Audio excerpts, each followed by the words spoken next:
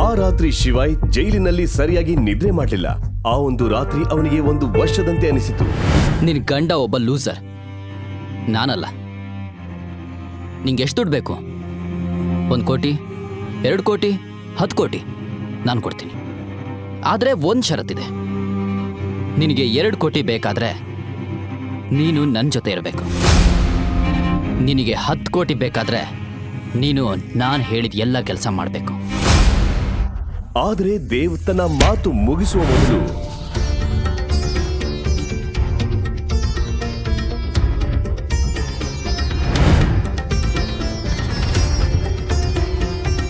ನಿಮ್ಗೆ ಹುಚ್ಚಿಡ್ತಿದ್ಯಾ? ಅವನ್ನ ಈಗಲೇ ಹೊರಗೆ ಬಿಡಿ.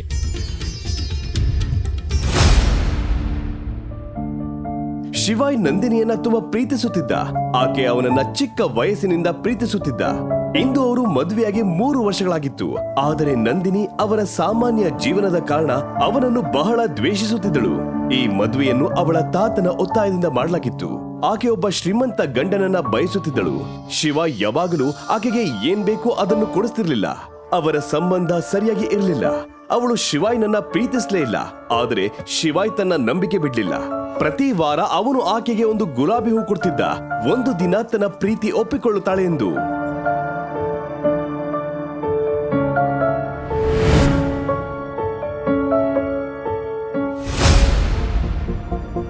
Hi Nandini. Oh hi Riya. Wow, ನೀನ್ ತುಂಬಾ ಚೆನ್ನಾಗಿ ಕಾಣ್ತಿದ್ಯಾ. Thank you. ಜ್ಯುವೆಲ್ರಿ ಹಾಕೊಳ್ಳೋದನ್ನ ಮರ್ತ್ಯಾ? ಓ ಸಾರಿ, ನಿನ್ ಗಂಡ ನಿನಗ್ ಬೇಕಾದ ಚಪ್ಪಲಿ ಸಹ ಕೊಡ್ಸೋಕ್ಕಾಗಲ್ಲ. ಜ್ಯುವೆಲ್ರಿ ಅಂದ್ರೆ ದೂರದ ಕನ್ಸು. ಬಿಡು. ನೋಡಿಲಿ, ನಿನ್ನೆ ನನ್ ಗಂಡ ನನ್ಗೆ 3 ಕೋಟಿ ಸರ ಕೊಟ್ಟ. ಚೆನ್ನಾಗಿದೆ ಅಲ್ವಾ? ಬಹಳ ಚೆನ್ನಾಗಿದೆ.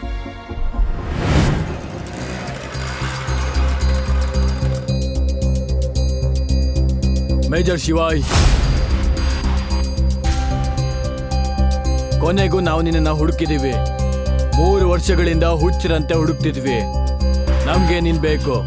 ದಯವಿಟ್ಟು ವಾಪಸ್ ಬಾ. ಇದು ಸರಿಯಾದ ಸಮಯ ಅಲ್ಲ.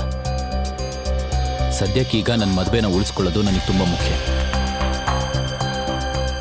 ಹೋಗಿ.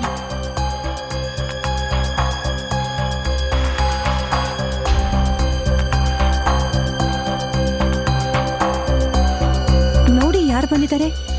ನಂದಿನಿ ಗಂಡ. ಯಾ, ಏನೇ ಹೇಳಿದ್ರು ಅವ್ನ್ ಹ್ಯಾಂಡ್ಸಮ್ ಲುಕ್ಸ್ ಮತ್ತೆ ಅವ್ನ್ ಕಣ್ಗಳು ನೋಡಕ್ಕೆ ತುಂಬಾ ಹಾಟ್ ಅನ್ಸುತ್ತೆ. ಅವ್ನ್ ಹಾಟ್ನೆಸ್ ನ ಉಪ್ಪಿನಕಾಯಿ ಹಾಕ್ತ್ಯಾ? ವರ್ಲ್ಡ್ ಟೂರ್ ಮುಖ ನೋಡೋದ್ರಿಂದ ಆಗೋದಿಲ್ಲ. ಪರ್ಸಲ್ಲಿ ಜಾಸ್ತಿ ಹಣ ಬೇಕು. ಅದೇ ಅವ್ನ್ ಬಳಿ ಇಲ್ಲ.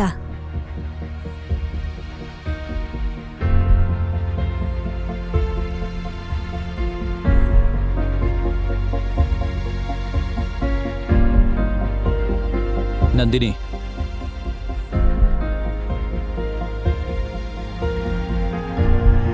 ನಂದಿನಿ, ನಾನ್ ನಿನ್ ಜೊತೆ ತುಂಬಾ ಮುಖ್ಯವಾದ ವಿಷಯನ ಮಾತಾಡ್ಬೇಕು, ಪ್ಲೀಸ್. ನನ್ ಕೈ ಬಿಡು. ನೀನ್ ಇಲ್ಲೇನ್ ಮಾಡ್ತಿದ್ಯಾ? ಹ? ನಂದಿನಿ, ಸೈಡಿಗೆ ಹೋಗಿ ಮಾತಾಡೋಣ ಪ್ಲೀಸ್. ನನ್ ಬಗ್ಗೆ ನಿನಗೆಲ್ಲ ಹೇಳ್ಬೇಕು. ದಯವಿಟ್ಟು ನನ್ ಜೊತೆಗೆ ಬಾ. ನೀನು ಇನ್ನು ಏನ್ ಹೇಳ್ಬೇಕು? ನೀನು 3 ವರ್ಷಗಳಿಂದ ನಿನ್ ಮಾತೆ ಕೇಳ್ತಿದ್ದೀನಿ. ಆದ್ರೆ ನೀನೀಗ ಇಲ್ಲಿಂದ ಹೊರಗೆ ಹೋದ್ರೆ ಒಳ್ಳೇದು. ಹೊರಡು ಇಲ್ಲಿಂದ. ನಾನ್ ಹೇಳ್ತಿದ್ದೀನಿ, ಹೋಗು.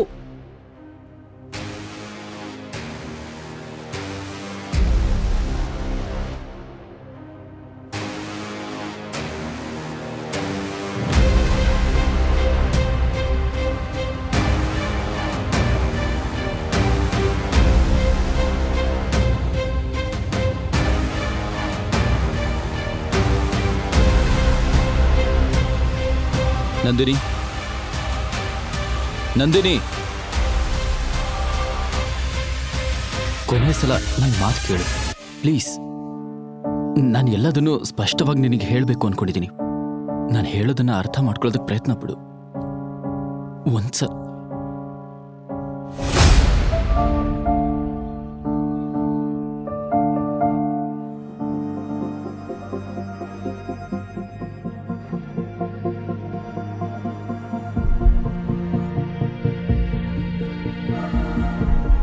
ಇದು ನೋಡು, ಚೆನ್ನಾಗಿ ನೋಡು, ಕಣ್ಬಿಟ್ಟು ನೋಡು. ಇದು ನಿನ್ ಸ್ಥಿತಿ. ಈಗ ಇಲ್ಲಿಂದ ಹೊರಟು ಹೋಗು. ಅರ್ಥ ಆಯ್ತು ಅನ್ಕೊಳ್ತೀನಿ. ಹೊರಟೋಗಿ ಇಲ್ಲಿಂದ. ಅಲ್ಲ, ಯಾಕೆ ಗಲಾಟೆ ಮಾಡ್ತಾ ಇದೀಯ ನೀನು? Nandini baby, relax. ನಿನ್ ಗಂಡ ಒಬ್ಬ ಲೂಸರ್, ನಾನಲ್ಲ. ನಿನಗೆ ಎಷ್ಟು ದುಡ್ಡು ಬೇಕು? 1 ಕೋಟಿ, 2 ಕೋಟಿ, 10 ಕೋಟಿ ನಾನು ಕೊಡ್ತೀನಿ. ಏನು? ನೀನಂಗ್ ಸಹಾಯ ಮಾಡ್ತೀಯಾ? ಖಂಡಿತವಾಗ್ಲು ನಾನು ನಿನ್ ಸ್ನೇಹಿತ. ಆದ್ರೆ ಒಂದ್ ಷರತ್ತಿದೆ. ನಿನಗೆ 2 ಕೋಟಿ ಬೇಕಾದ್ರೆ ನೀನು ನನ್ನ ಜೊತೆ ಇರಬೇಕು. ನಿನಗೆ 10 ಕೋಟಿ ಬೇಕಾದ್ರೆ ನೀನು ನಾನು ಹೇಳಿದ ಎಲ್ಲ ಕೆಲಸ ಮಾಡಬೇಕು. ಆದರೆ ದೇವ್ ತನ್ನ ಮಾತು ಮುಗಿಸುವ ಮೊದಲು ಶಿವಾಯ್ ಅಡ್ಡಿಯಾದ.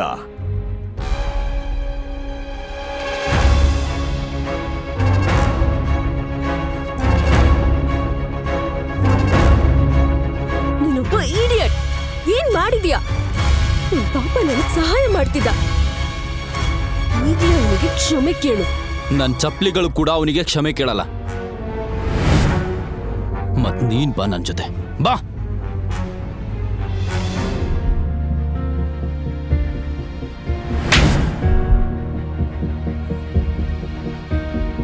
ಶಿವಾಯ್ ಕೇವಲ ನಂದಿನಿಯನ್ನ ನೋಡುತ್ತಿದ್ದ.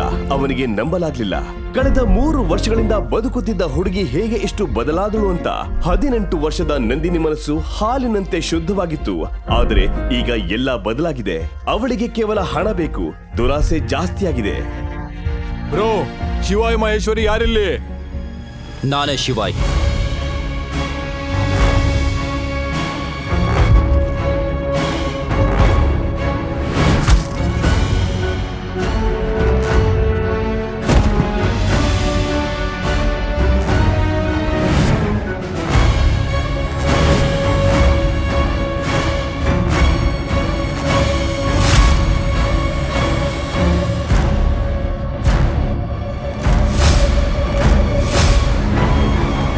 ದೇವ್ರ ಮೇಲೆ ಪ್ರಮಾಣ ಮಾಡಿ ಹೇಳ್ತಾ ಇದ್ದೀನಿ, ಇವತ್ತು ನೀವು ಯಾರು ವಾಪಸ್ ಹೋಗಲ್ಲ.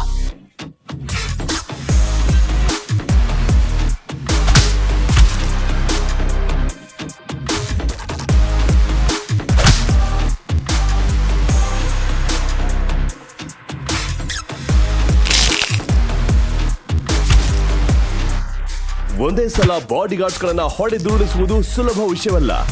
ಎಲ್ಲರೂ ಶಿವಾಯ್ ಹುಚ್ಚ ಆಗಿದ್ದಾನೆ ಅಂದ್ಕೊಂಡ್ರು. 20 ಸೆಕೆಂಡ್ ಅಲ್ಲಿ ಶಿವಾಯ್ ಎಲ್ರನ್ನ ನೆಲಕ್ಕೆ ಬೀಳಿಸಿದ. ಅವನಿಗೂ ಸ್ವಲ್ಪ ಗಾಯವಾಯ್ತು. ಆದರೆ ಅವನು ಐರನ್ ಬಾಡಿ ಹೊಂದಿದವನಂತೆ ಇದ್ದ. ದೇವ್ ಕರೆಸಿದ ಪೊಲೀಸರು ಬಂದರು. ನಂದಿನಿ ಏನೋ ಹೇಳೋಷ್ಟರಲ್ಲಿ ಪೊಲೀಸ್ ಶಿವಾಯ್ನನ್ನ ಮೊಣಕಾಲಿನಲ್ಲಿ ಕೂರಿಸಿದ್ದರು. ಅವನ ಸಂಪೂರ್ಣ ಜಗತ್ತು ಇಂದು ಕುಸಿದು ಹೋಯಿತು. ಅವನ ಬಾಲ್ಯದ ಪ್ರೀತಿ ಮುಂದೆ ಅವನ ಹೃದಯ, ನಂಬಿಕೆ ಮತ್ತು ಪ್ರೀತಿಯನ್ನು ಪುಡಿ ಪುಡಿ ಮಾಡಿಬಿಟ್ಟಳು. ಒಂದು ಪ್ರಶ್ನೆ ಅವನ ಮನಸ್ಸಿನಲ್ಲಿ ಪ್ರತಿಧ್ವನಿಸಿತು. ಇವಳನ್ನ ನಾನು ಪ್ರೀತಿಸಿದ್ದು? ಮೊದಲ ಬಾರಿ ನೋಡಿದಾಗಲೇ ನಂದಿನಿ ಮೇಲೆ ಶಿವಾಗೆ ಪ್ರೀತಿ ಹುಟ್ಟಿತ್ತು. ಒನ್ ಸೈಡೆಡ್ ಲವ್ ಹಣೆ ಬರಹ ಇಷ್ಟೇನಾ?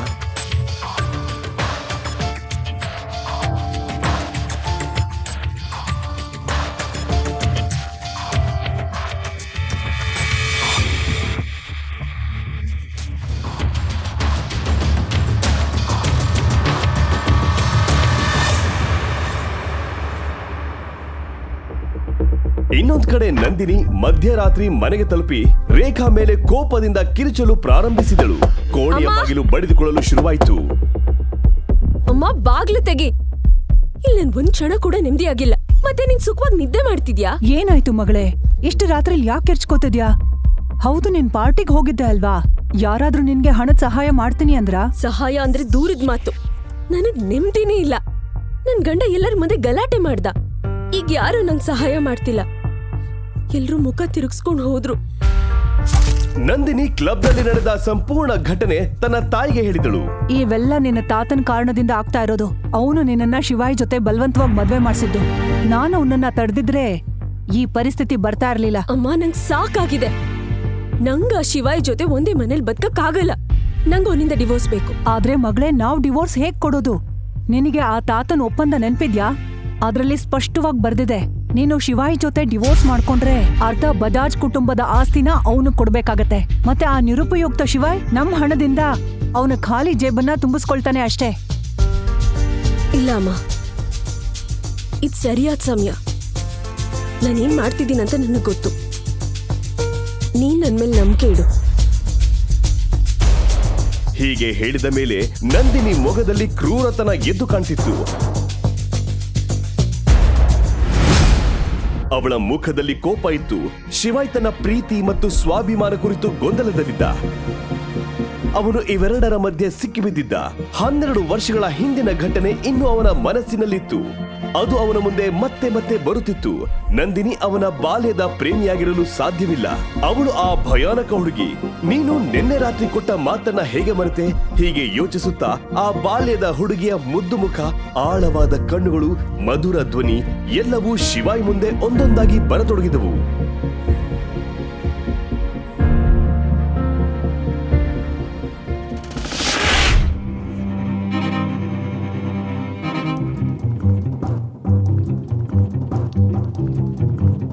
ನಂದಿನಿ ನನ್ನ ಬಾಲ್ಯದ ಪ್ರೀತಿ ಆದ್ರೆ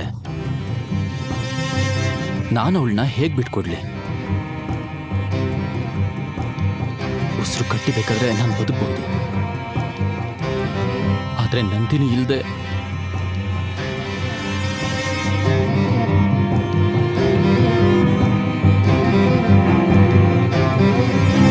ಮರುದಿನ ಬೆಳಿಗ್ಗೆ ನಂದಿನಿ ಬೇಗನೆ ಎದ್ದು ತಯಾರಾದಳು.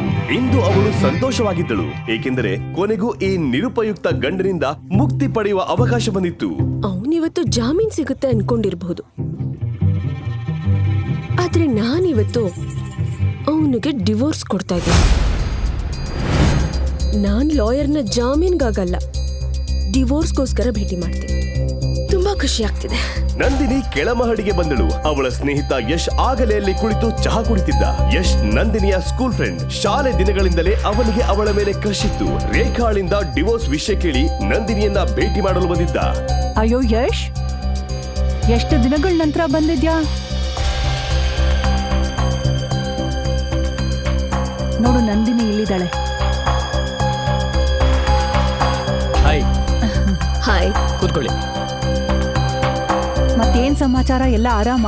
ದುಬಾರಿ ಕಾರ್ ತಗೊಂಡಂತೆ? ಹೌದು ಆಂಟಿ, ನನಗೆ ಪ್ರಮೋಷನ್ ಸಿಕ್ಕಿದೆ. ಈಗ ನನ್ನ ಪ್ಯಾಕೇಜ್ 5 ಕೋಟಿ. ವಾವ್.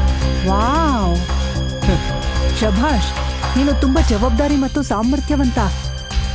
ಆದ್ರೆ ಈ ಶಿವಾಯ್ ನಮ್ಮ ಕುಟುಂಬಕ್ಕೆ ನಾಚಿಕೆ. ನಿನಗೊಂದು ಸತ್ಯ ಹೇಳ, ಇಲ್ಲಿವರೆಗೆ ನಂದಿನಿ ಮತ್ತೆ ಶಿವಾಯ್ ಒಂದು ದಿನ ಸಹ ಸಂಸಾರ ಮಾಡಿಲ್ಲ. ಹೌದಾ? ನಿಜ ಹೇಳ್ತಾ ಇದ್ದೀರಾ?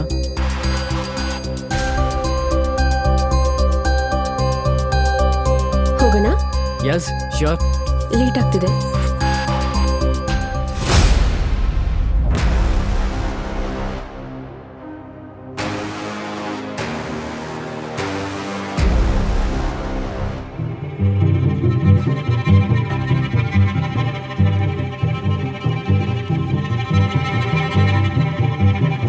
ದೇವ್ ಸಾಹೇಬ್ರೆ, ಈ ಬಡವ ಇನ್ಸ್ಪೆಕ್ಟರ್ನ ಹೇಗ್ ನೆನ್ಪು ಮಾಡ್ಕೊಂಡ್ರಿ? ಇನ್ಸ್ಪೆಕ್ಟರ್ ಸರ್, ನನಗೆ ನಿಮ್ಮಿಂದ ಒಂದು ಚಿಕ್ಕ ಕೆಲಸ ಆಗ್ಬೇಕಿತ್ತು. ತನ್ನ ಅವಮಾನಕ್ಕೆ ಪ್ರತೀಕಾರ ತೀರಿಸಲು ದೇವ್ ಪೊಲೀಸ್ ಠಾಣೆಗೆ ಕರೆ ಮಾಡಿ ಶಿವಾಗೆ ತೃತೀಯ ದರ್ಜೆ ಹಿಂಸೆ ಕೊಡಲು ಇನ್ಸ್ಪೆಕ್ಟರ್ಗೆ ಲಂಚ ಕೊಟ್ಟನು. ಒಂದ್ ನಿಮಿಷ.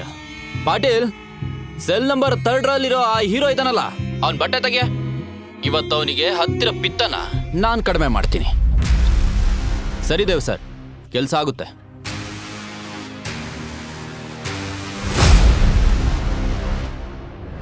ಶಿವಾಯ್ ಭಗವಂತ ಶಿವನ ಭಕ್ತ. ಜೀವನದಲ್ಲಿ ಗೊಂದಲದಲ್ಲಿ ಯಾವಾಗಲೂ ಅವನು ಮಹಾಕಾಲನನ್ನು ಸ್ಮರಿಸುತ್ತಿದ್ದ. ಇಂದು ಅವನು ಕಣ್ಣು ಮುಚ್ಚಿ ಓಂ ನಮ ಶಿವಾಯ ಅಂತ ಜಪ ಮಾಡುತ್ತಿದ್ದ. ಆಗ ಒಬ್ಬ ಕಾನ್ಸ್ಟೇಬಲ್ ಅವನ ಬಳಿಗೆ ಬಂದ. ಮಹಾಕಾಲನನ್ನು ಏಕೆ ಅಷ್ಟು ಶಕ್ತಿಶಾಲಿ ಅಂತ ಕರೆಯುತ್ತಾರೆ ಗೊತ್ತಾ? ಅಧರ್ಮ ಮಿತಿ ಮೀರಿದಾಗ ಅವನ ಸಂಹಾರ ನೃತ್ಯ ಎಲ್ಲವನ್ನೂ ನಾಶ ಮಾಡಿ ಹೊಸ ಆರಂಭ ತರುತ್ತದೆ. ಈಗ ಸಂಪೂರ್ಣ ಜಗತ್ತು ಶಿವನ ತಾಂಡವ ನೋಡಲಿದೆ.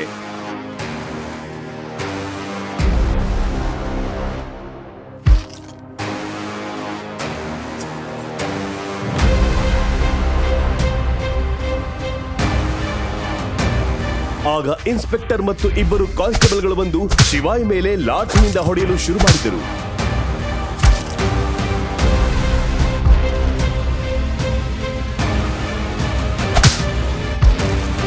ಏ ಪಾಟೀಲ್, ಇವನ್ ಕಟ್ ಹಾಕೋ. ಕೆಲವೇ ನಿಮಿಷಗಳಲ್ಲಿ ಕಾನ್ಸ್ಟೇಬಲ್ಗಳು ಅವನ ಕೈಕಾಲು ಕಟ್ಟಿ ಸೆಲ್ನಲ್ಲಿ ನೇತು ಹಾಕಿದರು. ಅವನ ಬಲಿಷ್ಠ ದೇಹ ಬೀಚ್ ತರ ಇತ್ತು.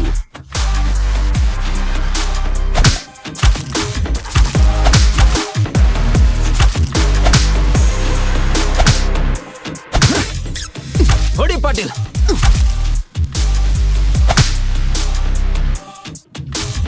ಆ ಮಂದ ಬೆಳಕಿನಲ್ಲಿ ಅವನ ದೇಹದಿಂದ ರಕ್ತ ಹರಿಯುತ್ತಿತ್ತು. ಇನ್ಸ್ಪೆಕ್ಟರ್ ಬೆಲ್ಟ್ ಹಿಡಿದು ಹೊಡೆಯಲು ಸಿದ್ಧರಾಗಿದ್ದ.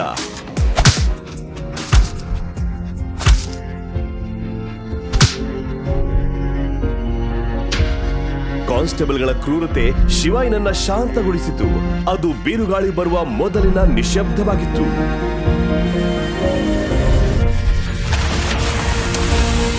ಅಷ್ಟರಲ್ಲಿ ಪೊಲೀಸ್ ಠಾಣೆಯ ವಾತಾವರಣ ಬದಲಾಗಿತ್ತು. ಒಂದು ಕಾರು ಅಲ್ಲಿಗೆ ಬಂತು.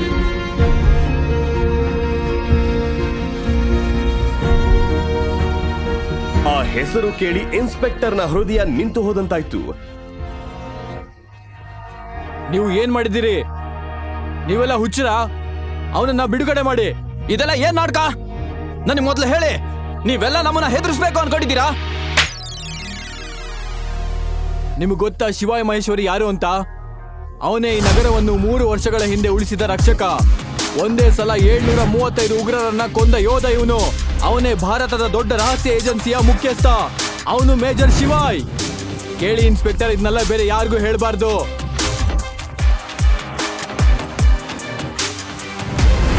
ಇಷ್ಟು ದೊಡ್ಡ ಅಧಿಕಾರಿಯನ್ನು ಅವನು ಇಡೀ ರಾತ್ರಿ ಹಿಂಸೆ ಮಾಡಿದ್ದ. ಈಗ ಅದರ ಪರಿಣಾಮ ಎದುರಿಸಬೇಕಿತ್ತು. ಅವನು ತನ್ನ ಕೆಲಸ ಕಳೆದುಕೊಳ್ಳುವ ಭಯದಲ್ಲಿ ನಡುಗಿದ. ಕೆಲವೇ ಹೊತ್ತಿನಲ್ಲಿ ಜೈಲಿನ ಬೀಗ ತೆರೆಯಿತು. ಶಿವಾಯಿಗೆ ಕಟ್ಟಿದ್ದ ಹಗ್ಗವನ್ನ ಬಿಚ್ಚಿದರು. ಅವನನ್ನ ಗೌರವದಿಂದ ಕುರ್ಚಿ ಮೇಲೆ ಕೂರಿಸಿದರು. ಅವನ ಬಟ್ಟೆಗಳು ಹರಿದು ಹೋಗಿದ್ದವು. ತಲೆಯಿಂದ ಕಾಲುಗಳವರೆಗೆ ರಕ್ತವಿತ್ತು. ಇಬ್ಬರು ಕಾನ್ಸ್ಟೇಬಲ್ಗಳು ಅವನ ದೇಹದಿಂದ ರಕ್ತ ತೊಳೆದರು. 3 ವರ್ಷಗಳ ನಂತರ ಎಲ್ಲ ಕಮಾಂಡೋಗಳು ಶಿವಾಯ್ನನ್ನ ಮೊದಲ ಬಾರಿಗೆ ನೋಡುತ್ತಿದ್ದರು. ಸರ್, ಎಲ್ಲೆಲ್ಲಿ ಹುಡುಕಿದ್ವಿ? ನೀವು ಇಲ್ಲಿದ್ದೀರಾ? ನಿನ್ನೆ ನಿಮ್ಮ ಸ್ಥಿತಿ ಬಗ್ಗೆ ಗೊತ್ತಾಯ್ತು. ಅದಕ್ಕಾಗಿಯೇ ಸಂಪೂರ್ಣ ಪಡೆಯನ್ನು ನಿಮ್ಮನ್ನ ಕರ್ಕೊಂಡು ಹೋಗಲು ಬಂದಿದ್ದೀವಿ. ಕ್ಷಮಿಸಿ ಸರ್, ನಾವು ಬರೋದು ತಡವಾಯ್ತು. ಇಲ್ಲ ಕ್ಯಾಪ್ಟನ್, ನೀನ್ ಸರಿಯಾದ ಸಮಯಕ್ಕೆ ಬಂದಿದ್ಯಾ. ನಾನು ಇಲ್ಲಿಂದ ಈಗಲೂ ಹೊರಡಬೇಕು. ನನ್ನನ್ನು ಬಜಾಜ್ ಮ್ಯಾನ್ಷನ್ಗೆ ಬಿಟ್ಬಿಡು. ಇವೆಲ್ಲದರ ಮಧ್ಯೆ ಶಿವಾಯ್ ಇನ್ನು ನಂದಿನಿಯ ಬಗ್ಗೆ ಯೋಚಿಸುತ್ತಿದ್ದ. ನಿನ್ನೆ ರಾತ್ರಿ ನಂದಿನಿ ಹಚ್ಚಿದ ಬೆಂಕಿ ಇನ್ನು ಅವನ ಕಣ್ಣಿನಲ್ಲಿ ಹೊತ್ತಿ ಉರಿಯುತ್ತಿತ್ತು. ಅದನ್ನು ಅವನು ಆರಿಸಬೇಕಾಗಿತ್ತು. ಅದು ನಂದಿನಿಯನ್ನು ಭೇಟಿಯಾದಾಗ ಮಾತ್ರ ಆರಲಿದೆ. ಶಿವಾಯ್ ಎಲ್ಲರಿಗೂ ಹಿಂದಿರುಗುವಂತೆ ಆದೇಶಿಸಿದ. Platoon fall back.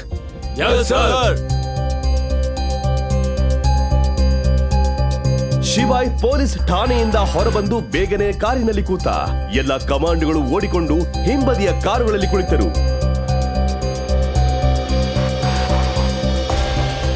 Captain Sartaj ಶಿವಾಯ್ನ ಪಕ್ಕದಲ್ಲೇ ಕೂತು ಕೇಳಿದ. ಮೇಜರ್, ಯಾಕೆ ಇಡೀ ರಾತ್ರಿ ಜೈಲಲ್ಲಿದ್ದೀರಿ? ನಮಗೆ ಫೋನ್ ಮಾಡ್ಬೇಕಿತ್ತಲ್ವಾ? ಸರ್ತಾಜ್, ನಾನು ನನ್ನನ್ನು ಗೌರವಿಸೋದನ್ನ ಹೇಗೆ ಮಾಡ್ತೆ? ನಾನಲ್ಲಿ ಒಂದು ರಾತ್ರಿ ಕಳೀತಾ ಇದ್ದಿದ್ರೆ ನನಗೆಲ್ಲ ಯೋಚನೆ ಮಾಡೋದಕ್ಕೆ ಸಾಧ್ಯ ಆಗ್ತಿರ್ಲಿಲ್ಲ. ಮತ್ತು ಈ ರಾತ್ರಿ ನನಗೆ ಯಾವಾಗಲೂ ನೆನಪಲ್ಲಿರುತ್ತೆ. ಅವನಿಗೆ ನಂದಿನಿ ಬಗ್ಗೆ ಯಾವುದೇ ನಿರೀಕ್ಷೆ ಇರಲಿಲ್ಲ.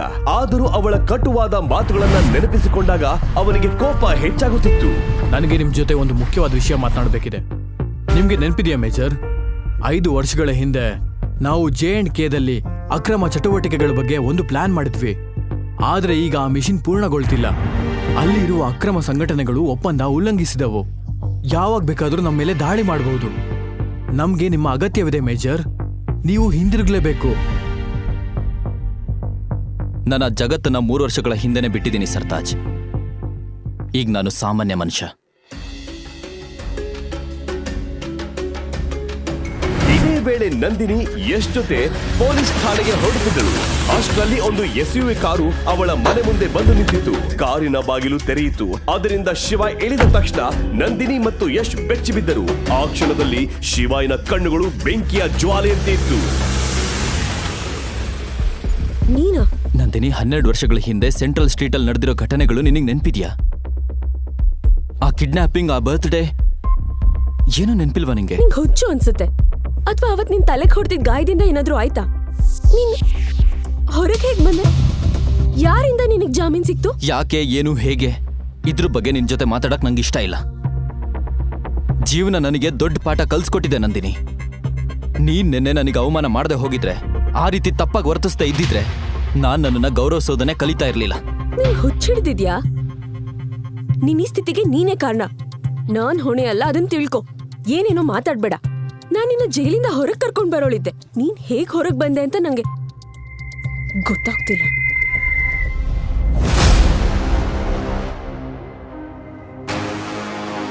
ನನಗ್ ನಿನ್ನಿಂದ ಡಿವೋರ್ಸ್ ಬೇಕು ನಂದಿನಿ. ಯಾಕಂದ್ರೆ ನೀನು ನನ್ನ ಪ್ರೀತಿಸಿದ ಹುಡುಗಿ ಅಲ್ವೇ ಅಲ್ಲ, ಅದಕ್ಕೆ. ಬಾಸ್ ಹೇಳಿದ್ದನ್ನ ಕೇಳಿ ಎಲ್ಲರೂ ಬೆಚ್ಚಿ ಬಿದ್ದರು. ಶಿವಾಯ್ ನಂದಿನಿಯಿಂದ ವಿಚ್ಛೇದನ ಬಯಸುತ್ತಿದ್ದಾನ? ನಂದಿನಿ ಕೆಟ್ಟ ಮಾತು ಹೇಳಿ ಕೋಪದಿಂದ ಅಲ್ಲಿಂದ ದೂರ ಸರಿದಳು. ಏನ್ ಹೇಳ್ದೆ? ನನಗ್ ಡಿವೋರ್ಸ್ ಕೊಡ್ತೀಯಾ? ನನ್ ಸ್ಥಾನಮಾನ ನಿನ್ಗಿಂತ ಎಷ್ಟೋ ಬಾರಿ ದೊಡ್ಡದು. ಅರ್ಥ ಆಯ್ತಾ? ನೀನು ಹೊರಗೆ ಹೇಗ್ ಬಂದೆ? ಯಾರಿಂದ ಜಾಮೀನ್ ಸಿಕ್ತು? ಅವನನ್ನ ಇಲ್ಲಿಗೆ ಯಾರೋ ಕರ್ಕೊಂಬಂದರು. ಅವನನ್ನ ಮನೆಗೆ ಬಿಟ್ಟು ಹೋದ್ರು. ಇವನ್ ಖಂಡಿತವಾಗ್ಲೂ ಅವ್ರ ಕಾಲಿಗೆ ಬಿದ್ದಿರ್ಬೇಕು. ಇಲ್ದಿದ್ರೆ ಹೊರಗಡೆ ಬರೋದಕ್ಕೆ ಆಗ್ತಿರ್ಲಿಲ್ಲ. ನಿಮಗೆಲ್ಲ ಗೊತ್ತಿಲ್ಲ, ಇವಾಗ ನಾನು ನನ್ನನ್ನು ಗೌರವಿಸೋದನ್ನ ಕಲ್ತಿದ್ದೀನಿ. ನಾನು ಶಿವನ ಪರಮ ಭಕ್ತ. ಅವರ ಆಶೀರ್ವಾದ ನನ್ನ ಮೇಲೆ ಯಾವಾಗ್ಲೂ ಇರುತ್ತೆ. ಹಾಗೆ ಇನ್ನೊಂದು ವಿಷಯ, ನಾನು ನನಗೆ ಗೌರವ ಕೊಡ್ಲಿಲ್ಲ ಅಂದ್ರೆ ಈ ಜಗತ್ ನನಗೆ ಹೇಗೆ ಗೌರವ ಕೊಡುತ್ತೆ? ನನ್ನ ಪ್ರತಿಯೊಂದು ಉಸಿರನ್ನು ನಾನು ಪೂಜಿಸ್ತೀನಿ. ನಾನಿಡೋ ಪ್ರತಿಯೊಂದು ಹೆಜ್ಜೆಯಲ್ಲೂ ಗುರಿ ಇರುತ್ತೆ. ಇನ್ಮುಂದೆ ನೀವೆಲ್ಲ ನೋಡ್ತಾ ಇರಿ ನಾನು ಏನ್ ಮಾಡ್ತೀನಿ ಅಂತ. ನೀನ್ ಯಾರು ನನಗೆ ಉಪದೇಶ ಕೊಡಕ್ಕೆ? ಇಡೀ ಸಿಟಿಗೆ ಗೊತ್ತು ನೀನೇನು ಅಂತ. ದೊಡ್ಡದಾಗ್ ಬಂದಿದ್ದಾನೆ, ನನ್ಗೆ ಬುದ್ಧಿ ಹೇಳಕ್ ಬರ್ತಿದ್ದಾನೆ. ಹೌದು, ನಾನು ನನ್ನ ಗೌರವ ಕಳ್ಕೊಂಡಿದ್ದೆ. ನಿನ್ ಮುಂದೆ, ನಿನ್ ಕುಟುಂಬದ ಮುಂದೆ, ಮತ್ತೆ ಈ ಪೂರ್ತಿ ಸಿಟಿ ಮುಂದೆ ಕಳ್ಕೊಂಡಿದ್ದೆ. ಇದೆಲ್ಲ ನಂದೇ ತಪ್ಪು. ಆದ್ರೆ ನಿನಗೆ ನನ್ನ ಪ್ರೀತಿ ಕಾಣಿಸ್ಲೇ ಇಲ್ಲ ನಂದಿನಿ.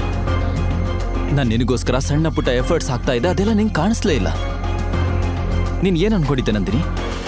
ನಿಮ್ಮ ಹತ್ರ ಎಲ್ಲ ಬಯಸ್ಕೊಳ್ಳೋದ್ರಿಂದ ನಂಗೆ ಮಜಾ ಸಿಗುತ್ತೆ ಅಂತನಾ? ನಾನು ನಿನ್ನ ನಿಜವಾಗ್ಲೂ ಪ್ರೀತಿಸ್ತಾ ಇದ್ದೆ, ಆದ್ರೆ ನಿನಗದು ಗೊತ್ತಾಗ್ಲಿಲ್ಲ. ನಿನಗೆ ನಿಮ್ಮಮ್ಮ ಏನು ಹೇಳಿದ್ರು ಅದು ಮಾತ್ರ ಮುಖ್ಯ ಆಗಿತ್ತು, ಈ ಸಿಟಿ ತೋರಿಸಿದ್ ಮಾತ್ರ ಮುಖ್ಯ ಆಗಿತ್ತು. ನಿನಗೆ ನನ್ನ ಪ್ರೀತಿ ಯಾವತ್ತೂ ಅರ್ಥನೇ ಆಗ್ಲಿಲ್ಲ ನಂದಿನಿ, ಯಾವತ್ತೂ ಆಗ್ಲಿಲ್ಲ. ಆದ್ರೆ ಶಿವನ್ ಮೇಲೆ ಆಣೆ ಮಾಡಿ ಹೇಳ್ತಿದ್ದೀನಿ, ನನ್ನ ಮರ್ಯಾದೆನ ಕಳ್ಕೊಳ್ಳೋದಕ್ಕೆ ನನ್ನ ಕೈಲಿ ಆಗಲ್ಲ.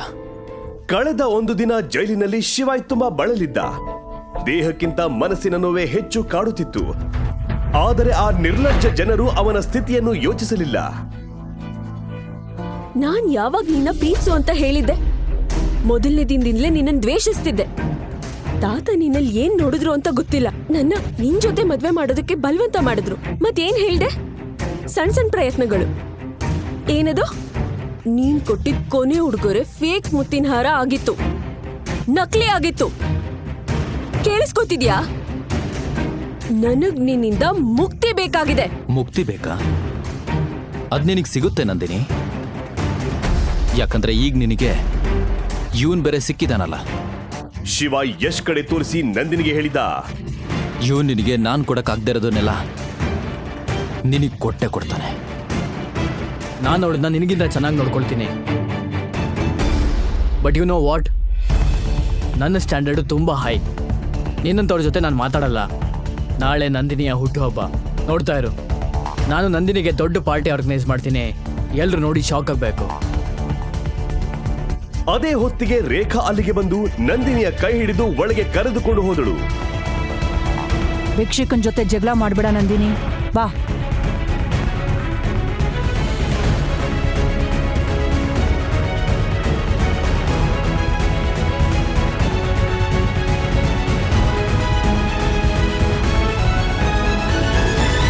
ಶಿವಾಯ್ ಮತ್ತು ಯಶ್ ಮುಖಾಮುಖಿಯಾಗಿ ನಿಂತಿದ್ದರು. ಯಶ್ ಆತಂಕದಿಂದ ಒಬ್ಬಂಟಿಯಾದಂತೆ ನಿಂತಿದ್ದ. ಕ್ಷಣಕಾಲ ಯೋಚಿಸಿ ಅವನು ನಂದಿನಿಗೆ ಕೂಗಿ ಹೇಳಿದ, ಸರಿ ನಂದಿನಿ, ನಾನು ನಾಳೆ ಬರ್ತೀನಿ.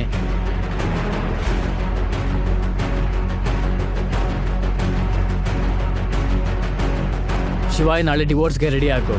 ಮತ್ತೆ ಹಾ, ನನಗೆ ಎದುರಾಗಿ ನಿಲ್ಬೇಡ. ಶಿವಾಯ್ ಆಲೋಚಿಸುತ್ತಾ ನಿಂತಿದ್ದ. ಸತ್ಯವಾಗಿ ಹಣಕ್ಕೆ ಇಷ್ಟು ಶಕ್ತಿ ಇದೆಯಾ? ಅದು ಯಾರನ್ನಾದರೂ ಬದಲಾಯಿಸದೆಯಾ? ಇವತ್ತಿನ ಕಾಲದಲ್ಲಿ ಪ್ರೀತಿಗೆ ಬೆಲೆ ಇಲ್ಲವಾ? ಆದರೆ ಶಿವಾಯ್ ಸೋಲೋ ವ್ಯಕ್ತಿಯಲ್ಲ, ಅವನು ಉತ್ತರ ಹುಡುಕಬೇಕಿತ್ತು. ಶಿವಾಯ್ ಒಬ್ಬ ಪ್ಲೇಯರ್, ಧೈರ್ಯಶಾಲಿ ಪ್ಲೇಯರ್, ಸೋಲುವುದಿಲ್ಲ.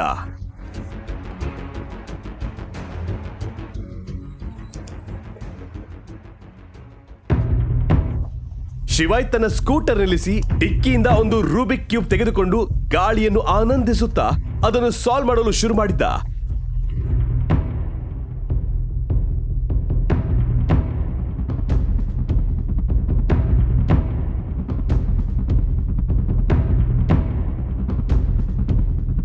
ಆಗ ಅವನ ಕಣ್ಣುಗಳಲ್ಲಿ ಹೊಳಪು ಮೂಡಿತು. ಅವನು ದಾರಿಯನ್ನು ಕಂಡುಕೊಂಡ.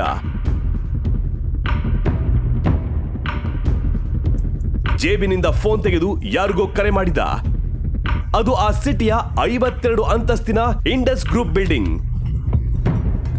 ವಿಶ್ವದ ದೊಡ್ಡ ಕಂಪನಿಗಳಲ್ಲೊಂದು.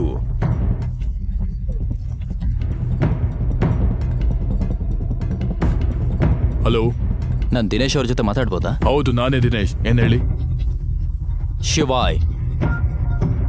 ಶಿವಾಯ್ ಮಾಹೇಶ್ವರಿ. 50 ವರ್ಷದ ವ್ಯಕ್ತಿ ನಗುತ್ತಿದ್ದ. ಆದರೆ ಶಿವಾಯ್ ಹೆಸರನ್ನ ಕೇಳಿದ ಕ್ಷಣವೇ ಅವನ ಕಾಲಡಿಯಲ್ಲಿ ಭೂಮಿ ಜಾರಿದಂತೆ ಆಯ್ತು. ನೆತ್ತಿಯ ಮೇಲೆ ಬೆವರು ಬಂತು. ದಿನೇಶ್ ಅವರೇ, ನಿಮ್ಮಿಂದ ಒಂದು ಕೆಲಸ ಆಗ್ಬೇಕು. ಖಂಡಿತ ಸರ್. ಆದ್ರೆ ಸರ್, ನೀವು ಇಷ್ಟು ವರ್ಷ ಎಲ್ಲಿದ್ರಿ? ಶಿವಾಯ್ ಧ್ವನಿ ಬದಲಾಗಿತ್ತು. ಅವನು ಗಟ್ಟಿಯಾಗಿ ಹೇಳಿದ, ದಿನೇಶ್ ಅವರೇ, ನನಗೆ ನಿಮ್ಮಿಂದ ಸಹಾಯ ಆಗಬೇಕು. ನಿಮಗೆ ನೆನಪಿದ್ಯಾ, 12 ವರ್ಷಗಳ ಹಿಂದೆ ಒಂದು ಸೆಂಟ್ರಲ್ ಸ್ಟ್ರೀಟಲ್ಲಿ ಒಂದು ಘಟನೆ ನಡೆದಿತ್ತು. ಅದೇ ಕಿಡ್ನಾಪಿಂಗ್. ಅದರಲ್ಲಿ ಸೇಫ್ ಮಾಡಿರೋ ಹುಡುಗಿ ಬಜಾಜ್ ಫ್ಯಾಮಿಲಿಯ ನಂದಿನಿ ಆಗಿದ್ಲಾ ಅಥವಾ ಬೇರೆಯವಳ? ಸರ್, ಅದು 12 ವರ್ಷಗಳ ಹಿಂದಿನ ಘಟನೆ ಹುಡುಕೋದು ಸ್ವಲ್ಪ ಕಷ್ಟ ಆಗ್ಬೋದು. ಆದ್ರೆ ನನಗೆ ಹೇಳಿ, ನಂದಿನಿ ಬಜಾಜ್ ನಿಮ್ಗೆ ಹೇಗೆ ಗೊತ್ತು? ನಾನು ನಾಳೆ ನಂದಿನಿ ಬಜಾಜ್ಗೆ ಡಿವೋರ್ಸ್ ಕೊಡ್ತಾ ಇದ್ದೀನಿ. ಹಾಗೆ ಎಲ್ರಿಗೂ ಹೇಳಿ ನಾನು ವಾಪಸ್ ಬರ್ತಾ ಇದ್ದೀನಿ ಅಂತ. ಇದನ್ನ ಕೇಳಿ ದಿನೇಶ್ ಬೆಚ್ಚಿ ಬಿದ್ದರು. ಆಳವಾಗಿ ಉಸಿರೆಳೆದರು. ಶಿವಾಯ್ ಜೊತೆ ಮಾತಾಡಿದಕ್ಕೆ ಅವರ ಸಂತೋಷ ದ್ವಿಗುಣವಾಯಿತು. ತಕ್ಷಣ ತಮ್ಮ ಸೆಕ್ರೆಟರಿಯನ್ನ ಕರೆದು ಹೇಳಿದರು, ನೋಡಿ, ಎಲ್ಲ ಕಂಪನಿ ಡೈರೆಕ್ಟರ್ಗಳಿಗೆ ಹೇಳಿ ನಾವು ಬೋರ್ಡ್ ಮೀಟಿಂಗ್ ನಡೆಸ್ತಿದ್ದೀವಿ. ಮತ್ತೆ ಎಲ್ರಿಗೂ ಹೇಳಿ ನಮ್ಮ ಬಾಸ್ ಹಿಂದಿರುಗಿದ್ದಾರೆ ಅಂತ ತಿಳಿಸ್ಬಿಡಿ. ಶಿವಾಯ್ ತನ್ನ ರೂಬಿಕ್ ಕ್ಯೂಬ್ ಕಡೆ ನೋಡಿದ್ದ. ಅವನ ಮುಖದಲ್ಲಿ ಸ್ಪಷ್ಟ ನಗು ಇತ್ತು. ನಂದಿನಿ, ನಾನು ನಿನ್ನನ್ನು ತುಂಬಾ ಪ್ರೀತಿಸ್ತಿದ್ದೆ. ನೀನ್ ನನ್ನ ಮಾತನ್ನ ಕೇಳಿದಿದ್ರೆ ನಿನ್ನನ್ನು ರಾಣಿ ತರ ನೋಡ್ಕೋತಿದ್ದೆ ನಾನು. ಆದ್ರೆ ಶಿವನ್ ಮೇಲೆ ಆಣೆ ಮಾಡಿ ಹೇಳ್ತಿದ್ದೀನಿ, ನೀನ್ ಏನ್ ಕಳ್ಕೊಂಡಿದ್ಯಾ ಅಂತ ನಿನಗೆ ಸ್ವಲ್ಪನೂ ಗೊತ್ತಿಲ್ಲ.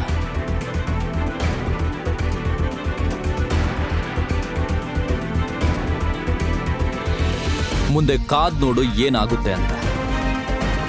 ಆಟ ಈಗಷ್ಟೇ ಶುರುವಾಗಿದೆ. ಈಗ ಶಿವ ಏನ್ ಮಾಡ್ತಾನೆ? ಅವನು ನಿಜವಾಗಲೂ ಯಾರು? ಕಿಡ್ನಾಪ್ ಆಗಿದ್ದವರು ಯಾರು? ಏಯ್ ಫ್ಲವರ್ ಮುದ್ಕಿ, ದುಡ್ಡು ತೆಗಿಯ. ಎಂತ ಮುಖ ನೋಡ್ತಿದ್ಯಾ? ಇದೇ ಹೂವಲ್ಲಿ ಹಾರ ಮಾಡಿ ಹಾಕಿ ಇದೇ ಗಾಡಿಯಲ್ಲಿ ಇಟ್ಟು ಬೆಂಕಿ ಹಚ್ತೇನೆ, ನೋಡ್ತೀಯಾ? ಮುರುಡೇಶ್ವರ ದೇವಸ್ಥಾನದ ಬೀದಿಲಿ ಹೂ ಅಂಗಡಿ ಇಟ್ಕೊಂಡಿರೋ ಅಜ್ಜಿಗೆ ಬೀದಿ ರೌಡಿಯೊಬ್ಬ ಖರಾಬ್ ಗಾಂಚಲಿ ತೋರಿಸ್ತಿದ್ದ. ಈ ಸಣ್ಣ ಗಾಡಿಯಲ್ಲಿ 10-50 ದುಡಿತೀನಿ, ನನ್ನ ಹತ್ರ ಸಹ ದುಡ್ಡು ಕೇಳ್ತೀಯಲ್ಲ, ನಾನು ಎಲ್ಲಿಂದ ಕೊಡ್ಲಿ? ಅಜ್ಜಿ ಮಾತಿಗೆ ದಡಿಯ ಸಿಟ್ಟಾಗ್ಬಿಟ್ಟು ಜೊತೆಗೆ ಬಂದಿರೋ ಚೇಲಂಗೆ ಸನ್ನೆ ಮಾಡ್ತಾ, ಏ ಆ ಮುದುಕಿ ಗಾಡಿನ ಪಲ್ಟಿ ಮಾಡು ಮಾರಾಯ. ಬೇಡ ಮಗ, ಗಾಡಿ ಏನು ಮಾಡಬೇಡ, ಬಿಡು. ಆ ಗೂಂಡ ಅಜ್ಜಿನ ಸೈಡಿಗೆ ತಳ್ಳಿ ಗಾಡಿನ ಎತ್ತಿ ಬಿಸಾಡೋಕ್ ಹೊರಟ. ಎತ್ತಿದ ಫೋರ್ಸ್ಗೆ ತಲೆ ಮೇಲೆ ಬೀಳುತ್ತೆ ಅಂತ ಹೆದರಿ ಅಜ್ಜಿ ಜೋರಾಗಿ, ಅಪ್ಪ ಶಿವಪ್ಪ ಕಾಪಾಡಪ್ಪ ಅಂತ ಕಣ್ಮುಚ್ಚಿ ಕೂಗಿದ್ಲು. ಕರೆಕ್ಟ್ ಅದೇ ಟೈಮ್ಗೆ ಒಬ್ಬ ಹುಡುಗ ಶಂಭೋ ಶಂಕರ ಅಂತ ಜೋರಾಗಿ ಕೂಗಿ ಓಡ್ ಬಂದು ಅಜ್ಜಿ ಮೇಲೆ ಬೀಳ್ತಾ ಇರೋ ಹೂವಿನ ಗಾಡಿನ ಹಿಡ್ಕೊಂಡು ಪಕ್ಕಕ್ಕೆ ತಿರುಗಿಸಿ ರೋಡ್ ಮೇಲೆ ನಿಲ್ಲಿಸ್ದ. ಆಮೇಲೆ ಅಜ್ಜಿ ಕೈ ಹಿಡ್ಕೊಂಡು ಬೆನ್ ಹಿಂದೆ ಕರ್ಕೊಂಡ. ಆ ಹುಡುಗನೇ ತ್ರಿಶೂಲ್ ಮಹಾದೇವ್ ನಾಯಕ್. ಅಚಾನಕ್ ಆಗಿ ಬಂದಿರೋ ಹುಡುಗನ ಕಾರ್ಬಾರ್ ನೋಡಿ ದಡಿಯ ಶಾಕ್ ಆದ. ಆದ್ರೆ ತ್ರಿಶೂಲ್ ಬಂದಿದ್ದು ಅಜ್ಜಿನ ಸಮಾಧಾನ ಮಾಡ್ತು. ಈ ಮುರುಡೇಶ್ವರ ಬೀಚಲ್ಲಿ ಒಬ್ನೇ ಒಬ್ಬ ದೌಲತ್ತಲ್ಲಿ ಮೆರೆಯೋಕ್ ಸಾಧ್ಯ, ಅದು ಆ ಶಿವ ಮಾತ್ರ. ಬೇರೆ ಯಾರು ಇಲ್ಲಿ ಬಾಲ ಬಿಚ್ಚಬಾರ್ದು. ಎಂತ ಸಾವ ನಿಂದ? ಸೂಪರ್ ಆಗಿ ಡೈಲಾಗ್ ಹೊಡಿತಿ ಮಾರಾಯ. ಆದ್ರೆ ನಿನ್ನಾಟ ನನ್ನ ಹತ್ರ ಬೇಡ, ಗೊತ್ತುಂಟಲ್ಲ. ದಡಿಯ ಹೆದರ್ಸೋಕ್ ನೋಡ್ದ. ತ್ರಿಶೂಲ್ ವ್ಯಂಗ್ಯ ಮಾಡ್ತಾ, ನಿನ್ನಂತ ಹಲ್ಕ ಕೆಲಸ ಮಾಡೋರೆ ತಿಂದು ಗೋಡೋಂಥರ ಹೊಟ್ಟೆ ಬೆಳೆಸ್ಕೊಂಡು 100 ವರ್ಷ ಚೆನ್ನಾಗಿರ್ತಾರೆ ಅಂದಮೇಲೆ ಶಿವಭಕ್ತ ನಾನು, ಅಷ್ಟು ಬೇಗ ಏನೂ ಆಗಲ್ಲ, ತಲೆ ಕೆಡಿಸ್ಕೋಬೇಡ. ಆ ಮಾತು ದಡಿಯನ್ ಈಗೋ ಕೆಣಕ್ತು. ಪಕ್ಕ ನಿಂತಿದ್ದ ಚೇಲಂಗೆ ಅಟ್ಯಾಕ್ ಮಾಡೋಕೆ ಸಿಗ್ನಲ್ ಮಾಡ್ದ. ಆ ಚೇಲ ಗಂಟ್ಲು ಹರ್ಕೊಂಡು ತ್ರಿಶೂಲ್ ಮೇಲೆ ಓಡ್ ಬಂದ. ತ್ರಿಶೂಲ್ ಆ ಕಡೆ ಈ ಕಡೆ ನೋಡಿ ಹೂಗಾಡಿಯಿಂದ ಕೆಳಕ್ ಬಿದ್ದಿದ್ದ ಕತ್ರಿ ಎತ್ಕೊಂಡು ಓಡ್ ಬಂದ್ ಸಡೆ ನನ್ನ ಮಗನ್ ತೊಡೆಗೆ ಚುಚ್ಬಿಟ್ಟ. ಆ ಸೀನ್ ನೋಡಿ ಪುಟ್ಕೋಸಿ ರೌಡಿಗಳೆಲ್ಲ ಸಿಟ್ಟಾಗ್ಬಿಟ್ಟು ತ್ರಿಶೂಲ್ ಮೇಲೆ ಅಟ್ಯಾಕ್ ಮಾಡಿದ್ರು. ತ್ರಿಶೂಲ್ ಅವ್ರನ್ನೆಲ್ಲ ಹಿಡಿದು ಮುಖ ಮೂತಿ ನೋಡದೆ ಚೆನ್ನಾಗಿ ತದಕಿ ಮಕ್ಕಡೆ ಮಲಗಿಸ್ಬಿಟ್ಟ. ನಂತರ ಕೈಗುಡುಕ್ತಾ ಅಜ್ಜಿ ಹತ್ರ ಹೋಗಿ ನಿಂತ. ಲೇ ಬೇಕೂಫ್ ನನ್ ಮಕ್ಕಳ, ಇನ್ಮೇಲೆ ಮುರುಡೇಶ್ವರ ಬೀದಿಲ್ ನಿಮ್ಮನ್ ಕಂಡ್ರೆ ಆ ಶಿವನ ಮೇಲೆ ಆಣೆ, ಇದೇ ನಿಮಗೆ ತ್ರಿಶೂಲ ತಾಂಡವ ಅಂತ ಆವಾಜ್ ಹಾಕ್ತಿದ್ದಂಗೆ ಆ ಗೂಂಡಾ ಲೀಡರ್ ಮತ್ತು ಅವನ ಚೇಲಾಗಳು ತ್ರಿಶೂಲ್ ಕಾಲಿಗೆ ಬಿದ್ದು ತಪ್ಪಾಯ್ತು ಅಂತ ಹೇಳಿ ಅಲ್ಲಿಂದ ಪರಾರಿಯಾದ್ರು. ನೀನ್ ಹೊಡೆದಿದ್ದು ಒಳ್ಳೇದಾಯ್ತು ಮಗ. ದಿನ ಇಲ್ಲಿ ಬಂದು ಉಪದ್ರ ಮಾಡ್ತಿದ್ದ. ನಾನೇ ಕಷ್ಟದಲ್ಲಿ ಕೆಲಸ ಮಾಡೋದು, ಇನ್ನು ಅವನಿಗೆಲ್ಲಿಂದ ಕೊಡೋದು ಸಾವು. ಅಜ್ಜಿ ಡಾರ್ಲಿಂಗ್, ಆ ನಮ್ಮಪ್ಪ ಶಿವ ಮುಂದೆನೆ ಕೂತಿರೋವಾಗ ನೀನ್ ಯಾಕೆ ಚಿಂತೆ ಮಾಡ್ತೀಯಾ? ನಮ್ಮನ್ನೆಲ್ಲ ಕಾಪಾಡೋಕೆ ಅಂತ ಅವನಿದ್ದಾನೆ. ಈಗ ಸ್ಮೈಲ್ ಮಾಡ್ತಾ ನನಗೆ 100 ರೋಸ್ ಬೊಕ್ಕೆ ಮಾಡಿಕೊಡು ಬೇಗ. ಏನ ಇವತ್ತೆಂತ ಪೆಸಲ್ ಹೊಂಟಾ? ಅಜ್ಜಿ, ನಮ್ರತಂಗೆ ನನ್ನ ಮನ್ಸಲ್ಲಿರೋದೆಲ್ಲ ಹೇಳ್ಬಿಡ್ಬೇಕು ಅಂತಿದ್ದೀನಿ. ತ್ರಿಶೂಲ್ ಸ್ವಲ್ಪ ನಾಚಿಕೆಯಿಂದಲೇ ಹೇಳ್ದ. ಸಾಕ್ ಸುಮ್ನಿರ ನೀನು ಎಷ್ಟು ವರ್ಷದಿಂದ ನೋಡ್ತಾ ಇದ್ದೀನಿ ನಿನ್ ಪ್ರೀತಿ. ನದಿ ನೀರಿನ ಥರ ಒಂದೇ ಕಡೆ ಹರಿದ್ರೆ ಚಂದನಾ?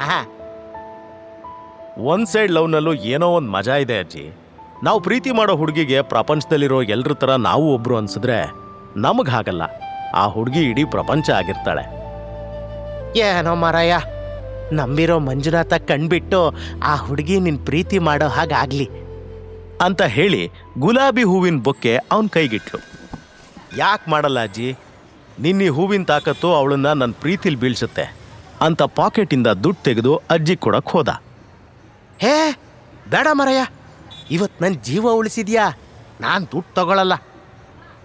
ನೋಡಜ್ಜಿ, ದುಡ್ಡು ತಗೊಳ್ಳಿಲ್ಲ ಅಂದ್ರೆ ನಾನು ನಾಳೆಯಿಂದ ಬೇರೆ ಅಂಗಡಿ ನೋಡ್ಕೋತೀನಿ. ತ್ರಿಶೂಲ್ನ ಪ್ರೀತಿ ಬೆದರಿಕೆ ನೋಡಿ ಅಜ್ಜಿಗೆ ಮಾತೇ ಬರಲಿಲ್ಲ. ಸುಮ್ಮನೆ ದುಡ್ಡು ತಗೊಂಡು ಅವನಿಗೆ ಆಶೀರ್ವಾದ ಮಾಡಿ ಕಳಿಸ್ಕೊಟ್ಲು. ಚಿಕ್ಕೋನಾಗಿದ್ದಾಗಲೇ ತ್ರಿಶೂಲ್ಗೆ ನಮ್ರತಾ ಮೇಲೆ ಲವ್ ಆಗ್ಬಿಟ್ಟಿತ್ತು. ಕಳೆದ 3 ವರ್ಷದಿಂದ ಅವಳನ್ನ ಮೆಚ್ಚೋಕೆ ಟ್ರೈ ಮಾಡ್ತಾನೆ ಇದ್ದ. ಬಟ್ ನಮ್ರತಾ ಮಾತ್ರ ಡೇ 1 ಇವತ್ತಿನವರೆಗೂ ಅವನನ್ನು ಕ್ಯಾರೆ ಅಂದಿಲ್ಲ. ಯಾಕಂದ್ರೆ ಒಬ್ಬ ರಿಚ್ ಅಂಡ್ ಹ್ಯಾಂಡ್ಸಮ್ ಹುಡುಗನ ಮದುವೆ ಆಗಿ ಕೈ ಕಾಲ್ಗೆಲ್ಲ ಆಳ್ನಿಟ್ಕೊಂಡು ದರ್ಬಾರ್ ಮಾಡಬೇಕು ಅನ್ನೋದು ಅವಳ ಕನಸಾಗಿತ್ತು. ಆದರೆ ತ್ರಿಶೂಲ್ ಹತ್ರ ಅವೆಲ್ಲ ಆಗಲ್ಲ ಅಂತ ಅವನನ್ನು ತುಂಬಾನೇ ಹೇಟ್ ಮಾಡ್ತಿದ್ಲು. ಅಕ್ಕಪಕ್ಕ ಇದ್ರೂ ತುಂಬಾನೇ ಡಿಸ್ಟೆನ್ಸ್ ಮೇಂಟೈನ್ ಮಾಡ್ತಿದ್ಲು. ಆದರೆ ತ್ರಿಶೂಲ್ ಯಾಕೋ ಈ ಫಸ್ಟ್ ಲವ್ನ ಬಿಟ್ಕೊಡೋಕೆ ರೆಡಿ ಇರಲಿಲ್ಲ. ಒಂದಲ್ಲ ಒಂದಿನ ಅವಳು ಒಪ್ತಾಳೆ ಅನ್ನೋ ಹೋಪ್ ಇಟ್ಕೊಂಡೆ 3 ವರ್ಷ ಕಳೆದಿದ್ದ. ಸಾಕು, ಇನ್ನು ನಾನು ನಾಟಕ ಮಾಡಲ್ಲ. ಇರೋ ಎಲ್ಲ ಸತ್ಯನೂ ನಮ್ರತಾಗಿ ಹೇಳ್ತೀನಿ. ಗ್ಯಾರಂಟಿ ನನ್ನ ಪ್ರೀತಿ ಒಪ್ಕೋತಾಳೆ. ಮನ್ಸನ್ನ ಸಮಾಧಾನ ಮಾಡ್ಕೊಳ್ತಾ ನಮ್ರತಾ ಕಾಲೇಜ್ ರಿಯೂನಿಯನ್ ಪಾರ್ಟಿಗೆ ಅಂತ ಹೋಗಿರೋ ಬೀಚ್ ಸೈಡ್ 5 ಸ್ಟಾರ್ ರೆಸ್ಟೋರೆಂಟ್ ಕಡೆಗೆ ರೋಸ್ ಬೊಕ್ಕೆ ತಗೊಂಡು ಹೊರಟ. ದಿವಾಳಿ ಎದ್ದಿರೋ ಅವಳ ಕಂಪ್ನಿಗೆ ಯಾರಾದರೂ ಹೆಲ್ಪ್ ಮಾಡ್ತಾರಾ ಅನ್ನೋ ಆಸೆ ಇಟ್ಕೊಂಡು ನಮ್ರತಾ ಕಾಲೇಜ್ ರಿಯೂನಿಯನ್ ಪಾರ್ಟಿಗೆ ಹೋಗಿದ್ಲು. ನಮ್ರತಾ ನೋಡಿ ಅವಳ ಫ್ರೆಂಡ್ ರಿಯಾ ಬಳುಕ್ತಾ, hey Nimmi, you are looking so gorgeous, but jewellery ಯಾಕೆ ಮರ್ತ್ಬಿಟ್ಟೆ? Oh sorry, I forgot. ನಿನ್ ಸ್ವೀಟ್ ಹಾರ್ಟ್ಗೆ ಅದನ್ನೆಲ್ಲ ಅಫೋರ್ಡ್ ಮಾಡೋಕ್ಕಾಗುತ್ತಾ? ಒಂದು ಚಪ್ಪಲ್ ಕೊಡಿಸೋ ಯೋಗ್ಯತೆ ಕೂಡ ಅವನಿಗಿಲ್ಲ ಅಂತ ನಕ್ಕದ್ಲು. ತ್ರಿಶೂಲ್ ರೆಸ್ಟೋರೆಂಟ್ಗೆ ತಲುಪ್ತ. ಸ್ಕೂಟರ್ನ ಪಾರ್ಕಿಂಗಲ್ಲಿ ಬಿಟ್ಟು ಮಿರರ್ ನೋಡ್ಕೊಂಡು ಹೇರ್ ಸ್ಟೈಲ್ ಸರಿ ಮಾಡ್ಕೊಂಡ. ಡ್ರೆಸ್ನ ಕೂಡ ಆಚೀಚೆ ಅಡ್ಜಸ್ಟ್ ಮಾಡ್ದ. ರೋಸ್ ಬೊಕ್ಕೆ ಕೈಲಿ ಹಿಡ್ಕೊಂಡು ಖುಷಿಯಿಂದ ಸಣ್ಣದಾಗಿ ಹೂವಿನ ಬಾಣದಂತೆ ಯಾರಿಗೂ ಕಾಣದಂತೆ ಅಂತ ಗುನುಕ್ತಾ ಹೊರಟ. ಸಡನ್ ಆಗಿ ಒಂದು ಬ್ಲ್ಯಾಕ್ SUV ಕಾರ್ ಅಡ್ಡ ಬಂದು ತಡೀತು. ಆ SUV ತುಂಬಾ ದಿನದಿಂದ ಅವನನ್ನ ಫಾಲೋ ಮಾಡ್ತಿತ್ತು. ಕಾರಿಂದ ಕಟ್ಮಸ್ತಾಗಿರೋ ಒಬ್ಬ ಇಳಿದು ತ್ರಿಶೂಲ್ ಮುಂದೆ ಬಂದು ನಿಂತು ಸೆಲ್ಯೂಟ್ ಮಾಡ್ತಾ, major Trishul Mahadev, finally we found you. ಕಳೆದ 3 ವರ್ಷಗಳಿಂದ ನಿಮ್ಮನ್ನ ಹುಡುಕ್ದೇ ಇರೋ ಜಾಗನೇ ಇಲ್ಲ. We need you, please come back ಅಂತ ರಿಕ್ವೆಸ್ಟ್ ಮಾಡ್ಕೊಂಡ. ಯಾವುದನ್ನ ಬೇಡ ಅಂತ ತ್ರಿಶೂಲ್ ಬಿಟ್ಟು ಬಂದಿದ್ನೋ ಅದೀಗ ಅವನನ್ನ ಟ್ರೇಸ್ ಮಾಡಿಕೊಂಡು ಬಂದಿತ್ತು. ಬಟ್ ತ್ರಿಶೂಲ್ ಮಾತ್ರ ಸ್ಟಿಫ್ ಆಗಿ no, this is not the right time. ಈಗ ನನಗೆ ನನ್ನ ಪ್ರೀತಿನ ಉಳಿಸ್ಕೋಬೇಕು. Please go away from here. Trishul ನಂತರ 1 ಸೆಕೆಂಡ್ ಕೂಡ ನಿಲ್ದೆ ಸ್ಟ್ರೇಟ್ ಲಿಫ್ಟ್ ಕಡೆ ಹೋದ. SUV-ಯಿಂದ ಇಳಿದವ ಯಾರಿಗೋ ಕಾಲ್ ಮಾಡಿ, ನಮಗೆ ಮೇಜರ್ ಸಿಕ್ಕಿದ್ದಾರೆ, ನಮ್ಮ 3 ವರ್ಷದ ಹುಡುಕಾಟಕ್ಕೆ ಫೈನಲಿ ಇವತ್ತು ರಿಸಲ್ಟ್ ಸಿಕ್ಕಿದೆ ಅಂದ. ರೆಸ್ಟೋರೆಂಟ್ ಲಿಫ್ಟಿಂದ ಹೊರಗೆ ಬಂದ ತ್ರಿಶೂಲ್ ಸೀದಾ ಪಾರ್ಟಿ ನಡೀತಿರೋ ಹಾಲ್ಗೆ ಹೋದ. ಹಾಲ್ ಡೋರ್ ಓಪನ್ ಮಾಡ್ತಿದ್ದ ಹಾಗೆ ಅಲ್ಲೇ ನಿಂತಿದ್ದ ಇಬ್ರು ಗರ್ಲ್ಸ್ನಲ್ಲಿ ಒಬ್ಳು, ವಾವ್ ಎಷ್ಟು ಹ್ಯಾಂಡ್ಸಮ್ ಆಗಿದ್ದಾನೆ, ಆ ಲುಕ್ಕು, ಆ ಬಾಡಿ, ಆ ಇಂಟೆನ್ಸ್ ಐಸ್, ಓ ಮೈ ಗಾಡ್, ಹಾಟಿ ಹಾಟಿ. ಹಾಟ್ನೆಸ್ ತಗೊಂಡು ಉಪ್ಪಿನಕಾಯಿ ಹಾಕಿ ನೆಕ್ತೀಯ? ಅಷ್ಟು ಹಾಟ್ ಇದ್ದೇನು ಯೂಸು? ಜೇಬಲ್ಲಿ ಕಾಸಿರ್ಬೇಕಮ್ಮ. ಅದು ನಿಜಾನೇ. ಆ ಹುಡುಗಿರ ಮಾತು ಕಿವಿಗೆ ಬಿದ್ದರೂ ತ್ರಿಶೂಲ್ ಕೇರ್ ಮಾಡಲಿಲ್ಲ. ನಮ್ರತಾ ಎಲ್ಲಿದ್ದಾಳೆ ಅಂತ ಕಣ್ಣಾಡಿಸ್ತಾ ಇದ್ದ. ಆ ರಶ್ನಲ್ಲಿ ನಮ್ರತಾನ ಹುಡ್ಕೋಕೆ ಚೂರು ಟೈಮ್ ತಾಕ್ತು. ನಮ್ರತಾ ಒಂದು ಮೂಲೆಯಲ್ಲಿ ವೈನ್ ಗ್ಲಾಸ್ ಹಿಡ್ಕೊಂಡು ನಿಂತಿದ್ದು ಕಾಣಿಸ್ತು. ಕುಶಿಲ್ ಹತ್ರ ಹೋಗಿ ನಮ್ರತಾ ಕೈ ಹಿಡ್ಕೊಂಡು ಮಂಡಿಯೂರಿ ಕೂತು ಇನ್ನೇನು ಮಾತಾಡಬೇಕು ಅನ್ನೋವಾಗ, ವಾಟ್ ದ ಹೆಲ್ ತ್ರಿಶೂಲ್, ನೀನು ಇಲ್ಲೇನು ಮಾಡ್ತಿದ್ಯಾ? ಲೀವ್ ಮೈ ಹ್ಯಾಂಡ್ ಅಂತ ಕೈ ಕೊಡುವಿದ್ಲು. ಅವಳು ಕೂಗಾಟ ಕೇಳಿ ಎಲ್ಲರೂ ಇವ್ರ ಕಡೆನೆ ತಿರುಗಿದ್ರು. ನಿಮ್ಮಿ ಪ್ಲೀಸ್ ಬೇರೆ ಎಲ್ಲಾದ್ರೂ ಹೋಗಿ ಮಾತಾಡೋಣವಾ, ನಾನೇನೋ ಹೇಳಬೇಕು. ನಮ್ರತಾ ವ್ಯಂಗ್ಯವಾಗಿ 3 ಇಯರ್ಸಿಂದ ಇಂಥ ಬೇಕಾರ ಮಾತನ್ನ ಕೇಳ್ತಾ ಬಂದಿಲ್ವಾ ನಾನು? ಸೈಲೆಂಟ್ ಆಗಿ ಇಲ್ಲಿಂದ ಹೊರಟೋಗು ತ್ರಿಶೂಲ್, ಇರಿಟೇಟ್ ಮಾಡಬೇಡ. ಎಷ್ಟು ಸಲ ಹೇಳಬೇಕು ನಿಂಗೆ? ನಂತರ ತ್ರಿಶೂಲ್ನ ಕಂಪ್ಲೀಟ್ ಆಗಿ ಅವಾಯ್ಡ್ ಮಾಡಿ ಅಲ್ಲೇ ನಿಂತಿದ್ದ ಕ್ಲಾಸ್ಮೇಟ್ ವಂಶಿ ಕೈನ ಸೊಂಟದ ಮೇಲೆ ಹಾಕ್ಕೊಂಡು ಅವನ ಜೊತೆ ಡ್ಯಾನ್ಸ್ ಫ್ಲೋರ್ಗೆ ಹೋದ್ಲು. ಪಾಪದ ತ್ರಿಶೂಲ್ಗೆ ಅವಳಂದ್ರೆ ಜೀವ. ಸೊ ಡ್ಯಾನ್ಸ್ ಫ್ಲೋರ್ಗೆ ಹೋಗಿ, ಪ್ಲೀಸ್ ನಿಮ್ಮಿ ಇಲ್ಲಿ ಕೇಳು, ಇವತ್ತು ನಾನು ಎಲ್ಲ ನಿಜ ಹೇಳ್ತೀನಿ ಅಂತ ಅವಳ ಕೈ ಹಿಡ್ಕೊಂಡ. ಕೋಪದಲ್ಲಿ ಕೈ ಕೊಸುರ್ಕೊಂಡು ಅವನ ಕೈಯಿಂದ ರೋಸ್ ಬೊಕ್ಕೆನ ಕಿತ್ಕೊಂಡು ಕಾಲ್ ಕೆಳಗೆ ಎಸ್ದು ಹೊಸ್ಕಾಕಿದ್ಲು. ನೋಡ್ ತ್ರಿಶೂಲ್, ಈ ಬೊಕ್ಕೆ ತರಾನೇ ನನ್ನ ಲೈಫ್ನಲ್ಲಿ ನಿನ್ ಪ್ಲೇಸ್ ಕೂಡ. Just get out from here. Trishul ಏನಾದರೂ ಮಾತಾಡೋಕ್ ಮೊದಲೇ ವಂಶಿ ಅವಳ ಹೆಗಲ್ ಸುತ್ತ ಕೈ ಹಾಕಿ, ಹೇ ಬೇಬಿ, ಯಾಕೆ ಸೀನ್ ಕ್ರಿಯೇಟ್ ಮಾಡ್ತಿದ್ಯಾ? You want money? ಎಷ್ಟು ಬೇಕು ನಿಂಗೆ? 1 crore, 2 crore ಆರ್ 10 crore? ನೀನು ಕೇಳು ಬೇಬಿ. ವಾವ್ ವಂಶಿ, ನೀನು ನಂಗೆ ಹೆಲ್ಪ್ ಮಾಡ್ತೀಯಾ? So sweet of you. Vamshi ದುಡ್ಡು ಕೊಡ್ತೀನಿ ಅಂದಿದ್ದೆ ನುಲಿತಾ ಇನ್ನೂ ಹತ್ರ ಹೋದ್ಲು. Of course baby, money is not a matter, but 1 condition. ನಿಂಗೆ 2 ಕೋಟಿ ಬೇಕು ಅಂದರೆ ಸ್ವಲ್ಪ ಹೊತ್ತು ನನ್ನ ಕಾಲ್ ಮೇಲೆ ಕೂರಬೇಕು. ಅದೇ 10 ಕೋಟಿ ಬೇಕು ಅಂದರೆ ನನ್ನ ಜೊತೆ ಒಂದು ನೈಟ್ ಇರಬೇಕು ಅಂತ ವಂಶಿ ಕಣ್ಣು ಹೊಡೆದ. ನಮ್ರತಾಗೆ ವಂಶಿ ಮಾತು ಅಸಹ್ಯ ಅಂತ ಅನ್ನಿಸ್ಲೇ ಇಲ್ಲ. ದುಡ್ಡುಗೋಸ್ಕರ ಅವನ ಜೊತೆ ಒಂದು ನೈಟ್ ಕಳೆಯೋಕೆ ರೆಡಿ ಇದ್ಲು. ಬಟ್ ವಂಶಿ ಮಾತು ಮುಗಿಸೋದ್ರೊಳಗೆ ಅವನ ಮುಸುಡಿಗೆ ತ್ರಿಶೂಲ್ನ ಟೆರಿಬಲ್ ಪಂಚ್ ಬಂದು ಬಿತ್ತು. ಬ್ಯಾಲೆನ್ಸ್ ಕಳ್ಕೊಂಡು ಡ್ಯಾನ್ಸ್ ಫ್ಲೋರ್ ಮೇಲೆ ಬಿದ್ದ ವಂಶಿ ಹಣೆಯಿಂದ ರಕ್ತ ಸುರಿಯೋಕೆ ಸ್ಟಾರ್ಟ್ ಆಯ್ತು. ವಂಶಿ ಎದ್ದು ನಿಲ್ಲೋಕೆ ಟ್ರೈ ಮಾಡಿದಾಗ ತಲೆ ತಿರುಗ್ದಂಗಾಯ್ತು. ಈ ಸೀನ್ ನೋಡಿ ಎಲ್ಲರೂ ಶಾಕ್ ಆಗಿದ್ರು. ಮ್ಯೂಸಿಕ್ ಆಫ್ ಆಯ್ತು. ವಂಶಿ ಸಿಡುಕ್ತಾ ಯಾರಿಗೋ ಫೋನ್ ಮಾಡ್ದ. ವಂಶಿಗೆ ಹೊಡೆದಿದ್ ನೋಡಿ ನಮ್ರತಾ ಸಿಟ್ಟಾಗಿ, what the hell Trishul, are you mad? ಹೋಗ ಅವನ ಹತ್ರ ಸಾರಿ ಕೇಳು.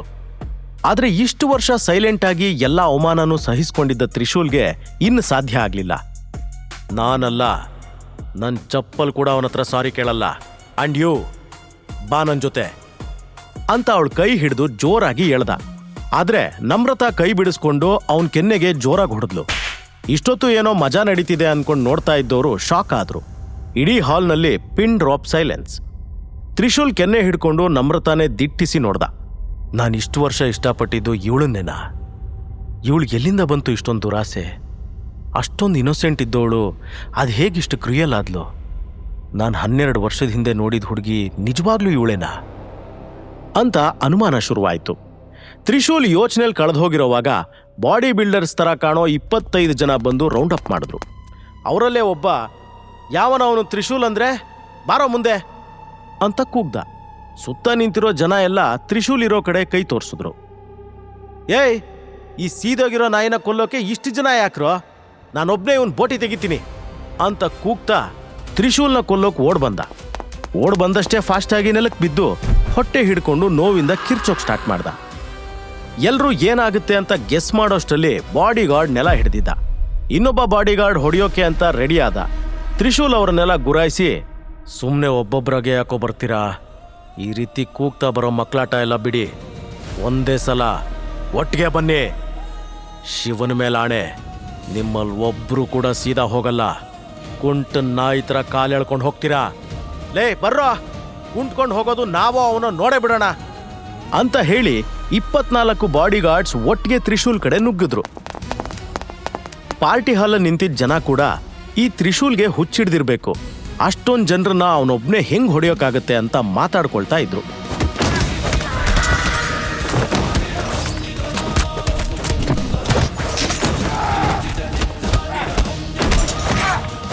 ಇಡೀ ಹಾಲ್ ತುಂಬಾ ಹೊಡೆದಾಟ ಮತ್ತೆ ನೋವಿನ ಕೂಗಾಟನೆ ಕೇಳ್ತಾ ಇತ್ತು. ಯಾರೋ ಒಬ್ಬ ಬಾಡಿಗಾರ್ಡ್ ಕಾಲ್ ಹಿಡ್ಕೊಂಡು ನೆಲಕ್ಕೆ ಬಿದ್ದಿದ್ರೆ ಇನ್ನೊಬ್ಬನ ಹಣೆಯಿಂದ ರಕ್ತ ಸುರಿತಾ ಇತ್ತು. ಇದನ್ನೆಲ್ಲ ನೋಡಿ ಅಲ್ಲಿದ್ದ ಜನ ನಿಧಾನಕ್ಕೆ ಹಿಂದೆ ಸರ್ಕೊಂಡ್ರು. ವಂಶಿ ಇದೇ ಗ್ಯಾಪ್ನಲ್ಲಿ ಪೊಲೀಸ್ಗೆ ಕೂಡ ಫೋನ್ ಮಾಡಿಬಿಟ್ಟಿದ್ದ. 30-35 ಸೆಕೆಂಡ್ ಒಳಗೆ ತ್ರಿಶೂಲ್ ಅಷ್ಟೂ ಜನರನ್ನ ಸರಿಯಾಗಿ ಚಚ್ಬಿಟ್ಟ. ಸುತ್ತಲೂ ಬಿದ್ದಿರೋ ಬಾಡಿಗಾರ್ಡ್ನ ನೋಡ್ತಾ ತ್ರಿಶೂಲ್ ಹಣೆಗಾದ ಗಾಯನ ಒರೆಸ್ಕೊಂಡ. ತ್ರಿಶೂಲ್ಗೂ ಸಣ್ಣ ಪುಟ್ಟ ಗಾಯ ಆಗಿದ್ರೂ ಕಲ್ಲಿನ ಥರ ಗಟ್ಟಿಯಾಗಿ ನಿಂತಿದ್ದ. ಇವತ್ತಿನವರೆಗೆ ಬೇರೆಯವರಿಗೆ ಹೊಡೆಯೋದಿರ್ಲಿ, ಧ್ವನಿ ಎತ್ತಿ ಮಾತು ಕೂಡ ಆಡಿರ್ಲಿಲ್ಲ. ಅಂಥವನು ಇವತ್ತು ಒಂದೇ ಸಲ 24 ದಾಂಡಿಗರನ್ನ ಹೊಡೆದಿದ್ ನೋಡಿ ನಮ್ರತಾ ಶಾಕ್ ಆದ್ಲು. ಅಷ್ಟೊತ್ತಿಗೆ ಪೊಲೀಸ್ ಕೂಡ ಅಲ್ಲಿ ಬಂದ್ರು. ನೆಲಕ್ಕೆ ಬಿದ್ದಿರೋ ಬಾಡಿಗಾರ್ಡ್ಸ್ ಮಧ್ಯೆ ನಿಂತಿರೋ ತ್ರಿಶೂಲ್ ಕೈಗೆ ಕೋಳ ಹಾಕಿ ಎಳ್ಕೊಂಡು ಹೊರಟ್ರು. ತ್ರಿಶೂಲ್ ಪೊಲೀಸ್ ಜೊತೆ ಹೋಗ್ತಾ ತಿರುಗಿ ನಮ್ರತಾನೇ ನೋಡ್ತಾ ಇದ್ದ. ಅವನ್ ಕಟ್ಕೊಂಡಿರೋ ಕನ್ಸಿನ ಪ್ರಪಂಚ ಅವನ್ ಕಣ್ಣೆದುರೇ ನಾಶ ಆಗಿತ್ತು. ಇಲ್ಲಿ ತನಕ ಯಾವತ್ತೂ ಕಾಡದೇ ಇದ್ದ ಒಂದು ಪ್ರಶ್ನೆ ಈಗ ಕಾಡ್ತು. ನಿಜವಾಗ್ಲೂ ಇವಳೇನ ನನ್ನ ಚೈಲ್ಡ್ಹುಡ್ ಲವ್? 12 ವರ್ಷದ ಹಿಂದೆ ನಾನು ನೋಡಿದ ಹುಡುಗಿನ ಇವಳು, ಅಥವಾ ಇವಳು ಯಾರೋ ಬೇರೆನಾ? 3 ವರ್ಷದಿಂದ ಟ್ರೈ ಮಾಡ್ತಿದ್ದಿದ್ದು ಇವಳು ಮನ್ಸ್ ಗೆಲ್ಲೋಕ? ಇಷ್ಟು ದಿನ ಎಲ್ಲಾನೂ ಸಹಿಸ್ಕೊಂಡಿದ್ದ ತ್ರಿಶೂಲ್ಗೆ ನಮ್ರತಾ ತುಂಬಾನೇ ಚೇಂಜ್ ಆಗಿದ್ದಾಳೆ ಅನ್ನೋದು ಪಕ್ಕಾ ಆಯ್ತು. ನನ್ನ ಸೆಲ್ಫ್ ರೆಸ್ಪೆಕ್ಟ್ಗಿಂತ ಈ ಪ್ರೀತಿ ಹೆಚ್ಚ ಅನ್ಸೋಕ್ ಸ್ಟಾರ್ಟ್ ಆಯ್ತು. ಈಗ ಪ್ರೀತಿನ ಸ್ವಾಭಿಮಾನನ ಅನ್ನೋ ಗೊಂದಲದಲ್ಲಿ ಬಿದ್ದ. ನಿಜವಾಗ್ಲೂ ಒಂದ್ ಸೈಡ್ ಲವ್ ಇಷ್ಟೊಂದು ಕೆಟ್ಟದಾಗಿರುತ್ತಾ? ತ್ರಿಶೂಲ್ ಯಾಕೆ ಇಷ್ಟೊಂದು ಅವಮಾನ ಸಹಿಸ್ಕೊಂಡ? ತ್ರಿಶೂಲ್ ಈಗ ಸ್ವಾಭಿಮಾನ ಮತ್ತೆ ಪ್ರೀತಿ ನಡುವೆ ಯಾವ್ದನ್ನ ಆಯ್ಕೆ ಮಾಡ್ಕೊಳ್ತಾನೆ? ಯಾವ ಮಿಷನ್ಗಾಗಿ ಆರ್ಮಿ ಮೇಜರ್ ತ್ರಿಶೂಲ್ನ ಕರೀತಾ ಇದೆ?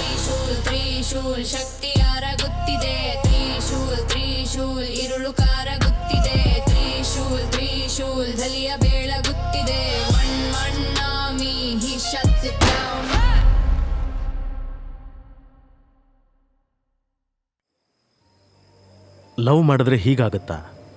ಇಷ್ಟೊಂದು ಮೋಸ ಆಗುತ್ತೆ ಅಂತ ನಂಗೆ ಗೊತ್ತಿರಲಿಲ್ಲ. ಈ 3 ವರ್ಷ ಅವಳು ಗುಲಾಮನ್ ಥರ ಬದುಕಿದ್ದೀನಿ. ನನ್ನ ಮರ್ಯಾದೆ ಕೂಡ ಹೋಯ್ತು.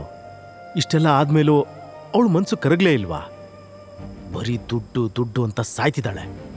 ಪ್ರೀತಿಗಿಂತ ದುಡ್ಡೇ ಇಂಪಾರ್ಟೆಂಟ್ ಆಗೋಯ್ತಾ? ನಾವಿಬ್ರು 12 ವರ್ಷದಿಂದ ಮೀಟ್ ಆಗಿದ್ದು, ಪ್ರಾಮಿಸ್ ಮಾಡಿದ್ದೆಲ್ಲ ಮರ್ತ್ಬಿಟ್ಟಿದ್ದಾಳ. ನಮ್ರತಾ, ಯಾಕಿಷ್ಟು ಚೇಂಜ್ ಆಗಿದೆಯಾ? Why are you doing this to me? Shivappa, ಈಗ ನೀನೇ ನನಗೆ ದಾರಿ ತೋರಿಸ್ಬೇಕು. ವಂಶಿಯಿಂದ ಜೈಲ್ ಪಾಲಾಗಿರೋ ತ್ರಿಶೂಲ್ಗೆ ಆ ಒಂದು ರಾತ್ರಿ ಒಂದು ಜನ್ಮ ಕಳೆದಷ್ಟು ಹಿಂಸೆ ಆಗ್ತಾ ಇತ್ತು.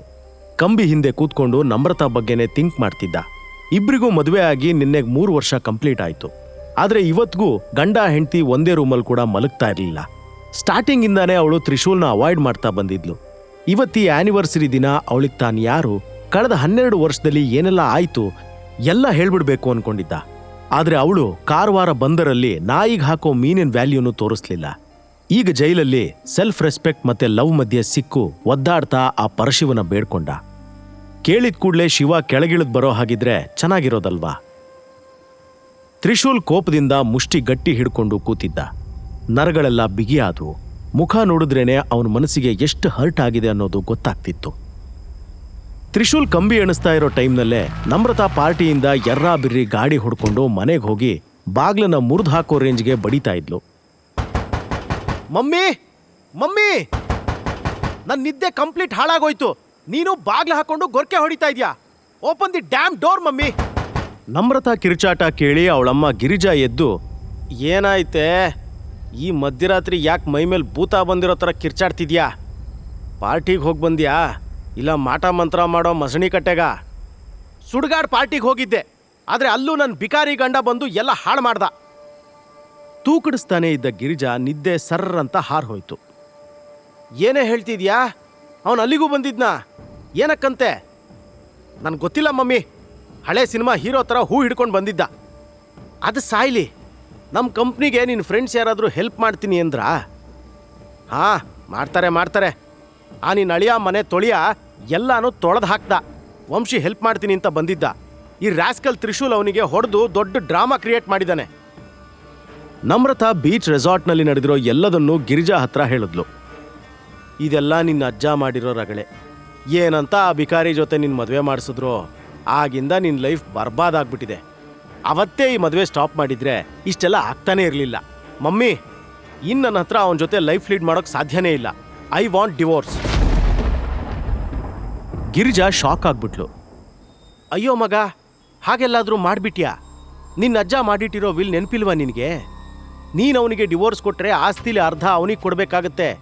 ಆ ಬೆಗ್ಗರ್ ತ್ರಿಶೂಲ್ ಅದಕ್ಕೆ ಅಲ್ವಾ ಕಾಯ್ತಾ ಇರೋದು. ಇದೆಲ್ಲ ಅವನು ಪ್ಲ್ಯಾನ್ ಮಾಡಿನೇ ಮಾಡ್ತಿರ್ಬೇಕು. ಪ್ಲೀಸ್ ಮಮ್ಮಿ, ಇನ್ನು ನನ್ನ ಕೈಲಿ ಆಗಲ್ಲ.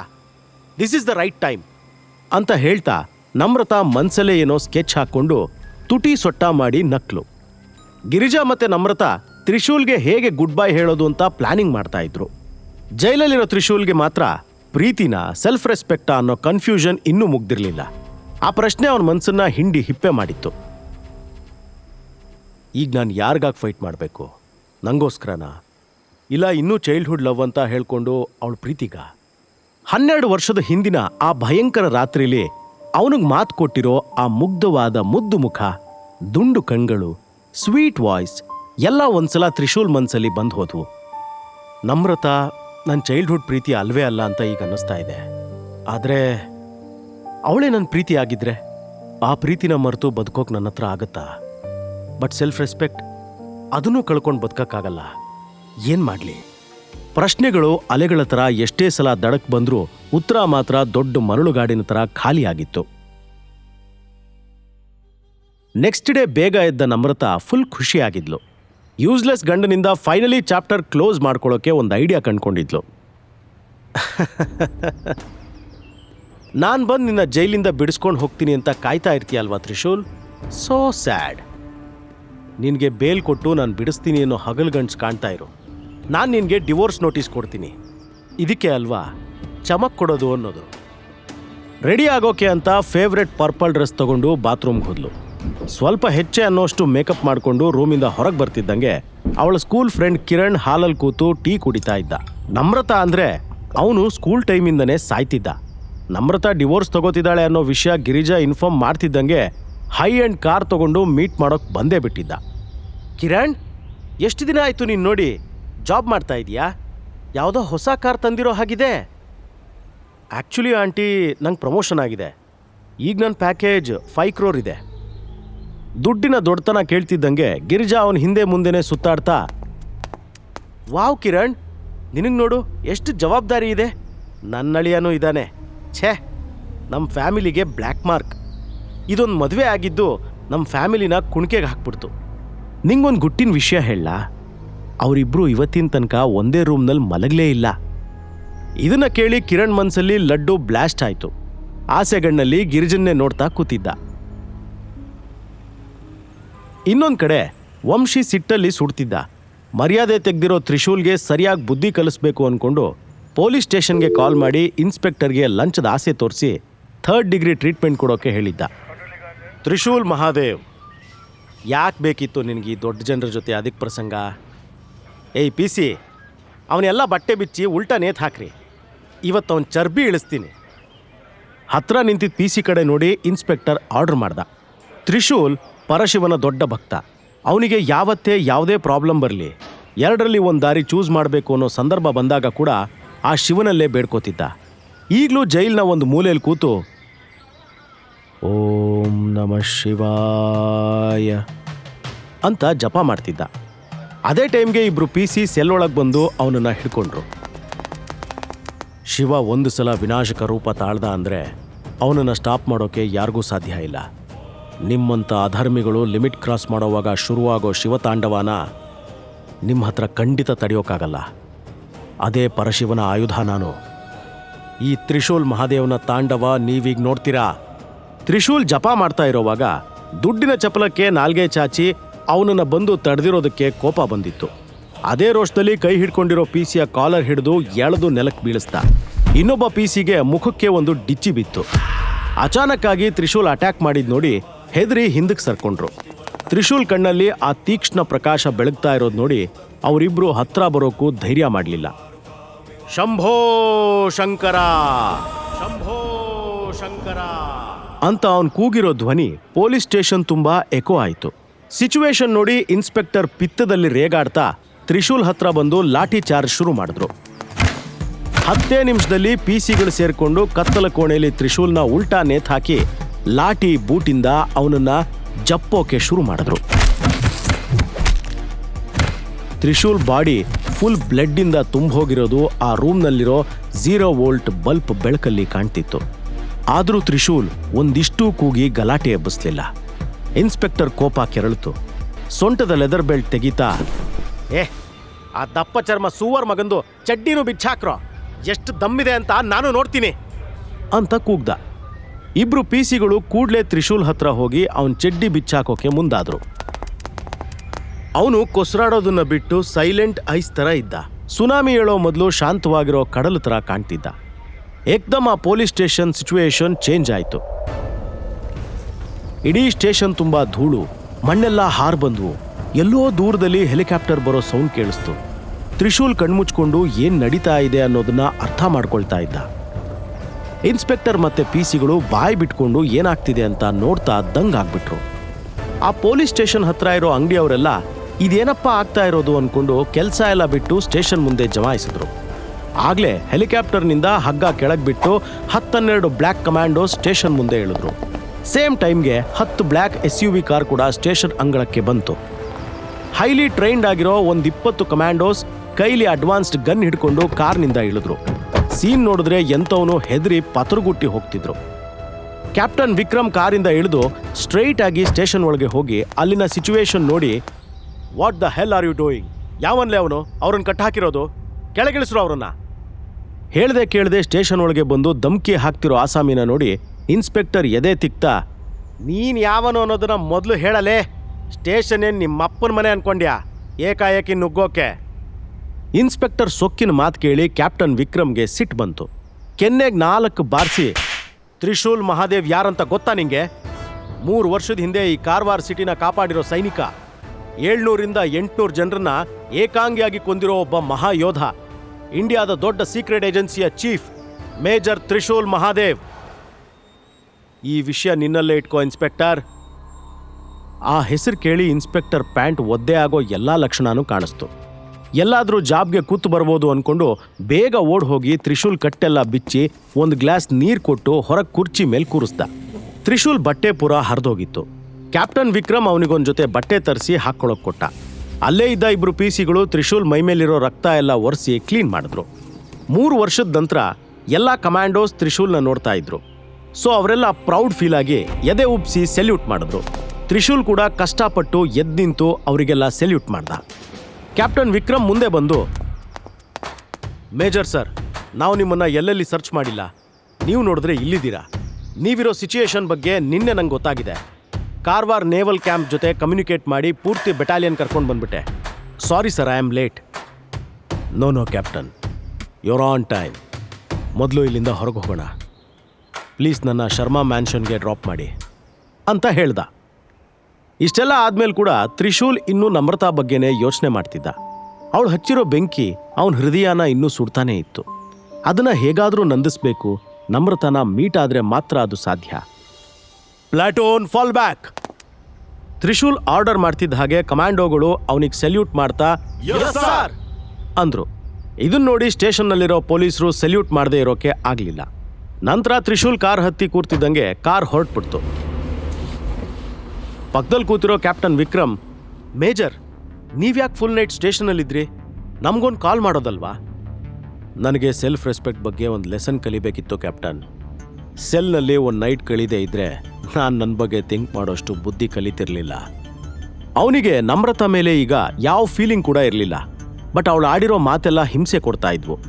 ಮೇಜರ್, ನಿಮಗೆ J&K ರೀಸನ್ನಲ್ಲಿ ನಾವು ಕೆಲವು ಕಂಡೀಷನ್ಸ್ ಹಾಕಿ ಕ್ಲೋಸ್ ಮಾಡಿಸಿ ಬಂದಿರೋ ಇಲ್ಲೀಗಲ್ ಆ್ಯಕ್ಟಿವಿಟೀಸ್ ಬಗ್ಗೆ ನೆನಪಿದೆಯಾ?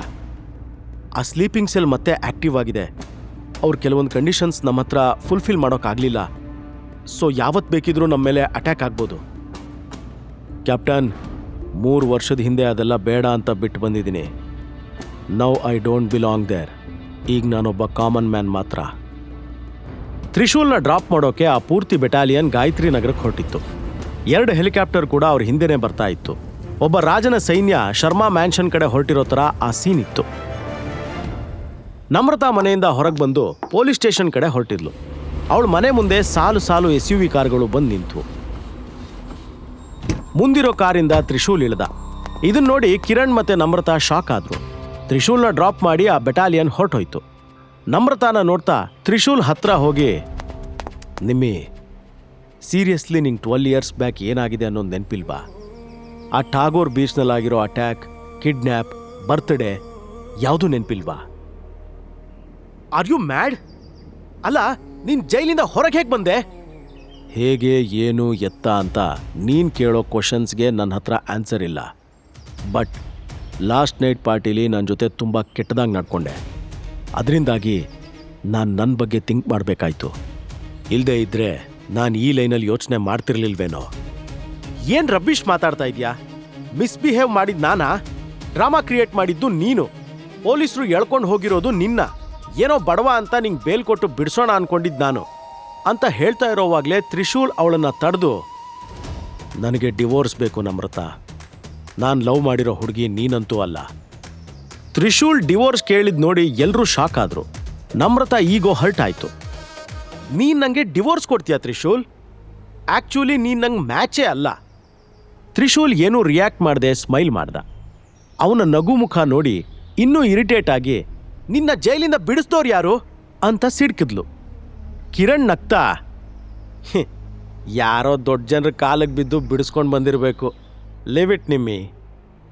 ತ್ರಿಶೂಲ್ ಕೂಲಾಗಿ ನಮ್ರತಾ ಕಣ್ಣಲ್ಲಿ ಕಣ್ಣಿಟ್ಟು, ಓ ಯಾರಾದರೆ ನಿಮಗೇನು? ಸದ್ಯಕ್ಕೆ ನನ್ನ ಸೆಲ್ಫ್ ರೆಸ್ಪೆಕ್ಟ್ ನನಗೆ ತುಂಬ ಇಂಪಾರ್ಟೆಂಟ್. ನಿಮ್ಮಂಥ ತೊಟ್ಟಿಗಳಿಂದ ದೂರನೇ ಇರಬೇಕು ಅಂದ್ಕೊಂಡಿದ್ದೀನಿ. ಲೆಟ್ಸ್ ಡಿವೋರ್ಸ್ ಅಂತ ಹೇಳ್ದ. ತ್ರಿಶೂಲ್ ಈಗ ಸೆಲ್ಫ್ ರೆಸ್ಪೆಕ್ಟ್ ಉಳಿಸ್ಕೊಳ್ಳೋಕೆ ಇಡೀ ಜಗತ್ತಿನ ಜೊತೆ ಹೋರಾಡ್ತಾನ. 12 ವರ್ಷದ ಪ್ರೀತಿ ಡಿವೋರ್ಸ್ನಲ್ಲಿ ಎಂಡ್ ಆಗುತ್ತಾ? ಈ ತ್ರಿಶೂಲ್ ಯಾರು? ಅವನ ಸೀಕ್ರೆಟ್ಸ್ ಏನು? ತ್ರಿಶೂಲ್ ಆರ್ಮಿ ಬಿಟ್ಟು ಯಾಕೆ ಬಂದಿದ್ದಾನೆ?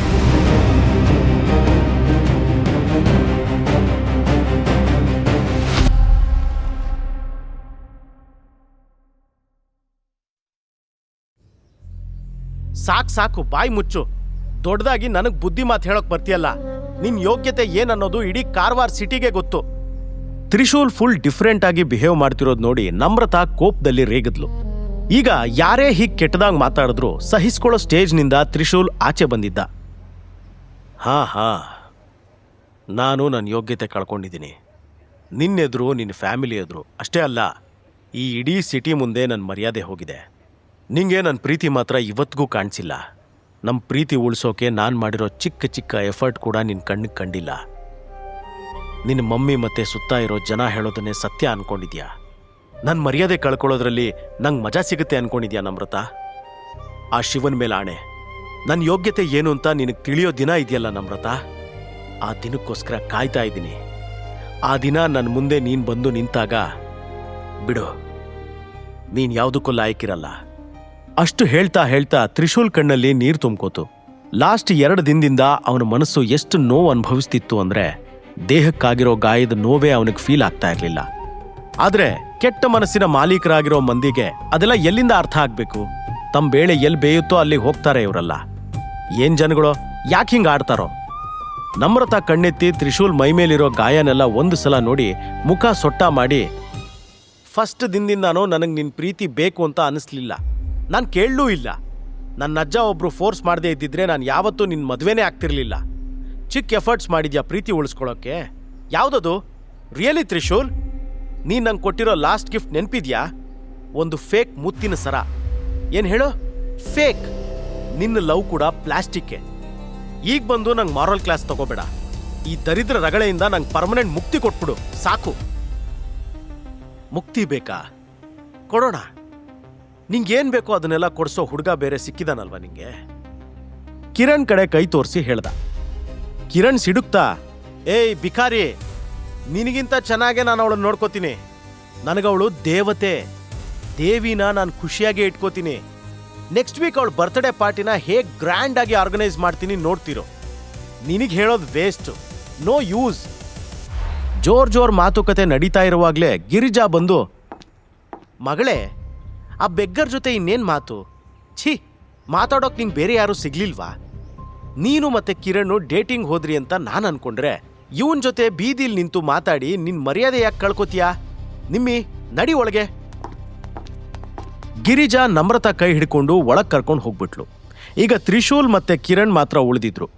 ಏನ್ ಮಾತಾಡ್ಲಿ ಅಂತ ತಿಳಿದೆ ಕಿರಣ್ ಜೋರಾಗಿ ಕಿರುಚ್ತಾ, ಓಕೆ ನಮ್ರತಾ, ನಾನು ನಾಳೆ ಮಾರ್ನಿಂಗ್ ಬರ್ತೀನಿ ಅಂತ ಹೇಳಿ ಹೊರಡೋಕ್ ರೆಡಿ ಆದ. 2 ಹೆಜ್ಜೆ ಮುಂದೆ ಹೋದವನು ರಿಟರ್ನ್ ಬಂದು, ಒಳ್ಳೆ ವೈಫ್ ಸಿಗೋಕೆ ಹಣೆಲ್ ಬರ್ಕೊಂಡಿರ್ಬೇಕು ತ್ರಿಶೂಲ್. ಲಕ್ ನಿನ್ನ ನಸೀಬಲ್ಲೇ ಇಲ್ಲ ಅನ್ಸುತ್ತೆ. ನಾಳೆ ಡಿವೋರ್ಸ್ಗೆ ರೆಡಿ ಇರು. ಈಗ ರೊಚ್ಚಿಗೆದ್ದು ಡೈಲಾಗ್ ಹೊಡೆದು ನಾಳೆ ಕೈ ಕೊಡಬೇಡ. ನಿಜ, ಒಳ್ಳೆ ಹೆಂಡತಿ ಸಿಗೋಕೆ ಅದೃಷ್ಟ ಬೇಕೇ ಬೇಕು ಅನ್ನೋ ಕಿರಣ್ ಮಾತು ಒಂದು ಕಿವಿಯಿಂದ ಕೇಳಿ ಇನ್ನೊಂದು ಕಿವಿಯಿಂದ ಹೊರಗೆ ಹಾಕ್ತಾ. ತ್ರಿಶೂಲ್ ಅಲ್ಲೇ ನಿಂತು, ಹಾಗಿದ್ರೆ ದುಡ್ಡಿಗೆ ಅಷ್ಟೊಂದು ಇಂಪಾರ್ಟೆನ್ಸ್ ಇದೆಯಾ? ಚೈಲ್ಡ್ಹುಡ್ ಪ್ರೀತಿ ಕೂಡ ಆ ದುಡ್ಡಿನ ಮುಖ ನೋಡಿ ಬದಲಾಗತ್ತಾ? ಜನರಿಗೆ ನಿಜವಾದ ಪ್ರೀತಿ ಹೇಗೆ ಉಳಿಸ್ಕೋಬೇಕು, ಅದಕ್ಕೆ ಹೇಗೆ ರೆಸ್ಪೆಕ್ಟ್ ಕೊಡಬೇಕು ಅನ್ನೋದೆಲ್ಲ ಮರ್ತೋಗಿದ್ಯಾ? ಛೇ, ಏನೇ ಆದರೂ ತ್ರಿಶೂಲ್ ಲೈಫ್ನಲ್ಲಿ ಸೋಲು ಅನ್ನೋದನ್ನ ಒಪ್ಕೊಳ್ಳೋನಲ್ಲ. ಏನೇ ಪ್ರಾಬ್ಲಮ್ ಬಂದರೂ ಅದನ್ನು ಕೂಡ ಗಟ್ಟಿ ಗುಂಡಿಗೆಯಿಂದ ಎದುರಿಸಕ್ಕೆ ರೆಡಿ ಇದ್ದ. ಅದೇ ಯೋಚನೆಯಲ್ಲಿ ತಲೆ ಆಡಿಸ್ತಾ EV ಸ್ಕೂಟಿ ಹತ್ತಿ ಅಲ್ಲಿಂದ ಕಾಳಿ ರಿವರ್ ಪಾರ್ಕ್ ಸೈಡ್ ಹೋದ. ಕಾಳಿ ರಿವರ್ ಪಾರ್ಕ್ ಟೂರಿಸ್ಟ್ ಅಟ್ರಾಕ್ಷನ್ಗಾಗಿ ಅಂತಲೇ ಡೆವಲಪ್ ಮಾಡಿದ್ರು. ಬಟ್ ಬೆಳಗಿನ ಟೈಮಲ್ಲಿ ಹೆಚ್ಚು ಜನ ಇಲ್ಲದೇ ಇದ್ದಿದ್ದು ತ್ರಿಶೂಲ್ಗೆ ಒಂಥರ ನೆಮ್ಮದಿ ಅನ್ನಿಸ್ತಿತ್ತು. ಸ್ಕೂಟಿ ಡಿಕ್ಕಿಯಿಂದ ರೂಬಿಕ್ಸ್ ಕ್ಯೂಬ್ ತಗೊಂಡು ಪಾರ್ಕ್ ಒಳಗಡೆ ಹೋದ. ಆ ಹಿನ್ನೀರಿನ ದಡದಲ್ಲಿ ಹಾಕಿಟ್ಟಿರೋ ಒಂದು ಕಲ್ಲಿನ ಬೆಂಚ್ ಮೇಲೆ ಕೂತ. ರೂಬಿಕ್ಸ್ ಕ್ಯೂಬ್ ಸಾಲ್ವ್ ಮಾಡ್ತಾ ಇದ್ದವನಿಗೆ ಒಂದೇ ಸಲ ಏನೋ ಯೋಚನೆ ಬಂತು. ಈಗೇನು ಮಾಡಬೇಕು ಅನ್ನೋದು ಹೊಳೆದಿತ್ತು. ಇಷ್ಟು ವರ್ಷನೂ ಅವಮಾನ ಸಹಿಸ್ಕೊಂಡು ನಮ್ರತಾನೇ ಪ್ರೀತಿ ಅಂತ ಮನಸ್ಸನ್ನು ಒಪ್ಪಿಸಿ ಬದುಕಿದ್ದು ಸಾಕು ಅನ್ನಿಸ್ತು. ಅದೆಲ್ಲ ಥಿಂಕ್ ಮಾಡ್ತಾ ರೂಬಿಕ್ಸ್ ಕ್ಯೂಬ್ನ ಸಾಲ್ವ್ ಮಾಡಿ ಮುಗಿಸಿದ್ದ. ಮನಸ್ಸಲ್ಲೇ ಹಾಕಿರೋ ಲೆಕ್ಕಾಚಾರದಿಂದ ಖುಷಿಯಾಗಿ ನಗ್ತಾ ಮೊಬೈಲ್ ತೆಗೆದು ಪರಿಚಿತರೊಬ್ಬರಿಗೆ ಕಾಲ್ ಮಾಡ್ದ. ತ್ರಿಶೂಲ್ ಕಾಲ್ ಮಾಡಿದ್ದು ಕಾರವಾರದ ಅತಿ ದೊಡ್ಡ ಇಂಡಸ್ಟ್ರಿಯಲ್ ಏರಿಯಾ ಕೋಡಿ ಭಾಗದಲ್ಲಿರೋ ನಾಯಕ್ ಗ್ರೂಪ್ಸ್ ಆಫೀಸ್ಗೆ. ಆ ಕಂಪನಿ ಒಂದು ದೊಡ್ಡ ಬಿಸ್ನೆಸ್ ಸಾಮ್ರಾಜ್ಯ ಆಳ್ತಾ ಇತ್ತು. ಅವರಿಗೆ minerals, metal products, security equipment, CNC machines, jewellery ಮತ್ತೆ ಜಮ್ ಸ್ಟೋನ್ಸ್ ದೊಡ್ಡ ವಹಿವಾಟಿತ್ತು. ಅಷ್ಟೇ ಅಲ್ಲದೆ ಹತ್ರದಲ್ಲೇ ಇರೋ ಸರ್ಕಾರಿ ಪವರ್ ಪಾಯಿಂಟ್ಗೆ ಬೇಕಾಗಿರೋ ಕೆಲವೊಂದು ಕೆಮಿಕಲ್ಸ್ ಕೂಡ ರೆಡಿ ಮಾಡಿ ಕೊಡ್ತಾ ಇದ್ರು. ತ್ರಿಶೂಲ್ ಸೀರಿಯಸ್ ಆಗಿ, ನನಗೆ ಸಂಜೀವ್ ಪಾಟೀಲ್ ಹತ್ರ ಮಾತಾಡಬೇಕು. ಆ ಕಡೆಯಿಂದ, ನೀವ್ಯಾರು ಮಾತಾಡ್ತಾ ಇರೋದು? ತ್ರಿಶೂಲ್ ಮಹಾದೇವ್. ಸರ್, ನೀವಾ? ಕಾಲ್ನ ಇನ್ನೊಂದು ಕಡೆ ಸುಮಾರು 50 ವರ್ಷ ಪ್ರಾಯದ ಆಸಾಮಿ ತ್ರಿಶೂಲ್ ಮಹಾದೇವ್ ಹೆಸರು ಕೇಳಿದ್ದೇ AC ರೂಮ್ನಲ್ಲೂ ಬೆವರೋಕ್ ಶುರುವಾದ. ತ್ರಿಶೂಲ್ ನಿಧಾನಕ್ಕೆ, ಸಂಜೀವ್, ನನಗೆ ನಿಮ್ಮಿಂದ ಒಂದು ಕೆಲಸ ಆಗಬೇಕಿತ್ತು. ಇನ್ನೂ ನಡುಕ್ತಾನೆ ಇದ್ದ ಸಂಜೀವ್ ಪಾಟೀಲ್, ಸರಿ ಸರ್, ಹೇಳಿ ಸರ್, ಇಷ್ಟು ದಿನ ನೀವು ಎಲ್ಲಿದ್ರಿ? ತ್ರಿಶೂಲ್ ವಾಯ್ಸ್ ಈಗ ಫುಲ್ ಚೇಂಜ್ ಆಗ್ಬಿಟ್ಟಿತ್ತು. ಅವನು ಗಡ್ಸಾಗಿ, ನಾನು ಎಲ್ಲಿದ್ದೆ, ಏನ್ ಮಾಡ್ತಿದ್ದೆ, ಏನಾಯ್ತು ಎಲ್ಲ ಈಗ ಯೂಸ್ ಇಲ್ಲ. ಜಸ್ಟ್ ನಾನು ಹೇಳಿದ್ ಮಾಡಿ ಸಾಕು. 12 ವರ್ಷದ ಹಿಂದೆ ಟಾಗೋರ್ ಬೀಚಲ್ಲಾಗಿದ್ದ ಕಿಡ್ನಾಪಲ್ಲಿ ಸಿಕ್ಕಿರೋ ಹುಡುಗಿ ಯಾರು ಅಂತ ನಿಮಗೆ ಕಂಡು ಹಿಡಿಯೋಕೆ ಸಾಧ್ಯನಾ? ಅದು ನಮ್ರತಾ ಶರ್ಮಾನ ಇಲ್ಲ ಬೇರೆ ಹುಡುಗಿನ ಅನ್ನೋದು ನನಗೆ ಗೊತ್ತಾಗಬೇಕು. ಸಂಜೀವ್ ಶಾಕಿಂದ, ಸರ್, ಅದು 12 ಇಯರ್ಸ್ ಬ್ಯಾಕ್ ಆಗಿರೋ ಇನ್ಸಿಡೆಂಟ್. ಅದ್ರ ಬಗ್ಗೆ ಇನ್ಫಾರ್ಮೇಶನ್ ಕಲೆಕ್ಟ್ ಮಾಡೋದು ಸ್ವಲ್ಪ ಕಷ್ಟ. ಬಟ್ ಸರ್, ನಿಮಗೆ ನಮ್ರತಾ ಶರ್ಮಾ ಹೇಗೆ ಪರಿಚಯ? ತ್ರಿಶೂಲ್ ಒಂದು ಚೂರು ಕೂಡ ತಲೆ ಕೆಡಿಸ್ಕೊಳ್ದೆ, ನಾನು ಅವಳಿಗೆ ನಾಳೆ ಡಿವೋರ್ಸ್ ಕೊಡ್ತಾ ಇದ್ದೀನಿ. ಅದಿಷ್ಟು ಹೇಳಿದಾಗ ಅವನು ಭುಜದ ಮೇಲಿದ್ದ ಯಾವುದೋ ಭಾರ ಇಳ್ದಂಗಾಯ್ತು. ತ್ರಿಶೂಲ್ ಇನ್ನು ಹೆಚ್ಚು ಕಾನ್ಫಿಡೆನ್ಸ್ನಿಂದ, ಆ್ಯಂಡ್ ನನ್ನ ಹಳೆ ಲೈಫ್ಗೆ ರಿಟರ್ನ್ ಬರ್ತಾ ಇದ್ದೀನಿ. ನಾವೊಂದು ಬೋರ್ಡ್ ಮೀಟಿಂಗ್ ಮಾಡಬೇಕು. ಬಾಸ್ ರಿಟರ್ನ್ ಬಂದಿದ್ದಾನೆ ಅಂತ ಎಲ್ರಿಗೂ ಹೇಳ್ಬಿಡಿ. ಸರಿ ಸರ್, ನನ್ನ ಕೈಲಿ ಆಗಿದ್ದನ್ನ ನಾನು ಮಾಡ್ತೀನಿ. Welcome back sir. ಫೋನ್ ಇಟ್ಮೇಲೇನೆ ಸಂಜೀವ್ ಪಾಟೀಲ್ನ ಉಸಿರು ಕಂಟ್ರೋಲ್ ಆಗಿದ್ದು. ತಕ್ಷಣ ಅವನು ಕಂಪನಿಯ ಅಮೆರಿಕ, ಆಸ್ಟ್ರೇಲಿಯಾ, ಯುರೋಪ್ ಮತ್ತೆ ಸೌತ್ ಏಷ್ಯಾದ ಎಲ್ಲಾ ಡೈರೆಕ್ಟರ್ಸ್ಗೂ ನಾಯಕ್ ಗ್ರೂಪ್ನ chairman mister Trishul Mahadev return ಬಂದಿದ್ದಾನೆ ಅನ್ನೋ ಇನ್ಫಾರ್ಮೇಶನ್ನ ಪಾಸ್ ಮಾಡ್ದ. ಕಾಲ್ ಕಟ್ ಮಾಡಿ ಆದ್ಮೇಲೆ ತ್ರಿಶೂಲ್ ನಗ್ತಾ, ನಮ್ರತಾ, ನಾನು ನಿನ್ನ ರಾಣಿ ಥರ ನೋಡ್ಕೋಬೇಕು ಅನ್ಕೊಂಡಿದ್ದೆ. ಬಟ್ ನಿಂಗೆ ನನ್ನ ಪೂರ್ತಿ ಮಾತು ಕೇಳೋಷ್ಟು ಪೇಷನ್ಸ್ ಕೂಡ ಇರಲಿಲ್ಲ. It's your bad luck. ನೀನೇನು ಕಳ್ಕೊಂಡಿದ್ಯಾ ಅನ್ನೋದು ಕೂಡ ಗೊತ್ತಿಲ್ಲ. ದಾಳ ಈಗ ನನ್ನ ಕೈಲಿದೆ. ಮುಂದೆ ಹೇಗೆ ಆಟ ಆಡಿಸ್ತೀನಿ ನೋಡ್ತಾ ಇರು. ಅದೇ ಟೈಮ್ಗೆ ವರ್ಲ್ಡ್ನ ಬೇರೆ ಬೇರೆ ಪಾರ್ಟಲ್ಲಿರೋ ನಾಯಕ್ ಗ್ರೂಪ್ಸ್ನ ಎಲ್ಲ ಎಂಪ್ಲಾಯೀಸ್ಗೆ ಒಂದು ಮೆಸೇಜ್ ಹೋಗಿತ್ತು. Message from Nayak group, Trishul Mahadev is back. ಅವರಿಗೆ ತ್ರಿಶೂಲ್ ಪರಿಚಯ ಇದೆಯೋ ಇಲ್ವೋ, ಆದರೆ ಆ ಮೆಸೇಜ್ ರಿಸೀವ್ ಆಗಿತ್ತು. ಬಟ್ ಅದೊಂದು ಮೆಸೇಜ್ ಎಲ್ಲ ಎಂಪ್ಲಾಯೀಸ್ ಖುಷಿಯಿಂದ ಕುಣಿಯೋ ಹಾಗೆ ಮಾಡ್ತು. ಯಾಕಂದ್ರೆ ತ್ರಿಶೂಲ್ ಎಲ್ರಿಗೂ ಫೇವ್ರೇಟ್. ಸಂಜೀವ್ ಕೆಲಸದಲ್ಲಿ ಬ್ಯುಸಿ ಆಗಿರೋವಾಗ್ಲೇ ಏಕ್ದಮ್ ಅವನ ಸೆಕ್ರೆಟರಿ ಒಳಗೆ ಬಂದ. ನಾನಿಲ್ಲಿ ಬ್ಯುಸಿ ಇರೋದು ಕಾಣಲ್ವಾ? ಡೋರ್ ನಾಕ್ ಮಾಡಿ ಬರಬೇಕು ಅನ್ನೋ ಸೆನ್ಸ್ ಇಲ್ವಾ? ಸೆಕ್ರೆಟರಿ ಭಯದಿಂದ, ಸಾರಿ ಸರ್, ಅದು ಶರ್ಮಾ ಫ್ಯಾಮಿಲಿಯಿಂದ ಇನ್ವಿಟೇಷನ್ ಬಂದಿದೆ, ನಿಮ್ಗೆ ಹೇಳೋಣ ಅಂತ ಬಂದೆ, ನಾನು ಆಮೇಲೆ ಬರ್ತೀನಿ ಸರ್. ಏನು ಹೇಳಿದೆ ನೀನು? ಶರ್ಮಾ ಫ್ಯಾಮಿಲಿನಾ? ಸೆಕ್ರೆಟರಿ ಶಾಕಲ್ಲಿ, ಹಾಂ sir, Namrata Sharma birthday invitation ಬಂದಿದೆ, ಬಟ್ ನೀವು ಬ್ಯುಸಿ ಇದ್ದೀರಾ ಅಂದರೆ ನಾನು ಬೇಡ ಅಂತೀನಿ. ಅಷ್ಟು ಕೇಳಿದ್ದೆ ಸಂಜೀವ್ ಕುರ್ಚಿಯಿಂದ ಎದ್ದು, ನೋ ನೋ ನೋ, ಹಾಗೆ ಮಾಡೋದು ಬೇಡ, ಒಂದು ಕೆಲಸ ಮಾಡು, ನಾವು ಬರ್ತೀವಿ ಅಂತ ರಿಪ್ಲೈ ಮಾಡು ಆ್ಯಂಡ್ ಒಂದು ಗಿಫ್ಟು ರೆಡಿ ಮಾಡು. ಸರಿ ಅಂತ ತಲೆ ಆಡಿಸಿ ಹೊರಟ ಸೆಕ್ರೆಟರಿ ಮತ್ತೆ ಬಂದು, ಸರ್, ನಿಜವಾಗ್ಲೂ ತ್ರಿಶೂಲ್ ಸರ್ ಬರ್ತಿದ್ದಾರಾ? ಸಂಜೀವ್ ಹೌದು ಅಂತ ತಲೆ ಆಡಿಸ್ದ. ಅದನ್ನ ನೋಡಿ ಸೆಕ್ರೆಟರಿ ಶಾಕ್ ಆದ. ಅವನಿನ್ನೂ ತ್ರಿಶೂಲ್ನ ನೋಡಿರಲೇ ಇಲ್ಲ. ಬರೇ ಅವನ ಬಗ್ಗೆ ಒಂದಿಷ್ಟು ಸ್ಟೋರೀಸ್ ಕೇಳಿದ್ದ. ಮನ್ಸಲ್ಲೇ ತ್ರಿಶೂಲ್ನ ನೋಡೋ ಭಾಗ್ಯ ನಂಗೆ ಕೂಡ ಇದೆ ಅಂತ ಖುಷಿಯಾದ. ಹೋಗಿ ಏನಾದರೂ ಕೆಲಸ ಮಾಡ್ತೀಯಾ, ಇಲ್ಲ ನನ್ನ ಮುಖನೇ ನೋಡ್ತಾ ನಿಂತಿರ್ತೀಯೋ? ಸೆಕ್ರೆಟರಿ ಕೂಡ್ಲೇ ಡೋರ್ ಕ್ಲೋಸ್ ಮಾಡಿ ಅಲ್ಲಿಂದ ಜಾಗ ಖಾಲಿ ಮಾಡ್ದ. ಇದೇ ಗಲಾಟೆ ಮಧ್ಯೆ ವಂಶಿ ಬಂದು, ಏನ್ ವಿಷಯ, ಆಫೀಸ್ ಯಾಕೆ ಇಷ್ಟೊಂದು ಸೌಂಡ್ ಮಾಡ್ತಾ ಇದೆ ಇವತ್ತು? ನಮ್ರತಾಗೆ ರಿಯೂನಿಯನ್ ಪಾರ್ಟಿಲಿ ಒನ್ ನೈಟ್ ಸ್ಪೆಂಡ್ ಮಾಡಿದ್ರೆ ಕೋಟಿ ಕೊಡ್ತೀನಿ ಎಂದಿದ್ದು ಇದೇ ವಂಶಿ. ಸಂಜೀವ್ ಪಾಟೀಲ್ ಅವನಿಗೆ ಚಿಕ್ಕಪ್ಪ ಆಗಬೇಕು. ಈ ವಿಷಯ ತ್ರಿಶೂಲ್ಗೂ ಗೊತ್ತಿಲ್ಲ. ಬಟ್ ವಂಶಿಯ ಹಣೆ ಮೇಲಿರೋ ಗಾಯದ ಮಾರ್ಕ್ ನೋಡಿ ಸಂಜೀವ್, ನಿನ್ನ ತಲೆಗೆ ಹೇಗೆ ಏಟಾಯ್ತು, ಏನಾಯ್ತು? ಖಂಡಿತ ಚಿಕ್ಕಪ್ಪ ಇದ್ರ ಬಗ್ಗೆ ಕೇಳ್ತಾರೆ ಅನ್ನೋದು ವಂಶಿ ಗೆಸ್ ಮಾಡಿದ್ದ. ಏನಿಲ್ಲ ಕಾಕ, ನಿನ್ನೆ ರಾತ್ರಿ ರಿಯೂನಿಯನ್ ಪಾರ್ಟಿಲಿ ಒಂದು ಸಣ್ಣ ಗಲಾಟೆ ಆಯಿತು, ಅದರಲ್ಲೇ ಆಗಿದ್ದು. ಒಂದು ಸಲ ಅವನ ಹಣೆ ಮುಟ್ಕೊಂಡ. ತ್ರಿಶೂಲ್ ಮಾಡಿದ್ದು ನೆನಪಾಗಿ ಮೈ ಉರಿಯಾಗಿತ್ತು. ಸಂಜೀವ್ ಕೋಪದಿಂದ, ವಾಟ್, ಯಾರು ಮಾಡಿದ್ದು? ಹೆಸರು ಹೇಳ ಬೋಳಿ ಮಗಂದು. ಈ ಕಾರವಾರದಲ್ಲಿ ನಿನ್ನ ಮೇಲೆ ಕೈ ಮಾಡೋಂಥ ಧೈರ್ಯ ಯಾರು ಮಾಡಿದ್ದು? ಅವನು ಯಾವ ಬಿಲದಲ್ಲಿ ಅಡಗಿದ್ರೂ ಸರಿ, ಸುಮ್ಮನೆ ಬಿಡಲ್ಲ ನಾನು. ವಂಶಿ ಹೇಳಬೇಕು ಅಂದ್ಕೊಂಡಿದ್ದ, ಬಟ್ ಏನಂತ ಹೇಳ್ತಾನೆ? ಕ್ಲಾಸ್ಮೇಟ್ನ ಬೆಗ್ಗರ್ ಹಸ್ಬೆಂಡ್ ಹತ್ರ ಪೆಟ್ ತಿನ್ಕೊಂಡು ಬಂದಿದ್ದೀನಿ ಅಂತನಾ? ಅದವನು ಮರ್ಯಾದೆ ಪ್ರಶ್ನೆ ಅಲ್ವಾ? ಒಂದು ಹುಡುಗ ಮತ್ತೆ ಅವನೊಂದಿಷ್ಟು ಫ್ರೆಂಡ್ಸು ಅಟ್ಯಾಕ್ ಮಾಡಿದ್ರು. ಅವನು ಒಬ್ಬನೇ ಇದ್ರೆ ನಾನು ಕೂಡ ಒಂದು ಕೈ ನೋಡಿ ಬರ್ತಿದ್ದೆ ಅಂದ. ವಂಶಿ ಆಗಿರೋದನ್ನೆಲ್ಲ ಮುಚ್ಚಿಟ್ಟು ಏನೋ ಒಂದು ಸುಳ್ಳು ಪೋಣಿಸಿ ಹೇಳ್ದ. ಏನು ಮಾಡಬೇಕು ಅಂದ್ಕೊಂಡಿದ್ಯಾ ಅವನಿಗೆ? ವಂಶಿ ಸ್ವಲ್ಪ ಹಿಂಜರಿತಾ, ಕಾಕ, ನಂಗೋಸ್ಕರ ಅವನ ಕೈಕಾಲು ಮುರಿದು ಬರೋಕೆ ಯಾರ್ದಾದ್ರೂ ನಂಬರ್ ನಿಮ್ಮ ಹತ್ರ ಇದೆಯಾ? ಸಂಜೀವ್ ಸಣ್ಣ ಧ್ವನಿಯಲ್ಲಿ, ನೋಡು ವಂಶಿ, ನೀನು ನನ್ನ ಮಗಂತರ, ಅದಕ್ಕೆ ಈ ಮಾತು ಹೇಳ್ತೀನಿ ಕೇಳು. ಮೊದಲೇ ಟೈಮ್ ಸರಿ ಇಲ್ಲ, ನೀನು ಏನೋ ಮಾಡೋಕ್ಕೆ ಹೋಗಿ ಅದಿನ್ನೇನೋ ಆದರೆ. ಡೋಂಟ್ ವರಿ ಕಾಕ, ನಾನು ಜಸ್ಟ್ ಅವನ ಕೈಕಾಲು ಮುರಿತೀನಿ ಅಷ್ಟೇ, ಜಾಸ್ತಿ ಏನಿಲ್ಲ. ಸಂಜೀವ್ಗೆ ಇದಕ್ಕೂ ಮೇಲೆ ಬೇಡ ಅಂತ ಹೇಳೋಕೆ ಮನ್ಸಾಗ್ಲಿಲ್ಲ. ಸೊ ಫೋನ್ ವಂಶಿ ಕೈ ಕೊಟ್ಟವನು 1 ಸೆಕೆಂಡ್ ನಂತರ ಫೋನ್ ರಿಟರ್ನ್ ತಗೊಂಡು, ವಾಟ್ಸ್ ಇಸ್ ನೇಮ್? ಅವನ ಹೆಸರು ಗೊತ್ತಿಲ್ಲ, ಬಟ್ ನನ್ನ ಕ್ಲಾಸ್ಮೇಟ್ ಹಸ್ಬೆಂಡ್, ಕಾಮನ್ ಮ್ಯಾನ್ ಅವನು, ಅಷ್ಟೇನೂ ಇಂಪಾರ್ಟೆಂಟ್ ಪರ್ಸನ್ ಅಲ್ಲ. ಸಂಜೀವ್ಗೆ ಸಮಾಧಾನ ಆಯಿತು.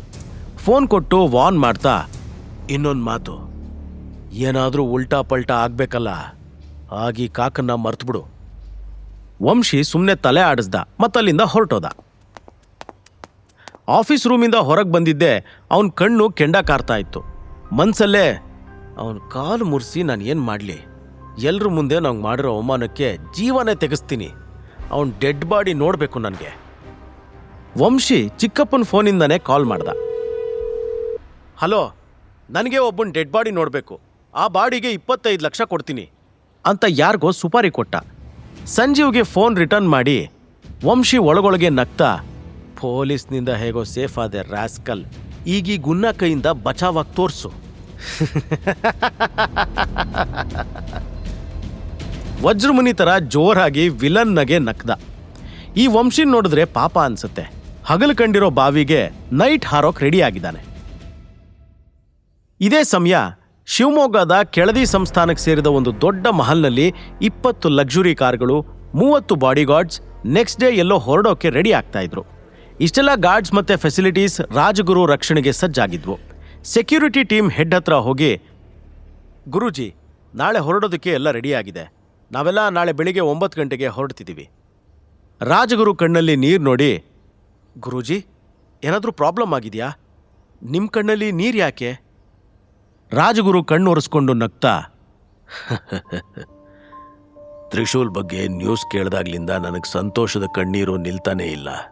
ಅವನನ್ನು ನೋಡದೆ 3 ವರ್ಷ ಕಳೀತು. ನಾಳೆ ಅವನನ್ನ ಈ ಕಣ್ಣಾರೆ ನೋಡೋ ಭಾಗ್ಯ ನಂದಾಗತ್ತೆ. ಏನೂ ಸಮಸ್ಯೆ ಆಗದೆ ಅವನು ಸರಿ ಇದ್ದಾನೆ ಅನ್ನೋದೇ ನಂಗೆ ಸಂತೋಷ. ಎಲ್ಲ ಆ ಶಂಕರನ ದಯೆ. ಗುರುಜಿ, ನೀವೊಂದು ಸ್ವಲ್ಪ ಹೊತ್ತು ರೆಸ್ಟ್ ಮಾಡಿ. ನಾಳೆ ತುಂಬ ದೀರ್ಘ ಯಾತ್ರೆ ಇದೆ. ರಾಜಗುರು ಕಣ್ಣು ಒರೆಸ್ಕೊಳ್ತಾ ಮಹಲ್ ಒಳಗಡೆ ಹೋದ್ರು. ಕಾರವಾರದಲ್ಲಿ ಬೀಚ್ ಸೈಡ್ ಒಂದು ರೆಸಾರ್ಟ್ನಲ್ಲಿ ತ್ರಿಶೂಲ್ ಚೆಕ್ ಇನ್ ಆದ. ರೂಮ್ ಒಳಗೆ ಹೋಗಿ ಬಾಲ್ಕನಿ ಡೋರ್ ಓಪನ್ ಮಾಡಿ ಬೀಚ್ ನೋಡ್ತಾ ಇದ್ದ. ಈಗ ಕೂಡ ಅಕಸ್ಮಾತ್ ನಮ್ರತ ಅದೇ ಹುಡುಗಿ ಆಗಿದ್ರೆ ನಾನೇನು ಮಾಡಲಿ? ಅಲ್ಲ, ನಮ್ರತ ಅದೇ ಹುಡುಗಿನೇ ಆಗಿದ್ರೆ ನಾನು ಹೇಗೆ ಅವಳನ್ನ ಕನ್ವಿನ್ಸ್ ಮಾಡಲಿ? ನಂಗೊಂದು ಚೂರು ಕೂಡ ರೆಸ್ಪೆಕ್ಟ್ ಕೊಡದೇ ಇರೋ ಆ ಹುಡುಗಿ ಮುಂದೆ ಮತ್ತೆ ಹೋಗಿ ಲವ್ ಮಾಡು ಅಂತ ಬೇಡ್ಕೋಬೇಕಾ? ಛೇ, ಈ ಯೋಚನೆಗಳು ಕೊಲ್ತಿದೆ ನನ್ನನ್ನು. ತ್ರಿಶೂಲ್ಗೆ ಅವನ ನಿರ್ಧಾರಗಳೆಲ್ಲ ಸರಿನಾ ತಪ್ಪಾ ಅನ್ನೋದು ಕೂಡ ಅರ್ಥ ಆಗ್ತಾ ಇರಲಿಲ್ಲ. ಅವನು ಕಣ್ಣು ಮುಚ್ಚಿ ಕೈ ಮುಗಿದು, ಶಿವಪ್ಪ, ಈಗೆಲ್ಲಾನು ನಿನ್ಮೇಲೆ ಬಿಡ್ತಾ ಇದ್ದೀನಿ. ನಾನು ನೀನು ತೋರಿಸಿರೋ ದಾರಿಲಿ ನಡೀತೀನಿ. ಫೋನ್ ತೆಗೆದು ನಮ್ರತಾ ಫೋಟೋ ನೋಡ್ತಾ, ನಾನು ಇಷ್ಟಪಟ್ಟಿರೋ ಹುಡುಗಿ ಅಲ್ಲ ಅಂದಮೇಲೆ ಇನ್ನೇನು ಮಾಡೋದು ನಮ್ರತಾ? ನಾಳೆ ಕೋರ್ಟಲ್ಲಿ ಮೀಟ್ ಆಗೋಣ. ಎಲ್ಲ ಭಾರ ಆ ಪರಶಿವನ ಮೇಲೆ ಹಾಕಿದ್ದೇ ಮನಸ್ಸು ಹಗುರ ಅನಿಸಿತ್ತು. ಪಾಪ ನಮ್ಮ ಶಿವಪ್ಪ ಇನ್ನೂ ಯಾರ್ಯಾರ ಭಾರ ಹೊರಬೇಕೋ ಏನೋ. ತ್ರಿಶೂಲ್ ಕೂಡ ವಿಷ್ಣುವಿನ ಥರ 10 ಅವತಾರ ಎತ್ತಿದನ. ನಿಜವಾಗ್ಲೂ ತ್ರಿಶೂಲ್ ಮಹದೇವ್ ಯಾರು? ಕೆಳದಿ ಸಂಸ್ಥಾನದ ರಾಜಗುರುಗೂ ತ್ರಿಶೂಲ್ಗೂ ಏನ್ ಸಂಬಂಧ? ವಂಶಿ ಸುಪಾರಿ ಕೊಟ್ಟಿರೋ ಗುನ್ನ ಯಾರು?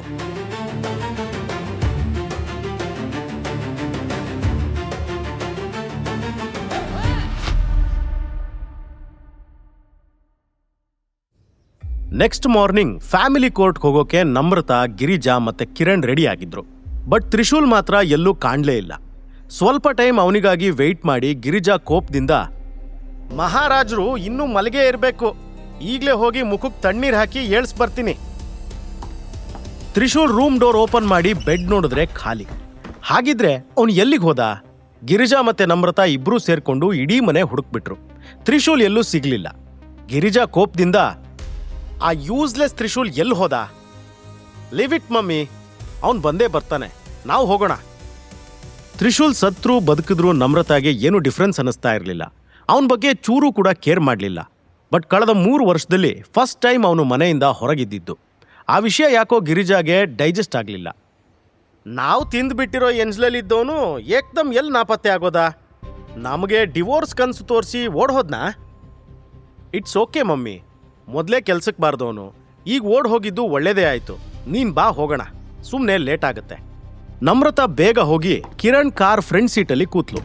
ಅಷ್ಟು ಹತ್ರ ಬಂದು ಕೂತಿದ್ ನೋಡಿ ಕಿರಣ್ ಹಾರ್ಟಲ್ಲಿ ಚಿಟ್ಟೆ ಬಿಟ್ಟಂಗಾಯ್ತು. 3 ಜನನೂ ಕೋರ್ಟ್ ಕಡೆ ಹೊರಟ್ರು.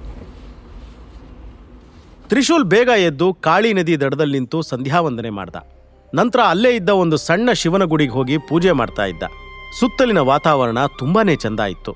4-6 ಜನ ಪೂಜಾರಿಗಳು ಕೂತು ಮಂತ್ರಪುಷ್ಪ, ರುದ್ರ ಎಲ್ಲವನ್ನೂ ಜೋರಾಗಿ ಪಠಣೆ ಮಾಡ್ತಾ ಇದ್ರು. ಅದನ್ ಕೇಳಿ ತ್ರಿಶೂಲ್ ಮನ್ಸಲ್ಲಿರೋ ಗೊಂದಲಗಳೆಲ್ಲ ನಿವಾರಣೆ ಆಗ್ತಾ ಪಾಸಿಟಿವ್ ವೈಬ್ ಕ್ರಿಯೇಟ್ ಆಗ್ತಿತ್ತು. ನೆಗೆಟಿವಿಟಿ ಮನಸ್ಸಿನಿಂದ ಕಳಚ್ಕೋತಾ ಇತ್ತು. ಶಿವಪ್ಪ, ಎಲ್ರ ಜೊತೆನೂ ಹೋರಾಡೋ ಶಕ್ತಿ ಕೊಡು ನಂಗೆ. ಕೈ ಮುಗಿದು ಬೇಡ್ಕೊಂಡ. ಉದ್ದಕ್ಕೊಂದು ಸಾಷ್ಟಾಂಗ ನಮಸ್ಕಾರ ಮಾಡಿ ಸ್ಕೂಟರ್ ತಗೊಂಡು ಅಲ್ಲಿಂದ ಹೊರಟ. ಇವತ್ತವನ ಮುಖ ಲಕಲಕ ಅಂತ ಹೊಳಿತಾ ಇತ್ತು. ಇಷ್ಟು ದಿನ ತೊಂದರೆ ಕೊಟ್ಟಿರೋ ಎಲ್ರಿಗೂ ನಿಜವಾದ ತ್ರಿಶೂಲ್ ಅಂದ್ರೆ ಯಾರು ಅನ್ನೋ ತೋರಿಸ್ತೀನಿ ಅಂತ ತೀರ್ಮಾನ ಮಾಡ್ಕೊಂಡಿದ್ದ. ಈ ಕಡೆ ಗಿರಿಜಾ, ನಮ್ರತಾ ಮತ್ತೆ ಕಿರಣ್ ಫ್ಯಾಮಿಲಿ ಕೋರ್ಟ್ಗೆ ತಲುಪಿದ್ರು. ಅವರೆಲ್ಲ ತ್ರಿಶೂಲ್ ಬರೋದನ್ನೇ ಕಾಯ್ತಾ ಇದ್ರು. ಸ್ವಲ್ಪ ಹೊತ್ತು ವೆಯ್ಟ್ ಮಾಡಿ ನಂತರ ನಮ್ರತಾ ಲಾಯರ್ ಹತ್ರ ಮಾತಾಡೋಕೆ ಅಂತ ಎದ್ದು ಹೋದ್ಲು. ಗಿರಿಜಾ ಮತ್ತೆ ಕಿರಣ್ ಇಬ್ಬರೇ ಬೆಂಚ್ ಮೇಲೆ ಕೂತಿದ್ರು. ಎಷ್ಟೋ ಟೈಮಿಂದ ಕಿರಣ್ ಹತ್ರ ಒಂದು ಪ್ರಶ್ನೆ ಕೇಳಬೇಕು ಅಂತ ಗಿರಿಜಾ ಮನಸ್ಸು ಕಸಿವಿಸಿ ಮಾಡ್ತಿತ್ತು. ಪ್ರತಿ ಸಲ ಕೇಳೋ ಧೈರ್ಯ ಬರದೆ ಸುಮ್ಮನಾಗ್ತಿದ್ಲು.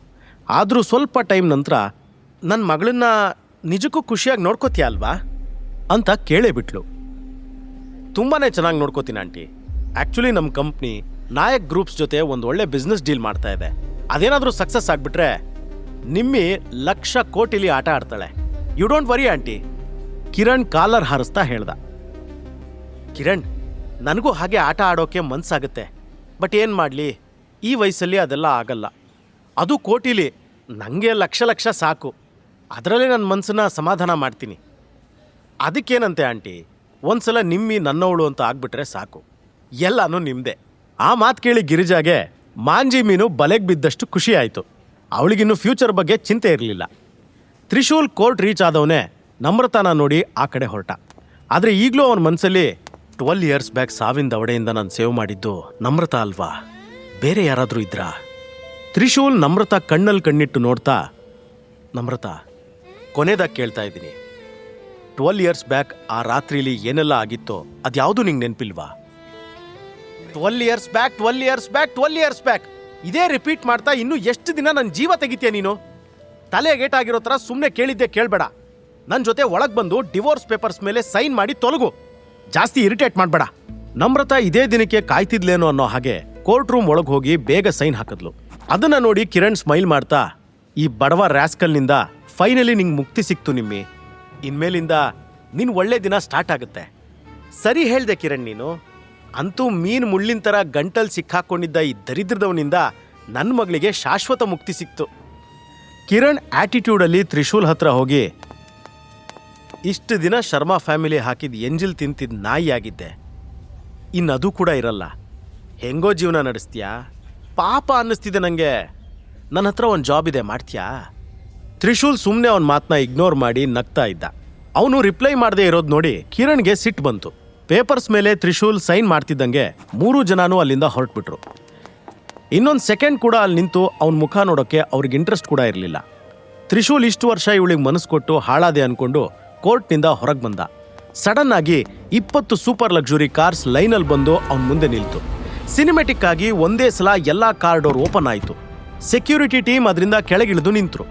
ಇದೆಲ್ಲದರ ಮಧ್ಯೆ ಒಂದು ಬ್ಲ್ಯಾಕ್ ಕಾರ್ ಡೋರ್ ಓಪನ್ ಆಯಿತು. ಅದರಿಂದ ಸುಮಾರು 70 ವರ್ಷದ ವ್ಯಕ್ತಿ ಕೆಳಗಿಳಿದ್ರು. ಅವರನ್ನು ನೋಡಿ ತ್ರಿಶೂಲ್ ಓಡ್ ಹೋಗಿ ಕಾಲಿಗೆ ನಮಸ್ಕಾರ ಮಾಡಿ, ಗುರೂಜಿ ಚೆನ್ನಾಗಿದ್ದೀರಾ?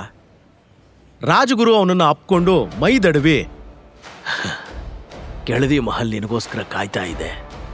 ಒಂದು ಮಹಲ್ನಲ್ಲಿ ರಾಜ ಇಲ್ಲ ಅಂದರೆ ಅದಕ್ಕೂ ಬೇಸರ ಆಗುತ್ತೆ.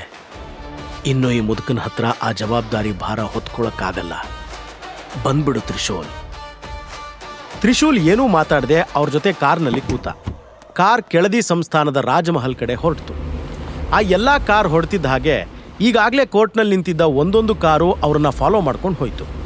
ತ್ರಿಶೂಲ್ ಮಾತ್ರ ಏನೋ ಥಿಂಕ್ ಮಾಡ್ತಾ ಹಳೆ ಲೈಫ್ ಕಡೆ ಯೂಟರ್ನ್ ಹಾಕಿ ಹೊರಟಿದ್ದ. ಅವರೆಲ್ಲ ಕಾರವಾರ ದಾಟಿ ಜೋಗ ರೂಟ್ನಲ್ಲಿ ಹೋಗ್ತಾ ಇರುವಾಗ ಅವನ ಮೊಬೈಲ್ಗೆ ಕಾಲ್ ಬಂತು. ಡಿಸ್ಪ್ಲೇನಲ್ಲಿ ಸಂಜೀವ್ ಪಾಟೀಲ್ ಕಾಲಿಂಗ್ ಅನ್ನೋದು ಕಾಣಿಸ್ತು. ಕಾಲ್ ರಿಸೀವ್ ಮಾಡಿ ಮಾತಾಡ್ತಾ ಇದ್ದಂಗೆ ಅವನ ಎಕ್ಸ್ಪ್ರೆಷನ್ ಚೇಂಜ್ ಆಗ್ತಾ ಹೋಯ್ತು. ಕಾಲ್ ಕಟ್ ಮಾಡಿದವನೇ ಡ್ರೈವರ್ ಹತ್ರ, ನಂಗೆ ರಿಟರ್ನ್ ಕಾರವಾರಕ್ಕೆ ಕರ್ಕೊಂಡು ಹೋಗು, ನಾನು ಈಗಿಂದೀಗ ನಾಯಕ್ ಗ್ರೂಪ್ಸ್ ಆಫೀಸ್ಗೆ ಹೋಗಬೇಕು. ತ್ರಿಶೂಲ್, ನೀನು ನಮ್ಮ ಜೊತೆ ಕೆಳದಿಗೆ ಬರಲ್ವಾ? ನಾನೀಗ ವಾಪಸ್ ಹೋಗೋದು ತುಂಬಾ ಇಂಪಾರ್ಟೆಂಟ್ ಗುರುಜಿ. ಇಲ್ಲಿ ಕೆಲಸನೆಲ್ಲ ಮುಗಿಸಿ ನಾನು ಬರ್ತೀನಿ. ರಾಜ್ಗುರುಗೆ ಸ್ವಲ್ಪ ಬೇಸರ ಆಯಿತು. ಬಟ್ ತ್ರಿಶೂಲ್ ಹೇಳಿದ ಮೇಲೆ ಮುಗೀತು. ರಾಜ್ಗುರುಗೆ ಅವನ ಮಾತನ್ನ ತಳ್ಳಿ ಹಾಕೋದು ಬೇಡ ಅನ್ನಿಸ್ತು. ಸ್ವಲ್ಪ ಹೊತ್ತಿಗೆಲ್ಲ ಆ ಇಡೀ ಸೆಕ್ಯೂರಿಟಿ ಟೀಮ್ ಜೊತೆ ತ್ರಿಶೂಲ್ ಇರೋ ಕಾರ್ ನಾಯಕ್ ಗ್ರೂಪ್ ಬಿಲ್ಡಿಂಗ್ ಮುಂದೆ ನಿಲ್ತು. ತ್ರಿಶೂಲ್ ಓಡ್ತಾ ಒಳಗೆ ಹೋದ. ಈ ಕಡೆ ತ್ರಿಶೂಲ್ ನಾಯಕ್ ಗ್ರೂಪ್ ಆಫೀಸ್ ಒಳಗೆ ಹೋದ್ರೆ, ಹಿಂದಿನ ರಾತ್ರಿ ಕಾರವಾರದ ಒಂದು ದ್ವೀಪದಲ್ಲಿರೋ ಸೀಕ್ರೆಟ್ ಕ್ಲಬ್ನ ಬೇಸ್ಮೆಂಟ್ನಲ್ಲಿ ಒಂದು ಮೀಟಿಂಗ್ ನಡೀತಾ ಇತ್ತು. ಅಲ್ಲಿ ಕೋಟ್ಯಾಧಿಪತಿಗಳಿಂದ ಹಿಡಿದು ಶಾರ್ಪ್ ಶೂಟರ್ಸ್ ಮತ್ತೆ ಅಂಡರ್ ವರ್ಲ್ಡ್ ಕಿರಾತಕರೆಲ್ಲ ಸೇರಿದ್ರು. ಎಲ್ರೂ ಕಿವಿನ ಬಾಗಿಲ್ ತರ ಮಾಡ್ಕೊಂಡು ಕೇಳಿ, ಈ ಕಡೆ ಬಾಂಬೆಯಿಂದ ಆ ಕಡೆ ಕೊಚ್ಚಿವರೆಗೆ ಯಾವ ಬೀದಿಯಿಂದ ಎದ್ದು ಬಂದಿರೋ ಡಾನ್ ಬೇಕಿದ್ರು ಇರಲಿ, ನೀವೆಲ್ಲ ಇನ್ಮೇಲೆ ಒಂದು ಹೆಸರು ಚೆನ್ನಾಗಿ ನೆನ್ಪಿಟ್ಕೋಬೇಕು, ಅದು ಮೇಜರ್ ತ್ರಿಶೂಲ್. ಈಗ ಅವರು ರಿಟರ್ನ್ ಬರ್ತಿರೋದ್ರಿಂದ ನಿಮ್ಮಲ್ಲಿರೋ ಎಲ್ಲ ಜಗಳ ಮರೆತು ಒಂದಾಗಿ ಅವ್ರನ್ನ ವೆಲ್ಕಮ್ ಮಾಡಬೇಕು. ಅವರು ನಮಗೋಸ್ಕರ ಮಾಡಿರೋ ಕೆಲಸ ನಾವ್ಯಾವತ್ತೂ ಮರಿಬಾರದು. ಡಾನ್ಗಳ ಮೀಟಿಂಗಲ್ಲಿ ಸ್ವಲ್ಪ ವಯಸ್ಸಾದವನ ಥರ ಇರೋನೊಬ್ಬ ಕೂಗಿ ಹೇಳ್ದ. ಆ ದೊಡ್ಡ ರೂಮಿನ ಮಧ್ಯದಲ್ಲಿ ದೊಡ್ಡ ಟೇಬಲ್ ಹಾಕಿದ್ರು. ಅದ್ರ ಸುತ್ತಲೂ ಕುರ್ಚಿ ಹಾಕಿ ಕೂತಿದ್ರು. ಹೊಸದಾಗಿ ಫೀಲ್ಡ್ಗಿಳಿದವರು ಕೂಡ ಆ ಟೇಬಲ್ ಸುತ್ತ ಜಮಾಯಿಸಿದ್ರು. ಎಲ್ಲರ ಮೈ ಮೇಲೂ ಗಾಯದ ಮಾರ್ಕ್, ಖರಾಬ್ ಟ್ಯಾಟೂ ಟೆರರ್ ಆಗಿತ್ತು. ಆ ಟೇಬಲ್ನಲ್ಲೇ ಒಬ್ಬ ಬಿಳಿ ಮೀಸೆ ವ್ಯಕ್ತಿ ಕೂಡ ಕೂತಿದ್ದ. ಆ ರೂಮ್ನ ಎಂಡಲ್ಲಿ ಒಂದು ಬಾರ್ ಇದೆ. ಮೀಟಿಂಗ್ ಜೋರಾಗಿ ನಡೀತಾ ಎಲ್ಲರೂ ತಮ್ಮ ಒಪಿನಿಯನ್ ಹೇಳ್ತಾ ಟೇಬಲ್ನ ಜೋರಾಗಿ ಜಪ್ತಾ ಇದ್ರು. ಇವರೆಲ್ಲರ ಹಿಂದೆ ನಿಂತಿರೋ ಕೋಳಿ ಮಂಜ ಮತ್ತೆ ಸೈಕ್ ಸೀನನಿಗೆ ಚೂರ್ ಕನ್ಫ್ಯೂಷನ್ ಆಗ್ತಿತ್ತು. ಇವ್ರು ಮಾತಾಡ್ತಾ ಇರೋದು ಯಾರ ಬಗ್ಗೆ, ನಿಂಗೇನಾದ್ರೂ ಗೊತ್ತಾ ಅಂತ ಕೇಳ್ದ ಕೋಳಿ ಮಂಜ. ಸೈಕ್ ಸೀನಾ ತಲೆ ಆಡಿಸ್ತಾ, ಇಲ್ಲ ನಂಗೂ ಗೊತ್ತಿಲ್ಲ. ಅವರಿಬ್ರು ಈ ಮೇಜರ್ ಯಾರನ್ನೋದನ್ನೇ ಯೋಚನೆ ಮಾಡ್ತಾ ಇದ್ರು. ಅಲ್ಲೋಡು ಗುನ್ನಾಬಾಯಿ ಕೂತಿದ್ದಾನೆ, ಅವನತ್ರನೇ ಕೇಳುವ ಬಾ. ಗುನ್ನ ಈ ಫೀಲ್ಡ್ಗೆ ಹಳೆ ಕಿಲಾಡಿ. ಅವನತ್ರನೇ ಮೇಜರ್ ತ್ರಿಶೂಲ್ ಯಾರಂತ ಕೇಳೋಕ್ ಹೋದ್ರು. ಗುನ್ನ ನೋಡೋಕೆ ವಿಚಿತ್ರವಾಗಿದ್ದ. ಅವನ ಮುಖದ ಮೇಲೆ ಗಾಯದ ಅಡ್ಡಗೆರೆ ಇತ್ತು. ಯಾವಾಗಲೂ ಮೀಸೆ ಮೇಲೆ ಕೈಯಾಡಿಸ್ತಾ ಕೂತಿರ್ತಿದ್ದ. ಅವನ ಹೈಟ್ ಸ್ವಲ್ಪ ಕಮ್ಮಿನೇ ಇದ್ರೂ ಕೆಲಸದಲ್ಲಿ ಗುರಿ ಮಿಸ್ಸೇ ಆಗಲ್ಲ. ಅದಕ್ಕೆ ಅವನಿಗೆ ಗುನ್ನ ಅಂತಿದ್ರು. ಮಾತು ಕೂಡ ಸ್ವಲ್ಪ ಜಾಸ್ತಿನೇ. ಅವ ಹುಟ್ಟಿದ್ದು ಬಳ್ಳಾರಿ ಸೈಡ್ ಆದ್ರೂ ಬೆಳೆದಿದ್ದೆಲ್ಲ ಕಾರವಾರದಲ್ಲೇ. ಹತ್ರ ಬಂದು ನಿಂತಿರೋ ಕೋಳಿ ಮಂಜ ಮತ್ತೆ ಸೈಕ್ ಸೀನನ್ನ ಗುರಾಯಿಸಿ ನೋಡ್ದ. ಸೈಕ್ ಸೀನ ಫುಲ್ ಜೋಶಲ್ಲಿ, ಅಣ್ಣ ಬಾಯ್, ನೀನು ನಮಗಿಂತ ತುಂಬ ಮುಂಚಿಂದನೇ ಈ ದಂಧೆಲಿರೋನು. ಈ ಮೇಜರ್ ತ್ರಿಶೂಲ್ ಯಾರು ಅನ್ನೋದು ಗೊತ್ತಾ? ಏನೋ ತಾಯಾಣೆ, ಇಲ್ಲಿ ಸೀನ್ ಇಷ್ಟು ಕೆಟ್ಟದಾಗಿರುತ್ತೆ ಅಂತ ನಾನು ಅನ್ಕೊಂಡಿರ್ಲಿಲ್ಲ. ನಿಮಗೆಲ್ಲ ಮೇಜರ್ ತ್ರಿಶೂಲ್ ಅಂದರೆ ಯಾರು ಅಂತಾನೆ ಗೊತ್ತಿಲ್ಲ. ಅಂಥದ್ರಲ್ಲಿ ನನ್ನ ಮುಂದೆ ಬಂದು ನಿಲ್ಲೋ ಗುಂಡ್ಗೆ ತೋರಿಸ್ತೀರಾ? ಇವತ್ತು ಮೀಟಿಂಗ್ ಇಲ್ಲ ಅಂದಿದ್ರೆ ಈ ಗುನ್ನ ಗನ್ನು ಹೆಂಗೆ ಬುರ್ಡೆ ಬಿಚ್ಚುತ್ತೆ ಅಂತ ತೋರಿಸ್ತಿದ್ದೆ. 5 ವರ್ಷದ ಹಿಂದೆ ಇಲ್ಲಿ ಏನಾಗಿತ್ತು ಅನ್ನೋದಾದ್ರೂ ಗೊತ್ತಾ ನಿಮಗೆ? ಸೈಕ್ ಮತ್ತೆ ಕೋಳಿ ಇಬ್ರು ಹೆದರಿದ್ರು. ಅವರಿಬ್ರು ಒಟ್ಟಿಗೆ, ಅದನ್ನು ತಿಳ್ಕೊಳಕ್ಕೆ ಬಂದ್ವಿ ಗುನ್ನ ಬಾಯ್. ಗುನ್ನ ಸೋಫಾ ಮೇಲೆ ಒರಗ್ಕೊಂಡು, ನಂಗಿನ್ನೂ ನೆನಪಿದೆ ಕೋಳಿ, ಆ ಘಟನೆ 5 ವರ್ಷದ ಹಿಂದೆ ಘೋಸ್ಟ್ ಅನ್ನೋ ಹುಚ್ಚ ಒಬ್ಬ ಅಂಡರ್ವರ್ಲ್ಡ್ಗೆ ಎಂಟ್ರಿ ಕೊಟ್ಟಿದ್ದ. ಅವನು ಎಷ್ಟು ಖರಾಬ್ ನನ್ನ ಮಗ ಅಂದರೆ ಅವನ ಕೆಲ್ಸಕ್ಕೆ ಅಡ್ಡ ಬರೋ ಎಲ್ಲರೂ ಮುಗಿಸ್ತಿದ್ದ. ಬರೀ ಕೊಲ್ಲೋದಲ್ಲ, ಖರಾಬಾಗಿ ಕೊಚ್ಚಿ ಸುಟ್ಟಾಕ್ತಿದ್ದ. ಇಂಡಿಯಾದ ಅಂಡರ್ವರ್ಲ್ಡ್ಗೆ ನಾನೊಬ್ಬನೇ ಡಾನ್ ಆಗಬೇಕು ಅಂತ ಅಂದ್ಕೊಂಡಿದ್ದ. ಯಾರೇ ತಡಿಯೋಕೆ ನೋಡಿದ್ರು ಕ್ಯಾರೆ ಅಂದೆ ಕೊಚ್ಚಾಕೋನು. ಆದರೆ ಸೈತಾನ್ ಸಂಭ್ರಮ ಪಡ್ತಿದ್ದಾನೆ ಅಂದರೆ ಅವನನ್ನ ನಾಶ ಮಾಡೋಕ್ಕೆ ಹೀರೋ ಎಂಟ್ರಿ ಆಗಲೇಬೇಕು. ಅದೇ ಥರ ನಮ್ಮ ಕಥೆಯಲ್ಲಿ ಹೀರೋ ಆಗಿ ಬಂದಿದ್ದು ಮೇಜರ್ ತ್ರಿಶೂಲ್. ಇಷ್ಟನ್ನೇ ಕೇಳಿಕೊಂಡು ಸೀನಾ ಮತ್ತೆ ಮಂಜಾ ಇಬ್ಬರು ಶಾಕ್ ಆಗ್ಬಿಟ್ರು. ಗುನ್ನ ಒಂದ್ಸಲ ಅವ್ರ ಮುಖ ನೋಡಿ ನಕ್ಕು ಕತೆ ಕಂಟಿನ್ಯೂ ಮಾಡ್ತಾ, ಮೇಜರ್ ಬಂದು ಗೋಷ್ಟ್ನ ಎಲ್ಲ ಚರ್ಬಿ ಇಳಿಸಿದ್ರು. ಒಂದೇ ರಾತ್ರಿಲಿ ಇಡೀ ಅಂಡರ್ವರ್ಲ್ಡ್ನ ಉಡೀಸ್ ಮಾಡಿದ್ರು. ನಂಗಿನ್ನೂ ನೆನಪಿದೆ, ಮೇಜರ್ ಕತ್ತಲ್ಲಿರೋ ಆ ರುದ್ರಾಕ್ಷಿ ಮಾಲೆ. ಕತೆ ಹೇಳ್ತಾ ಗುನ್ನ ಸೀಟ್ ಎಡ್ಜಿಗೆ ಬಂದಿದ್ದ. ಆಮೇಲೆ ಏನಾಯ್ತು? ಸೈಕ್ ಸೀನಾ ಇನ್ನೂ ಇಂಟ್ರೆಸ್ಟ್ ತೋರಿಸ್ದ. ಮೇಜರ್ ಎಲ್ರನ್ನೂ ಅಟ್ಟಾಡಿಸ್ಬಿಟ್ಟ. ಯಾವ ಟೂಲ್ಸು ಹತ್ಯಾರು ಇಲ್ದೇನೆ 700 ಪ್ರೊಫೆಷನಲ್ ಕಿಲ್ಲರ್ಸ್ನ ಕೈಯಿಂದಾನೆ ಮೇಜರ್ ಕೊಂದಿರೋದನ್ನ ನಾನು ನೋಡಿದ್ದೀನಿ. ತಾಯಾಣೆ, ನಾನು ಕೂಡ ಗೋಸ್ಟ್ ಜೊತೆ ಕೈ ಮಿಲಾಯಿಸ್ಕೊಂಡು ತುಂಬ ಪ್ರಾಣ ತೆಗ್ದಿದ್ದೀನಿ. ಮೇಜರ್ ನಂಗೆ ಜೀವ ಹೋಗೋ ಥರ ಹೊಡೆದು ಯಾವಾಗಲೂ ನೆನಪಿರ್ಲಿ ಅಂತ ಮುಖದ ಮೇಲೆ ಬ್ಲೇಡಿಂದ ಈ ಮಾರ್ಕ್ ಬಿಟ್ಟು ಹೋಗಿದ್ದಾರೆ. ಅವತ್ತಿಂದ ನಾನು ಮೇಜರ್ ಫ್ಯಾನ್ ಆಗ್ಬಿಟ್ಟೆ. ನಮ್ಮಂಥ ಬೇವರ್ಸಿಗಳಿಗೆ ಮೇಜರ್ ಒಳ್ಳೆದನ್ನೇ ಬಯಸಿದ್ರು. ಕಥೆ ಕೇಳಿ ಸೈಕ್ ಮತ್ತೆ ಕೋಳಿ ಶಾಕ್ ಆಗಿದ್ರು. ಈ ಭೂಮಿ ಮೇಲೆ ಇಷ್ಟು ಒಳ್ಳೆ ಜನ ಕೂಡ ಇರ್ತಾರೆ ಅನ್ನೋದು ನಂಬೋಕೆ ಆಗಲಿಲ್ಲ. ಕೋಳಿ ಮಂಜ ವ್ಯಂಗ್ಯ ಮಾಡ್ತಾ, ಲೇ ಬುರ್ಡೆ ಗುನ್ನ, ನಿಂಗೇನನ್ಸುತ್ತೆ? ನೀನೇನೋ ಒಂದು ಕತೆ ಕಟ್ಟಿ ಹೇಳಿಬಿಟ್ರೆ ನಾವು ನಂಬ್ತೀವಿ ಅಂತನಾ? ಗುನ್ನ ಸುಮ್ಮನೆ ಅವರಿಬ್ರು ನೋಡಿ ನಕ್ಬಿಟ್ಟ. ಸೀನಾ ಕಿಸೀತಾ, ನೀನು ನಿಜವಾಗ್ಲೂ ಆ ಮೇಜರ್ನ ನೋಡಿದ್ಯಾ? ಗುನ್ನ ಅವನ ಮುಂದಿರೋ ಬಿಯರ್ ಖಾಲಿ ಮಾಡಿ, ಸಿಂಹ ಒಂದು ಸಲ ಗರ್ಜಿಸಿದ್ರೆ ಸಾಕು ಅದು ಸಿಂಹ ಅಂತ ಗೊತ್ತಾಗೋಕೆ. ಆ ದಿನ ನಾನು ಅವ್ರ ಮುಖ ನೋಡಿಲ್ದೇ ಇರ್ಬೋದು, ಬಟ್ ಅದೊಂದು ಸಿಂಹ ಎಷ್ಟೋ ಗುಳ್ಳೆ ನರಿಗಳನ್ನ ಕೊಂದು ಹಾಕಿರೋದಕ್ಕೆ ಸಾಕ್ಷಿಯಾಗಿದ್ದೀನಿ. ಅಷ್ಟೊತ್ತಿಗೆ ಅವನ ಫೋನ್ ಬಡ್ಕೊಳ್ತಾ ಇತ್ತು. ಎದ್ದು ಹೊರಗೆ ಬಂದವನು ಕಾಲೆತ್ತಿ, ಹೇಳಿ ಬಡೆ ಸಾಬ್, ನಿಮಗೆ ನನ್ನಿಂದ ಏನು ಕೆಲಸ ಆಗಬೇಕು? ಕಾಲ್ನ ಇನ್ನೊಂದು ಕಡೆ ಮಾತಾಡ್ತಿರೋ ಧ್ವನಿ ಕೇಳಿದ್ನೋ ಅವನ ಮುಖ ಚೇಂಜ್ ಆಯಿತು. ಅದು ವಂಶಿ ಮಾಡಿರೋ ಕಾಲ್. ನಾನು ವಂಶಿ ಮಾತಾಡ್ತಾ ಇದ್ದೀನಿ, ಸಂಜೀವ್ ಅವ್ರ ಅಣ್ಣನ ಮಗ. ಗುನ್ನ ಸಣ್ಣದಾಗಿ, ತಾಯಾಣೆ ಚೋಟ ಸಾಬ್, ನಿಮ್ಮ ಧ್ವನಿ ಡಿಟ್ಟೋ ಸಂಜೀವ್ ಸಾಬ್ ಥರನೇ ಕೇಳುತ್ತೆ. ಹೇಳಿ, ನನ್ನಿಂದ ಏನು ಕೆಲಸ ಆಗಬೇಕು? ನನಗೆ ಒಬ್ಬನ ಡೆಡ್ ಬಾಡಿ ನೋಡೋಕ್ಕೆ ತುಂಬ ಅರ್ಜೆಂಟ್ ಆಗ್ತಿದೆ.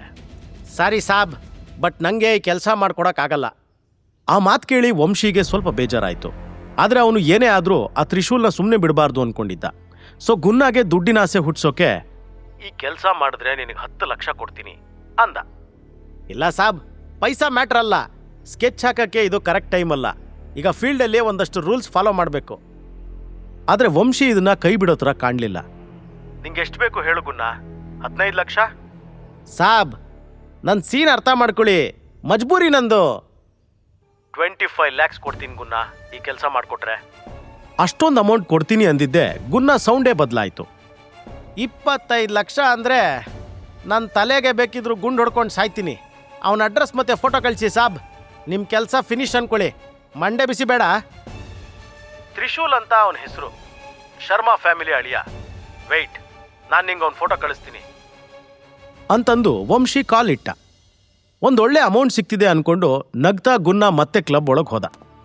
ಹಿಂದಿನ ರಾತ್ರಿ ಅವನ್ನ ಕೊಲ್ಲೋಕೆ ವಂಶಿ ಸುಪಾರಿ ಕೊಟ್ಟಿದ್ದಾನೆ ಅಂತ ಗೊತ್ತಿಲ್ಲದೆ ಇರೋ ತ್ರಿಶೂಲ್ ನಾಯಕ್ ಗ್ರೂಪ್ಸ್ ಮೀಟಿಂಗ್ ರೂಮ್ನಲ್ಲಿ ಜ್ವಾಲಾಮುಖಿ ಸ್ಫೋಟ ಆಗೋ ಥರ ಕೂತಿದ್ದ. ಕೋಪ ಹೆಚ್ಚಾಗಿ ಅಲ್ಲೇ ಇದ್ದ ನೀರಿನ ಗ್ಲಾಸ್ ತಗೊಂಡು ಟಿವಿ ಕಡೆ ಎಸ್ದ. ಟಿವಿ ಸ್ಕ್ರೀನ್ ಚೂರ್ ಚೂರಾಗಿ ನೆಲಕ್ಕೆ ಬಿತ್ತು. ಇಡೀ ಮೀಟಿಂಗ್ ರೂಮ್ ಸೈಲೆಂಟ್ ಆಯ್ತು. ತ್ರಿಶೂಲ್ ಸಿಡುಕ್ತಾ ತಿರುಗಿ, ಮಾರ್ಬಿಟ್ರಾ? ಅವಳೇನು ಆಟದ ವಸ್ತುನ ಮಾರೋಕೆ? ಅಡ್ರೆಸ್ ಹೇಳ್ದಂಗೆ ಅಂದ. ಸಿಟಿಯಿಂದ ದೂರ ಗೋವಾ ಬಾರ್ಡರ್ ಹತ್ರ ಇರೋ ಡೌನ್ ಟೌನ್ ರೆಸ್ಟೋರೆಂಟ್ ರೂಮ್ನಲ್ಲಿ ಯಾವುದೋ ಹುಡುಗಿ ಜೋರಾಗಿ ಕೂಗ್ತಾ ಇದ್ಲು. ಹೆಲ್ಪ್, ಹೆಲ್ಪ್, ಪ್ಲೀಸ್ ಯಾರಾದ್ರೂ ಕಾಪಾಡಿ, ಈ ರಾಕ್ಷಸನಿಂದ ಯಾರಾದ್ರೂ ನನ್ನನ್ನು ಕಾಪಾಡಿ. ಡೌನ್ ಟೌನ್ ರೆಸ್ಟೋರೆಂಟ್ನಲ್ಲಿರೋ ಈ ಹುಡುಗಿ ಯಾರು? ತ್ರಿಶೂಲ್ ಹುಡುಕ್ತಾ ಇರೋ ಹುಡುಗಿ ಸಿಕ್ಕದ್ಲಾ? ಅವನ್ ಯಾಕಷ್ಟು ಕೋಪ ಮಾಡ್ಕೊಂಡ? ಸರ್, ನೀವು ಹೇಳಿದ ನಂತರ 12 ಇಯರ್ಸ್ ಬ್ಯಾಕ್ ನಡೆದಿರೋ ಇನ್ಸಿಡೆಂಟ್ ಬಗ್ಗೆ ಇನ್ನೊಂದ್ಸಲ ಇನ್ವೆಸ್ಟಿಗೇಷನ್ ಮಾಡಿದ್ವಿ. ಸಿಕ್ಕಿರೋ ಡೀಟೇಲ್ಸ್ ಏನಂದ್ರೆ 35 ವರ್ಷದ ಹಿಂದೆ ನಮ್ರತಾ ಫಾದರ್ ರಮೇಶ್ ಶರ್ಮಾ ರಾಧಾ ಅನ್ನೋ ಹುಡುಗಿನ ಲವ್ ಮಾಡ್ತಿದ್ದ. ಬಟ್ ಆ ಹುಡುಗಿ ತುಂಬಾನೇ ಪೂರ್ ಫ್ಯಾಮಿಲಿಯಿಂದ ಬಂದವಳು ಅನ್ನೋ ರೀಸನ್ ಕೊಟ್ಟು ರಮೇಶ್ ತಂದೆ ನಾರಾಯಣ್ ಶರ್ಮಾ ಗಿರಿಜಾರನ್ನ ಮನೆ ಸೊಸೆ ಅಂತ ಕರ್ಕೊಂಡು ಬಂದ್ರು. ಮದುವೆ ಆದ್ಮೇಲೆ ಕೂಡ ರಮೇಶ್ ಮತ್ತೆ ರಾಧಾ ಮೀಟ್ ಆಗ್ತಿದ್ರು. ಅವರಿಬ್ಬರ ನಡುವೆ ಅಫೇರ್ ಕೂಡ ಇತ್ತು. ಗಿರಿಜಾ ಮತ್ತೆ ರಾಧಾ ಒಂದೇ ಟೈಮ್ಗೆ ಪ್ರೆಗ್ನೆಂಟ್ ಕೂಡ ಆಗಿದ್ರು. ಕೋಇನ್ಸಿಡೆಂಟ್ಲಿ ಅವರಿಬ್ರು ಒಂದೇ ದಿನ ಅಂದ್ರೆ 28 ಡಿಸೆಂಬರ್ಗೆ ಹೆಣ್ಮಗುಗೆ ಜನ್ಮ ಕೊಟ್ರು. ಇದು ಆ ಶರ್ಮಾ ಫ್ಯಾಮಿಲಿಗೆ ಮಾತ್ರ ಗೊತ್ತಿರೋ ಸೀಕ್ರೆಟ್. ಇದು ನೋಡಿ ಸರ್, ಆ ಇಬ್ರು ಹುಡುಗಿರ ಬರ್ತ್ ಸರ್ಟಿಫಿಕೇಟ್ ಮತ್ತೆ ಇದು ಇನ್ನೊಂದು ಹೆಣ್ಮಗು ಫೋಟೋ. ಸಂಜೀವ್ ಮೀಟಿಂಗ್ ರೂಮ್ನಲ್ಲಿ ಕಲೆಕ್ಟ್ ಮಾಡಿರೋ ಎಲ್ಲಾ ಪ್ರೂಫ್ಸ್ನ ತ್ರಿಶೂಲ್ ಮುಂದೆ ಒಂದೊಂದಾಗಿ ಇಡ್ತಾ ಹೋದ. ತ್ರಿಶೂಲ್ ಶಾಕ್ ಆಗಿ ಒಂದು ಫೋಟೋ ಕೈಲಿ ಹಿಡ್ಕೊಂಡ. ಕಣ್ಮುಚ್ಚಿ ಯಾರನ್ನಾದ್ರೂ ನಂಬಿದ್ರೆ ಏನಾಗುತ್ತೆ ಅನ್ನೋದು ಇವತ್ತು ತ್ರಿಶೂಲ್ಗೆ ಅರ್ಥ ಆಯ್ತು. ಅವನು ನಾರಾಯಣ್ ಶರ್ಮಾರ ಮೇಲ್ ಕೂಡ ಇದೇ ತರಹದ ನಂಬಿಕೆ ಇಟ್ಟಿದ್ದ. ಬಟ್ ಅದೇ ಅವನಿಗೆ ಮುಳ್ಳಾಗಿದ್ದು. ತ್ರಿಶೂಲ್ ಮನ್ಸಲ್ಲಿ ಈಗ ಸಾವಿರಾರು ಪ್ರಶ್ನೆಗಳು ಹುಟ್ಕೊಳ್ತಾ ಇದ್ವು. ನಮ್ರತಾನೇ ಅವನು 12 ವರ್ಷದ ಹಿಂದೆ ಮೀಟ್ ಮಾಡಿರೋ ಹುಡುಗಿ ಅಂತ ನಾರಾಯಣ್ ಶರ್ಮಾ ತುಂಬಾ ಚೆನ್ನಾಗೇ ಯಾಮಾರಿಸ್ಬಿಟ್ಟಿದ್ರು. ಇನ್ನೊಂದ್ ಕಡೆ ನಮ್ರತಾ ಟೆನ್ಷನ್ ಇಂದ ಆ ಕಡೆಯಿಂದ ಈ ಕಡೆ, ಈ ಕಡೆಯಿಂದ ಆ ಕಡೆ ಓಡಾಡ್ತಾ ಇದ್ಲು. ಕೋರ್ಟ್ನಿಂದ ಹೊರಗೆ ಬರೋವಾಗ ತ್ರಿಶೂಲ್ ಮುಂದೆ ಲಕ್ಸುರಿ ಕಾರ್ಸ್ ಸಾಲಾಗಿ ಬಂದು ನಿಂತು ಅವನನ್ನು ಹತ್ತಿಸ್ಕೊಂಡು ಹೋಗಿದ್ದನ್ನ ನೋಡಿದ್ಲು. ಇದ್ಯಾಕೋ ಅವಳಿಗೆ ನುಂಗೋಕಾಗ್ದಿರೋ ತುತ್ತಾಗಿತ್ತು. ಮಮ್ಮಿ, ನಾನು ನಿಜ ಹೇಳ್ತಿದ್ದೀನಿ, ಆ ಲಕ್ಸುರಿ ಕಾರ್ಸ್ನಲ್ಲಿ ತ್ರಿಶೂಲ್ ಹೋಗಿರೋದನ್ನ ನೋಡ್ದೆ. ಮಗ, ನೀನ್ ಯಾಕೆ ಸುಮ್ಮನೆ ಇನ್ನೂ ಅವನ ಬಗ್ಗೆನೇ ಯೋಚನೆ ಮಾಡ್ತಾ ಇದೀಯಾ? ಅವನಿಗಂತ ಕಾರಲ್ಲಿ ಹೋಗೋ ಯೋಗ್ಯತೆ ಎಲ್ಲಿಂದ ಬರಬೇಕು? ಯಾರೋ ಅಡ್ರೆಸ್ ಕೇಳಿರ್ತಾರೆ, ಅದೆಲ್ಲ ಬಿಡು. ನೀನೀಗ ಕಿರಣ್ ಕಡೆ ಜಾಸ್ತಿ ಗಮನ ಕೊಡು. ಅವನ ಕಂಪನಿ ನಾಯಕ್ ಗ್ರೂಪ್ಸ್ ಜೊತೆ ಡೀಲ್ ಮಾಡ್ತಿದ್ಯಂತೆ. ಅದೇನಾದ್ರೂ ಸಕ್ಸಸ್ ಆಗ್ಬಿಟ್ರೆ ಅವನ್ ದುಡ್ಡಲ್ಲಿ ನಾವ್ ಎಂಜಾಯ್ ಮಾಡ್ಕೊಂಡಿರ್ಬೋದು. ನಮ್ರತಾ ಕೂಡ ಅಮ್ಮ ಹೇಳ್ತಿರೋದು ಸರಿ ಅನ್ನಿಸ್ತು. ತ್ರಿಶೂಲ್ ಅಷ್ಟೊಂದು ರಿಚ್ ಆಗಿದ್ರೆ ಇವತ್ತು ಡಿವೋರ್ಸ್ ಅನ್ನೋ ಮಾತೇ ಬರ್ತಿರ್ಲಿಲ್ಲ ಅಂತ ಅನ್ಕೊಂಡ್ಲು. ಅವಳು ಮೂಡ್ ಸರಿ ಮಾಡ್ಕೊಂಡು ರೂಮ್ ಒಳಗೆ ಹೋಗ್ಬಿಟ್ಲು. ಸದ್ಯ ನಮ್ರತಾ ಕಿರಣ್ ಮದುವೆ ಮಾಡ್ಕೊಳ್ಳೋದು ಅಂತ ಅನ್ಕೊಂಡಿದ್ಲು. ಬಟ್ ಅವಳಿಗೆ ಕಿರಣ್ಗಿಂತ ಒಳ್ಳೆ ಆಪ್ಷನ್ ಸಿಕ್ಬಿಟ್ರೆ ಅವ್ರ ಹಿಂದೆ ಕೂಡ ಹೋಗೋಕ್ ರೆಡಿ ಇದ್ಲು. ಅವಳಿಗೆ ದುಡ್ಡು ಮಾತ್ರ ಮ್ಯಾಟ್ರ್ ಆಗ್ತಿತ್ತು. ಆಫೀಸ್ನಲ್ಲಿ ತ್ರಿಶೂಲ್ ಆ ಫೋಟೋನ ಗಟ್ಟಿಯಾಗಿ ಹಿಡ್ಕೊಂಡ. ಇಷ್ಟು ವರ್ಷಗಳಿಂದ ಅಲಿತಾ ಇದ್ದ ಅವನ ಆತ್ಮಕ್ಕೆ ಒಂದು ಕಡೆ ನೆಲೆ ಸಿಕ್ಕಷ್ಟು ನೆಮ್ಮದಿ ಆಯ್ತು. ಕಣ್ಣು ಆ ಫೋಟೋ ಮೇಲೆ ಇತ್ತು. ಮನ್ಸಲ್ಲಿ ಹೇಳಕ್ಕಾಗದೇ ಇರೋಷ್ಟು ಫೀಲಿಂಗ್ಸ್ ಬಿರುಗಾಳಿಗೆ ಸಿಕ್ಕಿರೋ ಹಾಯ್ದೋಣಿ ಥರ ಆಗಿತ್ತು. ಅವನು ಇಷ್ಟು ವರ್ಷದಿಂದ ಯಾರ ಪ್ರೀತಿಗೋಸ್ಕರ ವೆಯ್ಟ್ ಮಾಡ್ತಿದ್ನೋ ಆ ಹುಡುಗಿ ಫೋಟೋ ಈಗ ಅವನ ಕಣ್ಮುಂದೆ ಇತ್ತು. ತ್ರಿಶೂಲ್ ನಡಗೋ ಧ್ವನಿಲಿ, ಇದೇ ಹುಡುಗಿ ಆ ದಿನ ನನ್ನ ಜೊತೆ ಇದ್ದವಳ? ಶರ್ಮಾಗೆ ಅನೈತಿಕವಾಗಿ ಹುಟ್ಟಿದ ಮಗಳ ಇವಳು. ಈ ಇಬ್ರು ಹುಡುಗಿರಲ್ಲಿ ಇಷ್ಟೊಂದು ಸಿಮಿಲಾರಿಟೀಸ್ ಇರೋಕೆ ಹೇಗೆ ಸಾಧ್ಯ? ಅದಿಷ್ಟು ಕೇಳೋ ಹೊತ್ತಿಗೆ ಅವನ ಹಾರ್ಟ್ ಬೀಟ್ ಜಾಸ್ತಿ ಆಗಿತ್ತು. ಸಂಜೀವ್ ಗಂಭೀರವಾಗಿ, ಎಸ್ ಸರ್, ಇವಳೇ ಆ ಫ್ಯಾಮಿಲಿಯ ಸೀಕ್ರೆಟ್ ಮಗಳು. ಇವಳು ಹುಟ್ಟಿದ ತಕ್ಷಣ ಅವಳಮ್ಮ ಸತ್ತೋದ್ರು. ನಿಮ್ಮ ಮತ್ತೆ ನಮ್ರತಾ ಮದುವೆಗೂ ಮುಂಚೆನೆ ನಾರಾಯಣ್ ಶರ್ಮಾ ಇವಳನ್ನ ಒಂದು ಹಾಸ್ಟೆಲ್ಗೆ ಕಳಿಸ್ಬಿಟ್ರು. ಅವಳು ನಿಮ್ಮ ಮುಂದೆ ಬಂದ್ರೆ ಅವ್ರ ಪ್ಲಾನ್ ಫ್ಲಾಪ್ ಆಗುತ್ತೆ ಅನ್ನೋ ಭಯ ಅವ್ರಿಗಿತ್ತು. ನೀವು 12 ವರ್ಷದ ಹಿಂದೆ ಚೈಲ್ಡ್ ಟ್ರಾಫಿಕಿಂಗ್ನಲ್ಲಿ ಮೀಟ್ ಆಗಿರೋ ಹುಡುಗಿ ಮೈನಾ, ನಮ್ರತಾ ಅಲ್ಲ. 12 ವರ್ಷ ಅಂತ ಕೇಳಿದ್ದೇ ತಡ ತ್ರಿಶೂಲ್ಗೆ ಅವನ ಪಾಸ್ಟ್ ಎಲ್ಲ ನೆನಪಾಯಿತು. ಅದೊಂದು ರಾತ್ರಿ ಅವನು ಗೂಂಡಾಗಳಿಂದ ಬ್ಯೂಟಿಫುಲ್ ಹುಡುಗಿ ಮೈನಾನ ಬಚಾವ್ ಮಾಡಿದ್ದ. ಆ ಕ್ಷಣ ಅವನಿಗೆ ಅವಳ ಮುದ್ದಾದ ಕಣ್ಣಲ್ಲಿ ಫ್ಯೂಚರ್ ಕಾಣಿಸಿತ್ತು. ಆ ಮೊದಲ ನೋಟದ ಪ್ರೀತಿ ಅವರಿಬ್ಬರಿಗೂ ಆಗಿತ್ತು.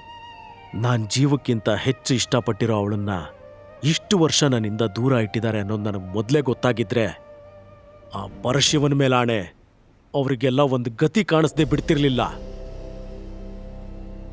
ತ್ರಿಶೂಲ್ ಒಂದು ಸಲ ಜೋರಾಗಿ ಉಸಿರೆಳೆದುಕೊಂಡು ಸಮಾಧಾನ ಮಾಡ್ಕೊಳ್ತಾ, ಅವಳಿಗೆ 20 ವರ್ಷ ಆದಾಗ ನಾನು ಮದುವೆ ಆಗ್ತೀನಿ ಅಂತ ಪ್ರಾಮಿಸ್ ಮಾಡಿದ್ದೆ.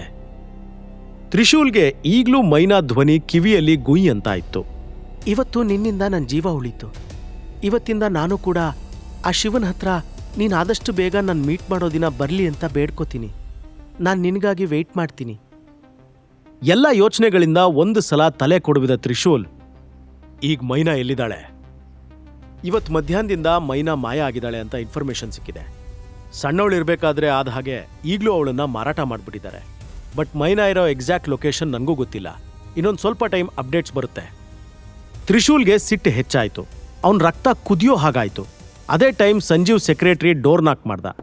ಸಂಜೀವ್ ಸ್ವಲ್ಪ ಇರಿಟೇಟ್ ಆಗಿ, ಯಾರದು? May I come in sir? Come in. Sir, ನೀವು ಮಿಸ್ಟರ್ ಕಿರಣ್ ಶೆಟ್ಟಿಗೆ ಬಿಸ್ನೆಸ್ ಡೀಲ್ ಸೈನ್ ಮಾಡೋಕ್ಕೆ ಇವತ್ತು ಬರೋಕ್ಕೆ ಹೇಳಿದ್ರಿ. ಅವರು ಹೊರಗಡೆ ವೆಯ್ಟ್ ಮಾಡ್ತಾ ಇದ್ದಾರೆ, ಬರೋಕ್ಕೆ ಹೇಳಲಾ? ಅವನಿಗೆ ವೆಯ್ಟ್ ಮಾಡೋಕ್ಕೆ ಹೇಳು ಅಂತ ಸಂಜೀವ್ 1 ಸೆಕೆಂಡ್ ಕೂಡ ಥಿಂಕ್ ಮಾಡದೆ ಹೇಳ್ಬಿಟ್ಟ. ಆ ಸೆಕ್ರೆಟರಿ ಮಾತು ಕೇಳಿ ತ್ರಿಶೂಲ್ ಒಂದು ಕ್ಷಣ ಶಾಕ್ ಆದ. ನಮ್ರತಾ ಬಾಯ್ ಫ್ರೆಂಡ್ ಕಿರಣ್ ಮತ್ತೆ ಈಗ ಬಂದಿರೋನು ಒಂದೇ ಅನ್ನೋದು ಅರ್ಥ ಆಗೋಯ್ತು. ಎಲ್ಲರೂ ಸೇರ್ಕೊಂಡು ತನ್ನ ವಿರುದ್ಧ ಒಂದು ಬಲೆ ಬೀಸಿರೋ ಥರನೇ ತ್ರಿಶೂಲ್ಗೆ ಅನ್ನಿಸ್ತಾ ಇತ್ತು. ಬಟ್ ಈಗ ಮ್ಯಾಟ್ರ್ ಆಗ್ತಾ ಇರೋದು ಮೈನಾ ಸೇಫ್ಟಿ ಮಾತ್ರ. ಆ ಲೊಕೇಶನ್ ಯಾವುದು ಅಂತ ತಿಳಿಯೋ ಟೆನ್ಷನ್ ಸದ್ಯ ತ್ರಿಶೂಲ್ನ ಕಾಡ್ತಿತ್ತು. ಮೈನಾಗ್ ಏನಾದರೂ ಆಗ್ಬಿಟ್ರೆ ಅನ್ನೋ ತಲೆ ಬಿಸಿಲಿ ಅವನ ಹಾರ್ಟ್ ಜೋರಾಗಿ ಬಡ್ಕೋತಿತ್ತು. ಅಷ್ಟೊತ್ತಿಗೆ ಸಂಜೀವ್ ಫೋನ್ ರಿಂಗ್ ಆಯ್ತು. ಕಾಲ್ ರಿಸೀವ್ ಮಾಡಿ ಅಲ್ಲಿಂದ ಬಂದ ಸುದ್ದಿಗೆ ಸಂಜೀವ್ ಗಾಬರಿ ಆಗೋದ. ಮಿಸ್ ಮೈನಾ ಬಗ್ಗೆ ಏನಾದರೂ ತಿಳಿತಾ? ಅವನ ಪ್ರಶ್ನೆಗೆ ಸಿಕ್ಕಿರೋ ಉತ್ತರ ಕೇಳಿ ಸಂಜೀವ್ ಕಾಲ್ ಕೆಳಗಿನ ಭೂಮಿ ಬಾಯ್ ಬಿರ್ದಂಗಾಯ್ತು. ಸಂಜೀವ್ ರಿಯಾಕ್ಷನ್ನ ನೋಡಿ ತ್ರಿಶೂಲ್ ಆತಂಕದಿಂದ, ಏನಾಯ್ತು ಮೈನಾಗೆ? ಡ್ಯಾಮಿಟ್, ಬೇಗ ಹೇಳು, ಅವಳೆಲ್ಲಿದ್ದಾಳೆ?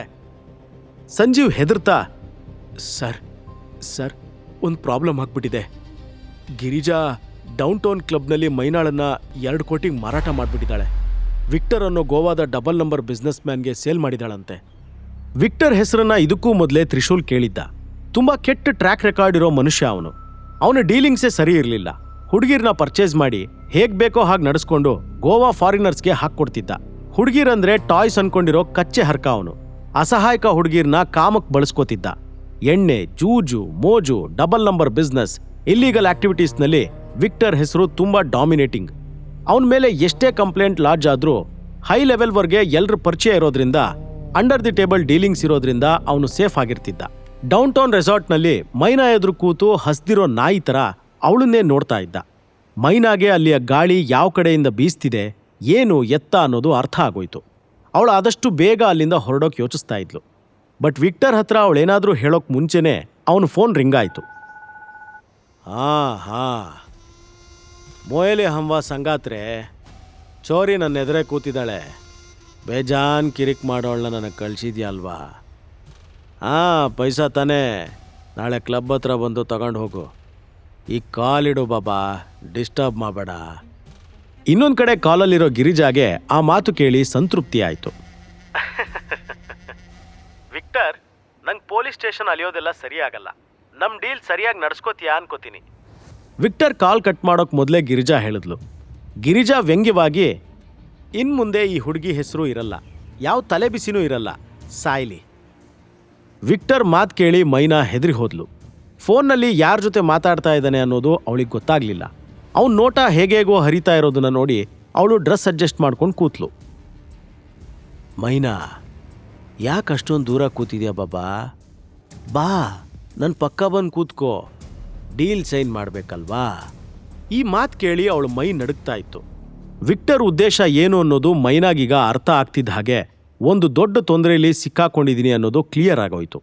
ಅವಳಿಗೆ ಯಾಕೋ ಚಿಕ್ಕವಳಾಗಿದ್ದಾಗಿನ ನೆನಪೆಲ್ಲ ಒಂದೇ ಸಲ ದಾಳಿ ಮಾಡೋಕ್ಕೆ ಸ್ಟಾರ್ಟ್ ಮಾಡಿದ್ವು.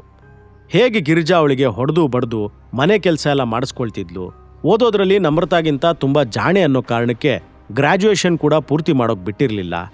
ನಮ್ರತಾ ಕೂಡ ಜಲಸಿ ಫೀಲ್ ಮಾಡ್ಕೊಳ್ತಿದ್ಲು, ಯಾಕಂದರೆ ಮೈನಾ ಅವಳಿಗಿಂತ ತುಂಬಾ ಬ್ಯೂಟಿಫುಲ್ ಆಗಿದ್ಲು. ನಮ್ರತಾ ಯಾವಾಗಲೂ ಏನಾದರೂ ಪ್ರಾಬ್ಲಮ್ ಕ್ರಿಯೇಟ್ ಮಾಡಿ ಅದ್ರ ಎಲ್ಲ ಅಪವಾದನ ಮೈನಾ ಮೇಲೆ ಹಾಕ್ತಿದ್ಲು. ಮೈನಾ ಚಿಕ್ಕೋಳಾಗಿದ್ದಾಗಿನಿಂದಲೂ ಇಂಥದ್ದೆಲ್ಲ ಸಹಿಸ್ಕೊಂಡು ಈಗೊಂಥರ ಬಂಡೆಗಲ್ಲಿನ ಥರ ಆಗ್ಬಿಟ್ಟಿದ್ಲು. ಅವಳು ಪೂರ್ತಿ ಚೈಲ್ಡ್ಹುಡ್, ಆ 12 ವರ್ಷದ ಹಿಂದಿನ ಆ ಹುಡುಗ ಇವತ್ತಲ್ಲ ನಾಳೆ ಬಂದು ಇಲ್ಲಿಂದ ನನ್ನನ್ನು ಬಿಡಿಸ್ಕೊಂಡು ಹೋಗ್ತಾನೆ ಅನ್ನೋ ಭರವಸೆಲೇ ಕಳೆದ್ಬಿಟ್ಲು. ಆದರೆ ಆ ಹುಡುಗ ಬರಲೇ ಇಲ್ಲ. ಬಟ್ ಇಂಥ ಜೀವನ ಇನ್ನು ನಡ್ಸೋಕೆ ಅವಳ ಕೈಲಿ ಆಗ್ತಾ ಇರಲಿಲ್ಲ. ವಿಕ್ಟರ್ ಅವಳ ಜೊತೆ ಕೆಟ್ಟದಾಗಿ ನಡ್ಕೊಳ್ಳೋಕೆ ಸ್ಟಾರ್ಟ್ ಮಾಡಿದ್ರೆ ಜೀವ ತೆಕ್ಕೊಂಡ್ಬಿಡ್ಬೇಕು ಅನ್ನೋ ಯೋಚನೆಯಲ್ಲಿದ್ಲು ಮೈನಾ. ಇನ್ನೊಂದು ಕಡೆ ವಿಕ್ಟರ್ಗೆ ಮೈನಾನ ಸೇಲ್ ಮಾಡಿದರೆ ಅನ್ನೋದನ್ನ ಕೇಳೇ ತ್ರಿಶೂಲ್ಗೆ ರಕ್ತ ಕುದೀತಾ ಇತ್ತು. ಕೋಪದಿಂದ ಕೆಂಪಾಗಿರೋ ಅವನ ಕಣ್ಣಿಂದ ಅಗ್ನಿ ಉಗುಳಿ ಇಡೀ ಜಗತ್ತನ್ನೇ ಸುಡ್ತಾನೇನೋ ಅನ್ನಿಸ್ತಿತ್ತು. ನಂಗೆ ಈಗಿಂದೀಗಲೇ ಡೌನ್ ಟೌನ್ ರೆಸಾರ್ಟ್ಗೆ ಹೋಗಬೇಕು, ಬೇಗ ಗಾಡಿ ತೆಗಿರಿ. ಆ್ಯಂಡ್ ಇನ್ನೊಂದು ವಿಚಾರ, ನಂಗೆ ಎಲ್ಲಿವರೆಗೆ ಮೈನಾ ಸಿಗಲ್ವೋ ನಾನು ಯಾರು ಅನ್ನೋದು ಕಾನ್ಫಿಡೆನ್ಷಿಯಲ್ ಆಗೇ ಇರಲಿ. ಯಾರಿಗೂ ನನ್ನ ಬಗ್ಗೆ ಏನು ಹೇಳೋದು ಬೇಡ. ಎಸ್ ಸರ್, ನೀವು ಚಿಂತೆ ಮಾಡಬೇಡಿ, ನಾನು ಇದನ್ನೆಲ್ಲ ಸೀಕ್ರೆಟ್ ಆಗಿ ಇಡ್ತೀನಿ, ಸಂಜೀವ್ ಹೇಳ್ದ. ತ್ರಿಶೂಲ್ ಲಿಫ್ಟ್ ಕಡೆ ಹೋದ. ಒಂದೊಂದು ಸೆಕೆಂಡ್ ಕೂಡ ಅವನಿಗೆ ತುಂಬ ಇಂಪಾರ್ಟೆಂಟ್ ಆಗಿತ್ತು. ಮೈನಾ, ನಿನ್ನ ಸೇವ್ ಮಾಡೋಕೆ ನಾನು ಬರ್ತಾ ಇದ್ದೀನಿ. ಒಂದು ಸ್ವಲ್ಪ ಹೊತ್ತು ನಂಗೋಸ್ಕರ ವೆಯ್ಟ್ ಮಾಡು. ನಿನ್ನ ನೀನು ಸಂಭಾಳಿಸ್ಕೊ. ತ್ರಿಶೂಲ್ ಅವನಷ್ಟಕ್ಕೆ ಹೇಳ್ಕೊತಿದ್ದ. ಅಷ್ಟೊತ್ತಿಗೆ ಅವನೆದುರು ಕಿರಣ್ ಬಂದು ನಿಂತ. ತ್ರಿಶೂಲ್, ನೀನೇನಿಲ್ಲಿ? ಹೋ, ಗಾರ್ಡ್ ಕೆಲಸ ಕೇಳ್ಕೊಂಡು ಬಂದ್ಯಾ? ನಿಂಗೆ ಗೊತ್ತಿದೆಯಾ, ಇಲ್ಲಿನ ಗಾರ್ಡ್ಸ್ ಕೂಡ ವೆಲ್ ಕ್ವಾಲಿಫೈಡ್ ಇದ್ದಾರೆ. ನಿನಗಂತೂ ಇಲ್ಲಿ ಕೆಲಸ ಸಿಗಲ್ಲ. ಬೇಕಿದ್ರೆ ನನ್ನ ಮನೆ ಟಾಯ್ಲೆಟ್ ಕ್ಲೀನ್ ಮಾಡೋ ಕೆಲಸ ಖಾಲಿ ಇದೆ. ತಿಂಗಳಿಗೆ 5,000 ಕೊಡ್ತೀನಿ, ಮಾಡ್ತೀಯಾ? ತ್ರಿಶೂಲ್ ಸುಮ್ಮನೆ ಅವನ ಬಾಯಿಗೆ ಬಿದ್ದು ಟೈಮ್ ವೇಸ್ಟ್ ಮಾಡೋದು ಬೇಡ ಅಂದ್ಕೊಂಡು ಮುಂದೆ ಹೋದ. ಬಟ್ ಕಿರಣ್ ಅವನ ದಾರಿಗೆ ಅಡ್ಡ ಬಂದು, ಓಹೋ, ನನ್ನ ಹತ್ರನೇ ಆಟಿಟ್ಯೂಡ್ ತೋರಿಸ್ತಾ ಇದೆಯಾ? Waste fellow. ಎಸ್, ನಿನಗೆ ಹೇಳೋದು ಮರ್ತೆ ಅಲ್ವಾ? ಇವತ್ತು ನನ್ನ ಕಂಪ್ನಿ ಮತ್ತು ನಾಯಕ್ ಗ್ರೂಪ್ಸ್ ಒಂದು ಡೀಲ್ ಸೈನ್ ಮಾಡ್ತಾ ಇದ್ದೀವಿ. ನಮ್ಮ ಕೊಲ್ಯಾಬ್ರೇಷನ್ ಆಗಿಬಿಟ್ರೆ ನಾನು ಕರೋಡ್ಪತಿ ಆಗ್ತೀನಿ. ಬಟ್ ನೀನು ರೋಡ್ಪತಿಯಾಗಿ ಈ ಸಿಟಿಲಿ ಬದುಕೋದು ತುಂಬ ಕಷ್ಟ ಆಗುತ್ತೆ. ಈಗ ನಮ್ರತಾ ಕೂಡ ನಿನ್ನ ಕೈ ಜಾರು ಹೋಗಿದ್ದಾಳೆ. ತುತು ಸೋ ಸ್ಯಾಡ್. ತ್ರಿಶೂಲ್ ಮುಷ್ಟಿ ಬಿಗಿ ಆಯಿತು. ಅವನ ತಲೆಲೀಗ ಬರೀ ಮೈನಾ ತೊಂದರೆಲಿದ್ದಾಳೆ ಮತ್ತು ಈ ಇಡಿಯೇಟ್ ಸುಮ್ಮನೆ ನನ್ನ ಟೈಮ್ ವೇಸ್ಟ್ ಮಾಡ್ತಾ ಇದ್ದಾನೆ ಅನ್ನೋದೊಂದೇ ಓಡ್ತಾ ಇತ್ತು. ನನ್ನ ಹತ್ರ ನಿನ್ನ ಫಾಲ್ತು ಮಾತು ಕೇಳ್ತಾ ನಿಲ್ಲೋಕೆ ಟೈಮ್ ಇಲ್ಲ, ಪಕ್ಕಕ್ಕೆ ಸರ್ಕೋ ಅಂತ ಹಲ್ ಕಡಿತಾ ಹೇಳ್ದ. ತ್ರಿಶೂಲ್ಗೆ ಇನ್ನೊಂದು ಸೆಕೆಂಡ್ ಕೂಡ ಅಲ್ಲಿ ನಿಲ್ಲೋಕೆ ಪೇಷನ್ಸ್ ಇರಲಿಲ್ಲ. ಇನ್ನೇನು ಮಾತಾಡದೆ ಕಿರಣ್ನ ದೂಡ್ಕೊಂಡು ಲಿಫ್ಟ್ ಒಳಗೆ ಹೋದ. ತ್ರಿಶೂಲ್ ದೂಡ್ ಹೋದ ಫೋರ್ಸ್ಗೆ ಕಿರಣ್ ಬೀಳೋ ಥರ ಆದ. ಅಲ್ಲೇ ಇದ್ದ ಚೇರ್ ಹಿಡ್ಕೊಂಡು ಕಂಟ್ರೋಲ್ ಮಾಡಿಕೊಂಡು, ಏಯ್ ಯೂಸ್ಲೆಸ್ ರಾಸ್ಕಲ್, ನನ್ನೇ ದೂಡ್ ಹೋಗ್ತೀಯಾ? ಒಂದು ಸಲ ನಾಯಕ್ ಗ್ರೂಪ್ಸ್ ಜೊತೆ ನನ್ನ ಕಾಂಟ್ರಾಕ್ಟ್ ಸೈನ್ ಆಗಲಿ, ಈ ಕಿರಣ್ ಯಾರು ಅನ್ನೋದನ್ನ ನಿಂಗೆ ತೋರಿಸ್ತೀನಿ. ಅಷ್ಟೊತ್ತಿಗೆ ಲಿಫ್ಟ್ ಡೋರ್ ಓಪನ್ ಆಯಿತು. ತ್ರಿಶೂಲ್ ಫೋನ್ ತೆಗೆದು ಸಂಜೀವ್ ಕಾಲ್ ಮಾಡಿ, ಕಿರಣ್ ಮತ್ತು ನಾಯಕ್ ಗ್ರೂಪ್ಸ್ ಜೊತೆ ಯಾವುದೇ ಡೀಲ್ ನಡೀಬಾರ್ದು, cancel it. Yes sir, noted. ಸ್ವಲ್ಪ ಹೊತ್ತಿಗೆಲ್ಲ ಸಂಜೀವ್ ಸೆಕ್ರೆಟರಿ ಓಡ್ತಾ ಬಂದು, ಮಿಸ್ಟರ್ ಕಿರಣ್, ಬೇಗ ಹೊರಡಿ ಅಂದ. ಆ ಮಾತು ಕೇಳಿ ಕಿರಣ್ಗೆ ಖುಷಿ ಆಯಿತು. ಸಂಜೀವ್ ಸರ್ ಫ್ರೀ ಆದ್ರಾ? ನಾನು ಡೀಲ್ ಸೈನ್ ಮಾಡೋಕ್ಕೆ ಹೋಗ್ಬೋದಾ? ನೋನೋ, ಅದು ಸಂಜೀವ್ ಸರ್ ಆರ್ಡ್ರ್ ಮಾಡಿದ್ದಾರೆ. ಅದು ನಿಮ್ಮ ಜೊತೆ ಡೀಲ್ ಕ್ಯಾನ್ಸಲ್ ಮಾಡ್ತಾ ಇದ್ದಾರಂತೆ. ಸೆಕ್ರೆಟರಿ ಹೇಳಿದ ಕೇಳಿ ಕಿರಣ್ ಮುಖ ಬಿಳಿಚ್ಕೊಂತು. ಏನು ಹೇಳ್ತಾ ಇದೀಯಾ? ನಿನ್ನ ತಲೆ ಸರಿ ಇದೆ ತಾನೇ? ನಾನಿಲ್ಲಿ ಬರೋಕ್ಕೆ ಮುಂಚೆನೇ ಅವ್ರ ಹತ್ರ ಮಾತಾಡಿದ್ದೀನಿ. ನನ್ನ ಹತ್ರ ಇರೋದನ್ನೆಲ್ಲ ಈ ಡೀಲ್ಗೆ ಸುರಿದಿದ್ದೀನಿ. ಈಗ ಏಕ್ದಮ್ ಕ್ಯಾನ್ಸಲ್ ಅಂದರೆ ನಾನು ಬೀದಿಗೆ ಬೀಳ್ತೀನಿ ಅಷ್ಟೇ. ಇದು ನನ್ನ ಕೈಲಿಲ್ಲ mister Kiran, I am sorry. ನೀವು ನಮ್ಮ ಕಂಪ್ನಿ ಯಾರೋ ದೊಡ್ಡ ವ್ಯಕ್ತಿನ ಅಫೆಂಡ್ ಮಾಡಿದ್ದೀರಾ. ಅವ್ರು ಹೇಳಿದ್ದಕ್ಕೆ ಈ ಡೀಲ್ ಕ್ಯಾನ್ಸಲ್ ಆಗಿದೆ. ಮೊದಲು ಇಲ್ಲಿಂದ ಹೊರಟೋಗಿ, ಇಲ್ಲದೇ ಇದ್ರೆ ಗಾರ್ಡ್ಸ್ನ ಕರೆಸಿ ನಿಮ್ಮನ್ನು ಹೊರಗೆ ಹಾಕಬೇಕಾಗತ್ತೆ. ಕಿರಣ್ಗೆ ಲಾಸ್ಟ್ 2 ದಿನದಿಂದ ಯಾರಿಗೆಲ್ಲ ಅವಮಾನ ಮಾಡಿದ್ದೀನಿ ಅನ್ನೋದೇ ಅರ್ಥ ಆಗಲಿಲ್ಲ. ಬರೇ ತ್ರಿಶೂಲ್ನ ಮಾತ್ರ ಆಡ್ಕೊಂಡಿದ್ದ.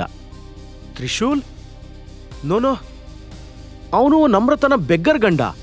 ಅವನಿಗೆಲ್ಲ ಇವ್ರ ಜೊತೆ ಏನು ಸಂಬಂಧ? ಯಾರಿಗೆ ನನ್ನಿಂದ ಅವಮಾನ ಆಗಿದೆ ಅನ್ನೋದನ್ನೇ ಯೋಚನೆ ಮಾಡೋಕೆ ಮೈಂಡ್ಗೆ ಫೋರ್ಸ್ ಮಾಡ್ತಾ ಇದ್ದ.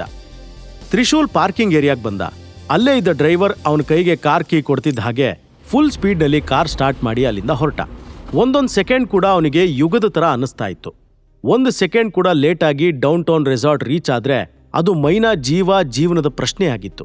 ಅವಳೀಗ ಕಾಮದಿಂದ ಕುರುಡಾಗಿರೋ ವಿಕ್ಟರ್ ಅನ್ನೋ ನರಿ ಮುಂದೆ ನಿಂತಿದ್ಲು. ಅವಳನ್ನ ಹರಿದು ತಿನ್ನೋಕೆ ಆ ವಿಕ್ಟರ್ ಕಾಯ್ತಾ ಇದ್ದ. ವಂಶಿ ಕಳಿಸಿರೋ ಸುಪಾರಿ ಕಿಲ್ಲರ್ ಗುನ್ನಾ ಕೂಡ ತ್ರಿಶೂಲ್ ಆ ಬಿಲ್ಡಿಂಗ್ನಿಂದ ಹೊರಗೆ ಬರೋದನ್ನೇ ಕಾಯ್ತಾ ಇದ್ದ. ಗುನ್ನಾ ಫೋನ್ ತೆಗೆದು ವಂಶಿಗೆ ಕಾಲ್ ಮಾಡಿ, ಯಾಸ್ ಚೋಟಾ ಸಾಬ್, ಅರ್ಧ ದುಡ್ಡು ನನ್ನ ಅಕೌಂಟಿಗೆ ಬಂದಿದೆ. ಇವತ್ತು ನಿಮ್ಮ ಕೆಲಸ ಆಗುತ್ತೆ. ಫೀಲ್ಡಲ್ಲಿ ಸುಮ್ಮನೆ ನಂಗೆ ಗುನ್ನಾ ಅಂತ ಕರೆಯೋಲ್ಲ. ನಾನು ಒಂದು ಗುನ್ನಾ ಇಟ್ಟರೆ ಅವನ ತಲೆ ಒಡೆದು ಬುರುಡೆ ಆಚೆ ಬರುತ್ತೆ. ತ್ರಿಶೂಲ್ಗೆ ಈಗ ಮೈನಾನ ಸೇವ್ ಮಾಡೋಕ್ಕಾಗುತ್ತಾ? ವಂಶಿ ಅವನನ್ನು ಕೊಲ್ಸೋಕೆ ಅಂತ ಗುನ್ನಾಗ್ ಸುಪಾರಿ ಕೊಟ್ಟಿದ್ದು ತ್ರಿಶೂಲಿಗೆ ತಿಳಿಯುತ್ತಾ? ಕಿರಣ್ ಡೀಲ್ ಕ್ಯಾನ್ಸಲ್ ಆಯಿತು ಅನ್ನೋದು ಕೇಳಿ ಗಿರಿಜಾ ಮತ್ತು ನಮ್ರತಾ ರಿಯಾಕ್ಷನ್ ಹೇಗಿರ್ಬೋದು? ಈ ಕಿರಣ್ ಮತ್ತೆ ವಂಶಿಗೆ ತ್ರಿಶೂಲ್ ಯಾರು ಅನ್ನೋದು ಗೊತ್ತಾಗುತ್ತಾ?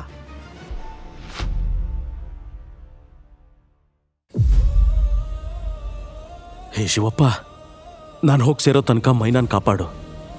ಅವಳಿಗೆ ಏನು ಆಗದೆ ಇರೋ ಥರ ನೋಡ್ಕೊಳ್ಳೋದು ನಿನ್ನ ಕೆಲಸ. ತ್ರಿಶೂಲ್ ಕಾರ್ ಡ್ರೈವ್ ಮಾಡ್ತಾ ಮನ್ಸಲ್ಲೇ ಬೇಡ್ಕೊಳ್ತಿದ್ದ. ಅವನು ಎಕ್ಸ್ಲೇಟರ್ ಮೇಲೆ ಇನ್ನೂ ಕಾಲ್ ಜೋರಾಗಿ ಒತ್ತಿ ಬಾರ್ಡರ್ ಸೆಕ್ಯೂರಿಟಿ ಟೋಲ್ ಎಲ್ಲ ಮುರ್ಕೊಂಡು ಡೌನ್ ಟೌನ್ ರೆಸ್ಟೋರೆಂಟ್ ಕಡೆ ನುಗ್ತಾ ಇದ್ದ. ಈಗ ಅವನ ಮೈಂಡಲ್ಲಿ ಓಡ್ತಾ ಇರೋದು ಮೈನಾ ಸೇಫ್ ಆಗಿದ್ರೆ ಸಾಕು ಅನ್ನೋದೊಂದೇ ಚಿಂತೆ. ನಾಯಕ್ ಗ್ರೂಪ್ಸ್ ಜೊತೆ ಡೀಲ್ ಕ್ಯಾನ್ಸಲ್ ಆಗಿ ಬೇಸರದಿಂದ ಹೊರಟ ಕಿರಣ್, ನಾನು ಅಫೆಂಡ್ ಮಾಡಿದ್ದಾದ್ರೂ ಯಾರನ್ನ ಅನ್ನೋದನ್ನೇ ಥಿಂಕ್ ಮಾಡ್ತಾ ಇದ್ದ. ಡೀಲ್ ಕ್ಯಾನ್ಸಲ್ ಆಗಿರೋ ಬೇಸರ, ಇನ್ಮೇಲೆ ಬೀದಿಗೆ ಬೀಳ್ತೀನಿ ಅನ್ನೋ ಭಯದಿಂದ ಅವನ ತಲೆ ಕೂಡ ಕೆಲಸ ಮಾಡ್ತಾ ಇರಲಿಲ್ಲ. ಹೇಗೋ ಅವನು ಕಾರ್ ತನಕ ಹೋಗಿ ಮುಟ್ದ. ಅಷ್ಟೊತ್ತಿಗೆ ಅವನ ಫೋನ್ಗೆ ಗಿರ್ಜಾ ಕಾಲ್ ಮಾಡಿದ್ರು. ಕಿರಣ್ ಫೋನ್ ರಿಸೀವ್ ಮಾಡಿ ಹಲೋ ಹೇಳೋಕ್ ಮುಂಚೆನೆ, ಕಿರಣ್, ನಿನ್ ಡೀಲ್ ಸೈನ್ ಆಯ್ತು ಅಲ್ವಾ? ಮರಿಬೇಡ, ನಮ್ರತಾ ಬರ್ತ್ಡೇ ಹತ್ರ ಬರ್ತಾ ಇದೆ. ನಿನ್ ಕಂಪನಿ ಎಲ್ಲಾ ಎಂಪ್ಲಾಯೀಸ್ನು ಬರ್ತ್ಡೇಗೆ ಇನ್ವೈಟ್ ಮಾಡು. ಸಂಜೀವ್ ಅವರನ್ನು ಕರಿ. ನಮ್ರತಾಗೆ ಅವ್ರನ್ನೆಲ್ಲ ಇಂಟ್ರೊಡಕ್ಷನ್ ಮಾಡಿಕೊಟ್ರೆ ಎಷ್ಟು ಒಳ್ಳೇದಾಗತ್ತೆ. ಪ್ರೊಫೆಷನಲ್ ಆಗಿ ಎಲ್ಲ ಪರಿಚಯ ಮಾಡ್ಕೊಂಡ್ರೆ ಒಳ್ಳೇದು ಅಂತ ನಾನು ಹೇಳ್ತಾ ಇದ್ದೀನಿ. ನನ್ ಮಾತು ತಪ್ಪಾಗಿ ಅರ್ಥ ಮಾಡ್ಕೋಬೇಡ. Shut up, just shut your bloody mouth. ಸುಮ್ನೆ ವಟ ವಟ ಅಂತ ಕೊರಿತಾ ಇರಬೇಡ ದುರಾಸೆ ಮುಕ್ಕಿ. ನನ್ ಡೀಲ್ ಕ್ಯಾನ್ಸಲ್ ಆಗಿದೆ, ಅರ್ಥ ಆಯ್ತಾ? ಕಿರಣ್ ಕೋಪದಿಂದ ಹೇಳ್ಬಿಟ್ಟ. ಅವನು ಗಿರಿಜಾ ಜೊತೆ ಇದೇ ಫಸ್ಟ್ ಟೈಮ್ ಇಷ್ಟೊಂದು ರೂಡ್ ಆಗಿ ಮಾತಾಡಿದ್ದು. ಗಿರಿಜಾ ಆಶ್ಚರ್ಯದಿಂದ, ಬಟ್ ಅದ್ ಹೇಗ್ ಸಾಧ್ಯ? ಬಿಸ್ನೆಸ್ ಡೀಲ್ ಮುಂಚೆನೆ ಆಗಿತ್ತಲ್ವಾ? ನಂಗೇನ್ ಗೊತ್ತು ಇದೆಲ್ಲ ಹೇಗಾಯ್ತು ಯಾಕಾಯ್ತು ಅಂತ. ನಾನು ಬರ್ಬಾದಾದೆ ಅನ್ನೋ ತಲೆ ಬಿಸಿಲಿದ್ರೆ ನಿನ್ ಮಗಳ ಬರ್ತಡೇ ಚಿಂತೆನಾ? 4 ಕತ್ತೆ ವಯಸ್ಸಾಗಿದೆ ಅವಳಿಗೆ, ಯಾಕೆ ಬರ್ತಡೇ ಅಂತೆಲ್ಲ ಮಾಡೋದು? ವೇಸ್ಟ್ ಅದೆಲ್ಲ. ಕಿರಣ್ ಫೋನ್ ಕಟ್ ಮಾಡ್ದ. ಕಿರಣ್ ಮಾತ್ ಕೇಳಿ ಗಿರಿಜಾ ಕೂಡ ಶಾಕಲ್ಲಿದ್ಲು. ಅವಳು ಪಕ್ಕ ಕೂತಿರೋ ಮಗಳನ್ನ ನೋಡ್ತಾ, ಈ ಕಿರಣ್ ಕೂಡ ಯೂಸ್ಲೆಸ್ ಆಗ್ಬಿಟ್ಟ ಕಣೆ, ಛೇ, ಅವನ್ ಡೀಲ್ ಕ್ಯಾನ್ಸಲ್ ಆಯ್ತಂತೆ. ಓಹ್ ನೋ ಮಮ್ಮಿ, ನನ್ನ ಬರ್ಡೇಗೆ ಸಂಜೀವ್ ಪಾಟೀಲ್ ಬರ್ತಾ ಇಲ್ವಾ? ನಮ್ಮ ಕಂಪ್ನಿಗೆ 2 crores ಇನ್ನೆಲ್ಲಿಂದ ಸಿಗುತ್ತೆ? ಈಗ ನಾವೇನ್ ಮಾಡೋದು? ತಲೆ ಮೇಲೆ ಕೈ ಹೊತ್ತು ಕೂತ್ಬಿಟ್ಲು ನಮ್ರತ. 1 ಸೆಕೆಂಡ್ ನಂತರ, ಮಮ್ಮಿ, ನಾವು ಅಜ್ಜನ್ ತರವಾಡಿನ ಮನೆನ ಸೇಲ್ ಮಾಡಿಬಿಡೋಣವಾ? ಅದರಿಂದ 2-3 ಕೋಟಿ ಅಂತೂ ಕೈಗೆ ಸಿಗ್ಬೋದು. ನಮ್ರತ ಮಾತ್ ಕೇಳಿ ಗಿರಿಜಾ ಕುಹಕದಲ್ಲಿ ನಗ್ತಾ, ಕೂಲ್ ಮಗಳೇ ಕೂಲ್, ಮನೆ ಎಲ್ಲ ಮಾರೋದ್ ಬೇಕಿಲ್ಲ. ನಮ್ಮ ಹತ್ರ ಒಂದು ಗಿಳಿ ಇದೆಯಲ್ಲ, ಅದು ಯಾವಾಗ ನಮ್ಗೆ ಉಪಯೋಗಕ್ಕೆ ಬರುತ್ತೆ? ಯಾವ ಗಿಳಿ ಮಮ್ಮಿ? ಏನ್ ಹೇಳ್ತಾ ಇದೀಯಾ? ಮೈನಾ ಅನ್ನೋ ಗಿಳಿ. ಗೋವಾ ಡಾನ್ ವಿಕ್ಟರ್ಗೆ ತುಂಬಾನೇ ಇಷ್ಟ ಆಗ್ಬಿಟ್ಟಿದ್ದಾಳೆ. ಅವಳಿಗೋಸ್ಕರ 2 ಕೋಟಿ ಕೊಡೋಕ್ ಕೂಡ ರೆಡಿ ಇದ್ದಾನೆ. 50 ಲಕ್ಷ ಅಡ್ವಾನ್ಸ್ ಸಿಕ್ಕಿದೆ. ಉಳಿದಿದ್ದ ದುಡ್ಡು ನಾಳೆ ಅವನ್ ಕ್ಲಬ್ ಹತ್ರ ಹೋಗಿ ಕಲೆಕ್ಟ್ ಮಾಡಬೇಕು. ಇದೊಂದು ನೈಟ್ ಆ ಮೈನಾ ಅವನ ಜೊತೆ ಕಳೆದ್ರೆ ಸಾಕು. ನಾಳೆಯಿಂದ ಫುಲ್ ಅವನ್ ಮುಷ್ಟಿಲಿರ್ತಾಳೆ. ನಮಗೆ ಒಂದು ತಲೆನೋವಿಂದ ಮುಕ್ತಿನೂ ಸಿಗುತ್ತೆ, ದುಡ್ಡು ಬರುತ್ತೆ. ಓ ಮಾಮ್, ಒಂದೇ ಕಲ್ಲಲ್ಲಿ 2 ಹಕ್ಕಿ ಹೊಡೆದೆ ಅಂತ ಹೇಳು. ಅಮ್ಮ ಮಗಳು ಹೈಫೈ ಕೊಟ್ಕೊಂಡು ನಗ್ತಾ ಇದ್ರು. ಆ ಬೇವರ್ಸಿ ಕಿರಣ್ ಬಗ್ಗೆ ಯೋಚನೆ ಮಾಡ್ಬೇಡ ನಿಮ್ಮಿ. ಅವನಿಲ್ಲ ಅಂದ್ರೆ ಬೇರೆ ಯಾರಾದ್ರೂ ರಿಚ್ ಬಕ್ರ ಹುಡ್ಕಿದ್ರೆ ಆಯ್ತು. ನಮಗೋಸ್ಕರ ದುಡ್ಡಿನ ಮಳೆ ಸುರ್ಸೋಕ್ ರೆಡಿ ಇರೋಂಥ ಕಂಪನಿ ಓನರ್ ಆಗಿದ್ರೆ ಇನ್ನು ಸೂಪರ್ ಆಗಿರುತ್ತೆ. ಗಿರಿಜಾ ಗೊತ್ತಿಲ್ಲದೆ ಇರೋ ವಿಷಯ ಏನಂದ್ರೆ, ಅವಳು ಯಾವ ಥರ ಅಳಿಯ ಮಗಳಿಗೆ ಸಿಗಬೇಕು ಅಂತ ಕನಸು ಕಾಣ್ತಿದ್ಲೋ ಆ ಎಲ್ಲಾನು ತ್ರಿಶೂಲ್ ಆಗಿದ್ದ. ಬಟ್ ಅವನನ್ನ ಬಡವ ಅನ್ಕೊಂಡು ಮನೆಯಿಂದ ಹೊರಗೆ ಹಾಕಿದ್ಲು. ಆದರೂ ಗಿರಿಜಾ ತುಂಬಾನೇ ಖುಷಿಲಿದ್ಲು. ಯಾಕಂದ್ರೆ ಅವಳಿಗೆ ವಿಕ್ಟರ್ನಿಂದ 50 ಲಕ್ಷ ಸಿಕ್ಕಿತ್ತು. ಮೈನಾಳಿಂದ ಪರ್ಮನೆಂಟ್ ಮುಕ್ತಿ ಕೂಡ ಸಿಕ್ತಿತ್ತು. ಗಿರಿಜಾಗೆ ಮೊದಲಿಂದಲೂ ಮೈನಾ ಅಂದ್ರೆ ಆಗ್ತಾನೆ ಇರಲಿಲ್ಲ. ಅವಳ ಗಂಡ ಹೆಚ್ಚಿನ ಟೈಮ್ ಮೈನಾ ತಾಯಿ ರಾಧಾ ಜೊತೆನೆ ಕಳೀತಿದ್ದ. ರಾಧಾ ಸತ್ಮೇಲ್ ಕೂಡ ಅವಳ ನೆನಪಲ್ಲೇ ಜಾಸ್ತಿ ಇರ್ತಿದ್ದ. ಸವತಿಗೆ ಹುಟ್ಟಿರೋ ಮೈನಾಳನ್ನ ಕಂಡ್ರೆ ಗಿರಿಜಾ ಉರಿದು ಬೀಳ್ತಿದ್ಲು. ಮೈನಾಗೆ ಅವಳು ಕೊಡದೇ ಇರೋ ಕಾಟನೇ ಇಲ್ಲ. ಈ ಗಿರಿಜಾ ಅವಳ ಜೀವ ಕೂಡ ತೆಗೆಯೋಕ್ ಹೋಗಿದ್ಲು. ಬಟ್ ಮಾವ ಮತ್ತೆ ಕಾನೂನಿಗೆ ಹೆದ್ರಿ ಸುಮ್ಮನೆ ಆಗಿದ್ಲು.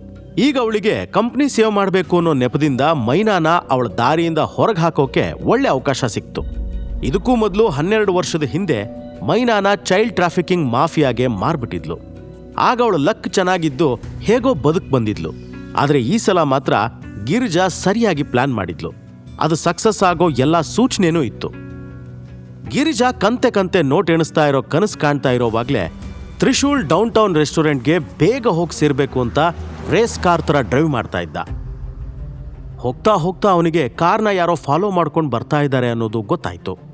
ಆದ್ರೂ ಅವನು ಆ ಗಾಡಿನ ಇಗ್ನೋರ್ ಮಾಡಿ ಮೈನಾ ಬಗ್ಗೆ ಮಾತ್ರ ಯೋಚನೆ ಮಾಡ್ದ. ತ್ರಿಶೂಲ್ ಫಾಲೋ ಮಾಡ್ತಾ ಇದ್ದಿದ್ದು ವಂಶಿ ಕಳಿಸಿರೋ ಸುಪಾರಿ ಕಿಲ್ಲರ್ ಗುನ್ನಾ ಮತ್ತವನ್ ಗ್ಯಾಂಗ್.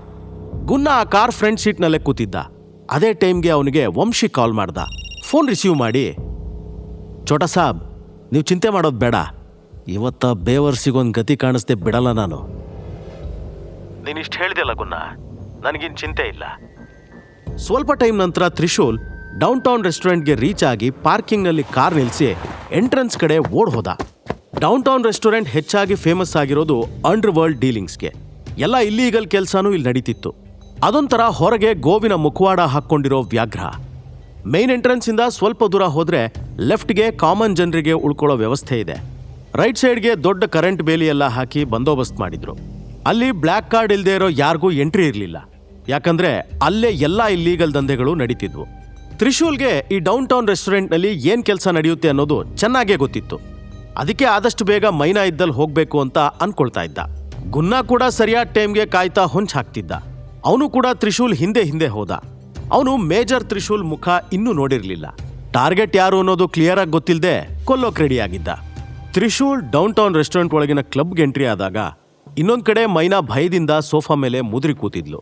ಅವಳೊಂದು ಸಿಂಪಲ್ ಚೂಡಿದಾರ್ ಹಾಕಿ ಮೇಕಪ್ ಇಲ್ದೆ ಕೂಡ ತುಂಬಾನೇ ಬ್ಯೂಟಿಫುಲ್ ಆಗಿ ಕಾಣ್ತಿದ್ಲು. ವಿಕ್ಟರ್ ಅವಳನ್ನ ನೋಡಿ ಈಗಾಗ್ಲೇ ಹುಚ್ಚಾಗಿದ್ದ. ಮೊದಲೇ ತೀಟೆ ತುಂಬಿಕೊಂಡಿರೋ ವಿಕ್ಟರ್ಗೆ ಮೈನಾ ಬ್ಯೂಟಿ ತಲೆ ಹಾಳು ಮಾಡ್ತಿತ್ತು. ಅವನು ದಿನಾ ರಾತ್ರಿ ಒಂದೊಂದು ಹುಡುಗಿ ಜೊತೆ ಕಳೀತಿದ್ದ. ಅವನ ಹತ್ರ ತುಂಬಾನೇ ದುಡ್ಡಿರೋದ್ರಿಂದ ಹುಡುಗಿರ್ ಕೂಡ ಅವನ ಹಿಂದೆ ಬೀಳ್ತಿದ್ರು. ಬಟ್ ವಿಕ್ಟರ್ಗೆ ಅವಳ ತರ ಹುಡುಗಿ ಸಿಕ್ಕಿದ್ದು ಇದೇ ಮೊದಲು. ಅವಳಿಗಾಗಿ ಈಸಿಯಾಗಿ 2 ಕೋಟಿ ಕೊಡೋಕೆ ರೆಡಿ ಇದ್ದ. ಆದ್ರೆ ಈ ಸಲ ಅವನು ಅವಳ ಜೊತೆ ಬರೀ 1 ನೈಟ್ ಸ್ಪೆಂಡ್ ಮಾಡೋಕಲ್ಲ, ಯಾವತ್ತಿಗೂ ಅವಳನ್ನ ಇಟ್ಕೊಳ್ಳೋಕಂತಾನೆ ಪರ್ಚೇಸ್ ಮಾಡಿದ್ದ. ಇನ್ನು ಅವನಿಗೆ ಕಂಟ್ರೋಲ್ ಮಾಡ್ಕೊಳಕ್ಕಾಗ್ದೆ ನಿಧಾನಕ್ಕೆ ಅವಳ ಹತ್ರ ಹೋಗಿ ಕೈ ಹಿಡ್ಕೊಂಡ. ಮೈನಾ ಪಟ್ ಅಂತ ಕೈ ಹಿಂದೆ ತಗೊಂಡು ಜೋರಾಗಿ, ಮಿಸ್ಟರ್ ವಿಕ್ಟರ್, ನಾನಿಲ್ಲಿ ಬಿಸ್ನೆಸ್ ಪರ್ಪಸ್ಗೆ ಬಂದಿದ್ದೀನಿ. ಅದನ್ ಬಿಟ್ಟು ಹೀಗೆ ಮೈ ಕೈ ಮುಟ್ಟಿ ಮಾತಾಡೋದು ಬೇಡ. Please be with in your limit ಅಂದ್ಲು. ಗಿರಿಜಾ ಮೈನಾಗ್ ಸುಳ್ಳು ಹೇಳಿ ಕಳಿಸ್ಕೊಟ್ಟಿದ್ಲು. ಶರ್ಮಾ ಕಂಪ್ನಿಲಿ ವಿಕ್ಟರ್ 2 ಕೋಟಿ ಇನ್ವೆಸ್ಟ್ ಮಾಡ್ತಾನೆ, ನೀನ್ ಹೋಗಿ ಕಾಂಟ್ರಾಕ್ಟ್ ಪೇಪರ್ಸ್ಗೆ ಸೈನ್ ಮಾಡಿಸ್ಕೊಂಡ್ ಬಾ ಅಂತ ಹೇಳಿದ್ಲು. ಅರೆ ಮೈನಾ ಬಾಬಾ, ಯಾಕಿಷ್ಟೊಂದು ಅರ್ಜೆಂಟ್ ಮಾಡ್ತೀಯಾ? ಬಿಸ್ನೆಸ್ನಲ್ಲಿ ಕೋಆಪರೇಷನ್ ತುಂಬಾನೇ ಮುಖ್ಯ. ಈಗಿಬ್ರು ಒಟ್ಟಿಗೆ ಕೂತು ಡಿನ್ನರ್ ಮಾಡೋಣ, ಆಮೇಲೆ ಮೂವಿ ನೋಡೋಣ ಅಂತ ಹೇಳ್ತಾ ಹತ್ರ ಹೋದ. ಚೋರಿ, ನೀನೇನೋ ಶರ್ಮಾ ಫ್ಯಾಮಿಲಿಗೆ ಅನೈತಿಕವಾಗಿ ಹುಟ್ಟಿದವಳಂತೆ. ಪಾಪ, ನಿನ್ನ ಜೀವನ ಎಷ್ಟು ಕಷ್ಟ ಆಯಿತೋ ಏನೋ. ನಿನ್ನ ಬಟ್ಟೆ ಕೂಡ ನೋಡು ಯಾವ ಥರ ಇದೆ. ನಾನು ನಿನಗೆ ಯಾವ ಬ್ರ್ಯಾಂಡ್ ಬಟ್ಟೆ ಬೇಕಿದ್ರೂ ಕೊಡಿಸ್ತೀನಿ. ಮೈನಾ, ನನ್ನ ಹತ್ರ ಬೇಜಾನ್ ದುಡ್ಡಿದೆ. ಗೋವಾಗೆ ಹೋಗೋಣ, ಎಂಜಾಯ್ ಮಾಡೋಣ. ಇಲ್ಲೇ ಇದ್ದು ಏನು ಮಾಡ್ತೀಯಾ? ವಿಕ್ಟರ್ ಮಾತು ಕೇಳಿ ಮೈನಾ ಕೋಪದಿಂದ ಕುದೀತಾ, ವಿಕ್ಟರ್, ದುಡ್ಡುಗೋಸ್ಕರ ಮೈ ಮಾರ್ಕೊಂಡು ಸೆಲ್ಫ್ ರೆಸ್ಪೆಕ್ಟ್ ಕಳ್ಕೊಳ್ಳೋ ಹುಡುಗಿರ್ ಥರ ನಾನಲ್ಲ. ಬೆಟರ್ ನೀವು ಲಿಮಿಟಲ್ಲಿರಿ. ವಿಕ್ಟರ್ ಕೋಪದಿಂದ, ನನ್ನೇ ಬೇಡ ಅನ್ನೋಷ್ಟು ಧೈರ್ಯನ ನಿನಗೆ? ಅವ್ನು ಭಾಳ ಕೆಟ್ಟ ಮನ್ಸ. ನಾನು ಹಾಗೆಲ್ಲ ಹೇಳಿಲ್ಲ. ನೀವು ನನ್ನ ಮಾತು ತಪ್ಪಾಗಿ ಅರ್ಥ ಮಾಡ್ಕೊಳ್ತಿದ್ದೀರಾ. ನಾನಿಲ್ಲಿ ಡೀಲ್ ಸೈನ್ ಮಾಡೋಕೆ ಬಂದಿದ್ದು. ಸೊ ಪ್ಲೀಸ್ ಅದನ್ನು ಮಾತಾಡೋಣ ಅಂತ ಕೇಳಿದೆ. ನೀವು ಬೇಗ ಈ ಡಾಕ್ಯುಮೆಂಟ್ಸ್ ಮೇಲೆ ಸೈನ್ ಮಾಡಿ. ವಿಕ್ಟರ್ಗೆ ಈಗ ಮೈನಾ ಮೇಲೆ ಇನ್ನೂ ಕೋಪ ಹೆಚ್ಚಾಯಿತು. ಆದರೆ ಅವಳ ಈ ಆಟಿಟ್ಯೂಡ್ ಅಟ್ರಾಕ್ಟಿವ್ ಆಗು ಅನ್ನಿಸ್ತು. ಅವಳು ಗುಲಾಬಿ ತುಟಿಗಳು, ಗಾಢ ಕಪ್ಪು ಕಣ್ಣು, ತೆಳ್ಳಗಿನ ಕುತ್ತಿಗೆ, ಆಕರ್ಷಕ ದೇಹ, ಆಹಾ, ಅವನಿಗೆ ಹುಚ್ಚಿಡಿಸ್ತಾ ಇತ್ತು. ಅವಳನ್ನ ಮುಟ್ಟಿ ಆನಂದ ಪಡೆಯೋಕೆ ಕಾಯ್ತಾನೆ ಇದ್ದ. ವಿಕ್ಟರ್ ಒಂದು ವೈನ್ ಬಾಟ್ಲನ್ನ ತೆಗೆದು ಮೈನಾ ಮುಂದೆ ಇಡ್ತಾ, ಇದೊಂದು ಬಾಟ್ಲು ಖಾಲಿ ಆಗಲಿ, ಆಮೇಲೆ ನೀನು ಎಲ್ಲಿ ಹೇಳ್ತೀಯೋ ಅಲ್ಲಿ ನಾನು ಸೈನ್ ಮಾಡ್ತೀನಿ. ಮೈನಾಗೆ ಅವನ್ ಬಕ್ವಾಸ್ ಮಾತು ಕೇಳ್ತಾ ಇರೋಕೆ ಪೇಷನ್ಸ್ ಇರಲಿಲ್ಲ. ಮಿಸ್ಟರ್ ವಿಕ್ಟರ್, ನಿಮಗೆ ಈ ಡೀಲ್ ಮೇಲೆ ಸೈನ್ ಮಾಡೋಕೆ ಮನ್ಸಿಲ್ದಿದ್ರೆ ಬೇಡ. ಸುಮ್ಮನೆ ನನ್ನ ಟೈಮ್ ವೇಸ್ಟ್ ಮಾಡಬೇಡಿ. ನಾನು ಹೊರಡ್ತೀನಿ. ಗುಡ್ ಬಾಯ್. ಮೈನಾ ಬ್ಯಾಗ್ ಹೆಗ್ಲಿಗೆ ಹಾಕ್ಕೊಂಡು ಸುಮ್ಮನೆ ಎದ್ದು ಅಲ್ಲಿಂದ ಹೊರಟ್ಲು. ವಿಕ್ಟರ್ ಹಿಂದಿನಿಂದ ಕೂಗ್ತಾ, ತು ಕಿತ್ತೆ ಸಮಜ್ಲಿ, ನೀನೇನಿದನ್ ಸರ್ಕಾರಿ ಟಾಯ್ಲೆಟ್ ಅನ್ಕೊಂಡ್ಯಾ? ಮನ್ಸಿಗೆ ಬಂದಾಗ ಬರೋಕೆ ಹೋಗೋಕೆ. ನಂತರ ಫಾಸ್ಟ್ ಆಗಿ ಪ್ರೈವೇಟ್ ರೂಮ್ ಡೋರ್ ಕ್ಲೋಸ್ ಮಾಡ್ಬಿಟ್ಟ. ಮೈನಾಗೆ ಒಂದ್ ಕಡೆ ಭಯ ಆಗ್ತಿತ್ತು, ಇನ್ನೊಂದ್ ಕಡೆ ಕೋಪನೂ ಬರ್ತಿತ್ತು. ಈ ಕಡೆ ತ್ರಿಶೂಲ್ ಕೂಡ ಡೌನ್ ಟೌನ್ ರೆಸ್ಟೋರೆಂಟ್ ಒಳಗೆ ಬಂದಿದ್ದ. ಬಟ್ ಅವನಿಗೆ ಮೈನಾನ ಎಲ್ಲಿಂದ ಹುಡ್ಕೋಕ್ ಸ್ಟಾರ್ಟ್ ಮಾಡ್ಲಿ ಅನ್ನೋದೇ ಗೊತ್ತಾಗ್ತಾ ಇರಲಿಲ್ಲ. ಅವನ್ ಹಿಂದೆನೆ ಬರ್ತಾ ಇರೋ ಗುನ್ನ ಒಂದ್ ಪ್ಲಾನ್ ಮಾಡ್ಕೊಂಡು ಗನ್ ಹಿಡ್ಕೊಂಡು ಶಿಕಾರಿ ಹಿಂದೆ ಹಿಂದೆ ಹೋಗ್ತಾ ಇದ್ದ. ತ್ರಿಶೂಲ್ ಕ್ಲಬ್ ಒಳಗೆ ಹೋಗ್ತಿದ್ದಂಗೆ ಅಲ್ಲಿದ್ದ ಬಾಡಿಗಾರ್ಡ್ ಒಬ್ಬ ಕಾರ್ಡ್ ಕೇಳ್ದ. ಕಾರ್ಡ್ ಬಗ್ಗೆ ಏನೂ ಗೊತ್ತಿಲ್ಲದೆ ಇರೋ ತ್ರಿಶೂಲ್ ಇಲ್ಲ ಅಂತ ತಲೆ ಆಡಿಸ್ದ. ಆಗ ಗಾರ್ಡ್ ಗನ್ ತೆಗೆದು ಕೈಲಿ ಹಿಡ್ಕೊಂಡ. ಫಾಸ್ಟ್ ಆಗಿ ಮೂವ್ ಮಾಡ್ದ ತ್ರಿಶೂಲ್ ಗಾರ್ಡ್ ಕೈನಿಂದ ಗನ್ ಕಸ್ದು ಅವನ ತಲೆಗೆ ಗುರಿ ಇಟ್ಟ. ಇಲ್ಲಿ ಯಾರಾದರೂ ವಿಕ್ಟರ್ ಅನ್ನೋನು 28 ವರ್ಷದ ಹುಡುಗಿನ ಕರ್ಕೊಂಡು ಬಂದಿದ್ದಾನ? ಅವನು ಎಲ್ಲಿದ್ದಾನೆ ಅಂತ ಬೇಗ ಹೇಳಿದ್ರೆ ನಿನ್ನ ಜೀವ ಉಳಿಯುತ್ತೆ.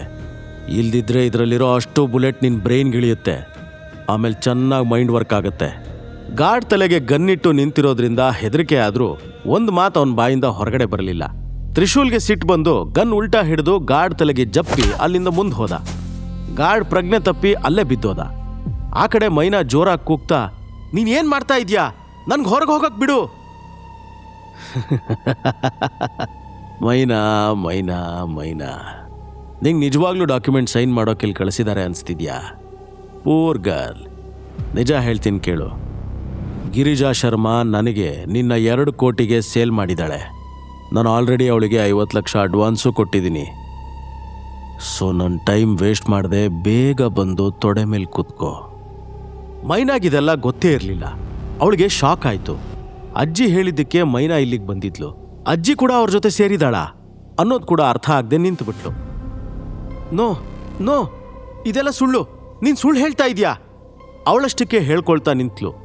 ಅದೇ ಟೈಮ್ಗೆ ವಿಕ್ಟರ್ ಹಿಂದಿಂದ ಹೋಗಿ ಅವಳ ಸೊಂಟಕ್ಕೆ ಕೈ ಹಾಕ್ದ. ಮೈನಾ ಅವಳನ್ನು ಸಂಭಾಳಿಸ್ಕೊಂಡು ಅವನ ಕೈ ತೆಗೆದು ಕೆನ್ನೆಗೆ ಒಂದೇಟ್ ಹಾಕಿ ಡೋರ್ ಕಡೆ ಓಡ್ ಹೋಗಿ ಓಪನ್ ಮಾಡೋಕೆ ಟ್ರೈ ಮಾಡಿದ್ಲು. ಹೆಲ್ಪ್ ಮೀ, ಯಾರಾದರೂ ಇದ್ದೀರಾ? ಪ್ಲೀಸ್ ಡೋರ್ ಓಪನ್ ಮಾಡಿ, ಪ್ಲೀಸ್ ಹೆಲ್ಪ್ ಮೀ. ಯಾವಾಗ ಡೋರ್ ಓಪನ್ ಮಾಡೋಕೆ ಅವಳಿಗೆ ಆಗ್ಲಿಲ್ವೋ ಮೈನಾ ಜೋರಾಗಿ ಕಿರ್ಚ್ಕೊಳ್ಳೋಕೆ ಸ್ಟಾರ್ಟ್ ಮಾಡಿದ್ಲು. ಅವಳು ಕಿರ್ಚಾಟ ನೋಡಿ ವಿಕ್ಟರ್ ಜೋರಾಗಿ ನಗೋಕ್ ಸ್ಟಾರ್ಟ್ ಮಾಡ್ದ.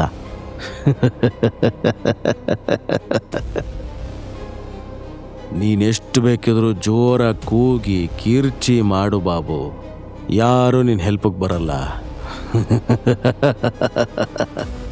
ಮೈನಾ ಅಲ್ಲೇ ನಿಂತು ರೂಮ್ ಸುತ್ತಲೂ ಒಂದ್ಸಲ ನೋಡಿದ್ಲು. ಓಪನ್ ವಿಂಡೋ ನೋಡಿ ಏನು ಮಾಡಬೇಕು ಅನ್ನೋದು ಅರ್ಥ ಆಯಿತು. ಅವಳು ವಿಂಡೋ ಕಡೆ ಓಡ್ ಹೋಗೋದನ್ನ ನೋಡಿದ ತಕ್ಷಣ ವಿಕ್ಟರ್ ಅವಳ ಕೈ ಹಿಡಿದು ಎಳೆದು ಸೋಫಾ ಮೇಲೆ ಬೀಳಿಸ್ದ. ಸಾಯೋಕೆ ಯಾಕೆ ಅಷ್ಟೊಂದು ಅರ್ಜೆಂಟಾ? ಮೊದಲು ನಾನು ನನ್ನ 2 ಕೋಟಿನಾದರೂ ನಿನ್ನಿಂದ ವಸೂಲ್ ಮಾಡ್ಕೋತೀನಿ. ನನ್ನ ಹತ್ರ ಬರಬೇಡ,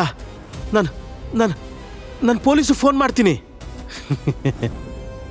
ಯಾರನ್ನು ಕರೆಸ್ತೀಯೋ ಕರೆಸು, ಬಟ್ ಇವತ್ತು ನನ್ನಿಂದ ನಿನ್ನ ಕಾಪಾಡೋದಕ್ಕೆ ಯಾರೂ ಬರಲ್ಲ. ವಿಕ್ಟರ್ ಬೆಲ್ಟ್ ಬಿಚ್ಚೋಕ್ ಶುರು ಮಾಡ್ದ. ಅವನ ಕಣ್ಣಲ್ಲಿನ ಕ್ರೌರ್ಯಕ್ಕೆ ಮೈನಾ ಹೆದ್ರಿ ಹಿಂದೆ ಸರಿದ್ಲು. ಅದೇ ಟೈಮ್ಗೆ ಡೋರ್ ಓಪನ್ ಆಗಿ 2 ಬಾಡಿ ಗಾರ್ಡ್ಸ್ ಒಳಗೆ ಬಂದ್ರು. ಇವಳು ಹಠ ಮುರಿದಾಕ್ರೋ, ನಂದು ಅಂತ ನಾನು ಒಂದು ಸಲ ಅನ್ಕೊಂಡ್ರೆ ಯಾವತ್ತಿದ್ರೂ ಅದು ನಂದೇ ಅನ್ನೋದು ಮೈನಾ ಚೋರಿಗೆ ಅರ್ಥ ಮಾಡಿಸಿ. ವಿಕ್ಟರ್ ಅವಳನ್ನೇ ನೋಡ್ತಾ ಹೇಳ್ದ. ಬಾಡಿ ಗಾರ್ಡ್ಸ್ ಅವಳ ಕೈ ಹಿಡಿದು ಎಳ್ಕೊಂಡು ಸೋಫಾ ಮೇಲೆ ಕೂರಿಸಿದ್ರು. ಅವರಿಂದ ತಪ್ಪಿಸ್ಕೊಳ್ಳೋಕೆ ಮೈನಾ ತುಂಬಾನೇ ಕಷ್ಟಪಟ್ಲು. ಆದರೆ ಅವರ ಗಟ್ಟಿ ಹಿಡಿತದಿಂದ ತಪ್ಪಿಸ್ಕೊಳ್ಳೋಕ್ಕಾಗಲೇ ಇಲ್ಲ. ವಿಕ್ಟರ್ ಅವಳು ಕೂದಲು ಹಿಡಿದು ಎಳ್ಕೊಂಡು ಕೆನ್ನೆಗೆ ಒಂದೇಟ್ ಹಾಕ್ದ. ನನ್ನ ಹತ್ರ ಗಾಂಚಲಿ ಮಾಡಿದ್ರೆ ಏನಾಗುತ್ತೆ ಅನ್ನೋದೀಗ ನಿನಗೆ ಅರ್ಥ ಮಾಡಿಸ್ತೀನಿ. ವಿಕ್ಟರ್ ಹೊಡೆದ ಏಟಿಗೆ ಅವಳು ತುಟಿ ಒಡ್ಕೊಂಡು ರಕ್ತ ಜಿನುಕ್ತು. ಅವಳು ಕೊನೆಯದಾಗಿ 12 ವರ್ಷದ ಹಿಂದೆ ಸೇವ್ ಮಾಡಿರೋ ಹುಡುಗನ್ನ ನೆನಪು ಮಾಡಿಕೊಂಡ್ಳು. ಮದುವೆ ಆಗ್ತೀನಿ ಅನ್ನೋ ಅವನ ಪ್ರಾಮಿಸ್ ಕೂಡ ನೆನಪಾಗಿ ಅವಳ ಕಣ್ಣಲ್ಲಿ ನೀರು ತುಂಬಿಕೊಳ್ತು. ವಿಕ್ಟರ್ ಕೈಯಿಂದ ಸೈನ್ ಮಾಡಿ ಬಾಡಿಗಾರ್ಡ್ಸ್ನ ಹೊರಗೆ ಹೋಗಕ್ಕೆ ಹೇಳ್ದ. ಮೈನಾ ಈಗ ಸಂಪೂರ್ಣ ಸೋತ್ ಹೋಗಿದ್ಲು. ಇವತ್ತು ನನ್ನ ಜೀವನದ ಕೊನೆಯ ದಿನ ಅನ್ಕೊಂಡು ಅಳ್ತಾ ಕೂತ್ಬಿಟ್ಲು. ಅದೇ ಟೈಮ್ಗೆ ತ್ರಿಶೂಲ್ ಹೇಗಾದ್ರೂ ಮೈನಾನ ಸೇವ್ ಮಾಡಬೇಕು ಅನ್ಕೊಂಡು ಆ ಕ್ಲಬ್ ಚಕ್ರವ್ಯೂಹದಲ್ಲಿ ನುಗ್ಗಿ ಅವನನ್ನ ತಡೆದು ನಿಲ್ಸೋಕ್ ಬರ್ತಿರೋ ಎಲ್ಲಾ ಗಾರ್ಡ್ಸ್ನು ಹೊಡೆದು ಮುಂದೆ ನುಗ್ತಾ ಇದ್ದ. ಅದೇ ತರ ವಂಶಿ ಸುಪಾರಿ ಕೊಟ್ಟಿರೋ ಗುನ್ನ ಕೂಡ ಫ್ಯಾಮಿಲಿ ಕೋರ್ಟಿಂದ ತ್ರಿಶೂಲ್ ಹಿಂದೆ ಬಿದ್ದು ಈಗ ಅವನನ್ನ ಕೊಲ್ಲೋಕ್ ಒಂದ್ ಸರಿಯಾದ ಅವಕಾಶಕ್ಕೆ ಕಾಯ್ತಾ ಇದ್ದ. ವಿಕ್ಟರ್ ಅನ್ಕೊಂಡ್ ಹಾಗೆ ಮೈನಾ ಮಾನನ ಕಿತ್ಕೋತಾನ. ಮೈನಾ ಜೀವನ ಯಾವ ತರ ತಿರುವು ತಗೊಳುತ್ತೆ? ತ್ರಿಶೂಲ್ ಸರಿಯಾದ ಟೈಮ್ಗೆ ಮೈನಾನ್ ಸೇವ್ ಮಾಡೋಕ್ ಸಾಧ್ಯನಾ? ಗುನ್ನ ಅವನ್ ದಾರಿಗೆ ಅಡ್ಡ ಬರ್ತಾನ? ಸಂಪೂರ್ಣ ಕಥೆ ಕೇಳಲು ಪಾಕೆಟ್ FM ಅಪ್ಲಿಕೇಶನ್ ಡೌನ್ಲೋಡ್ ಮಾಡಿ. ಲಿಂಕ್ ಡಿಸ್ಕ್ರಿಪ್ಷನ್ ಅಲ್ಲಿದೆ.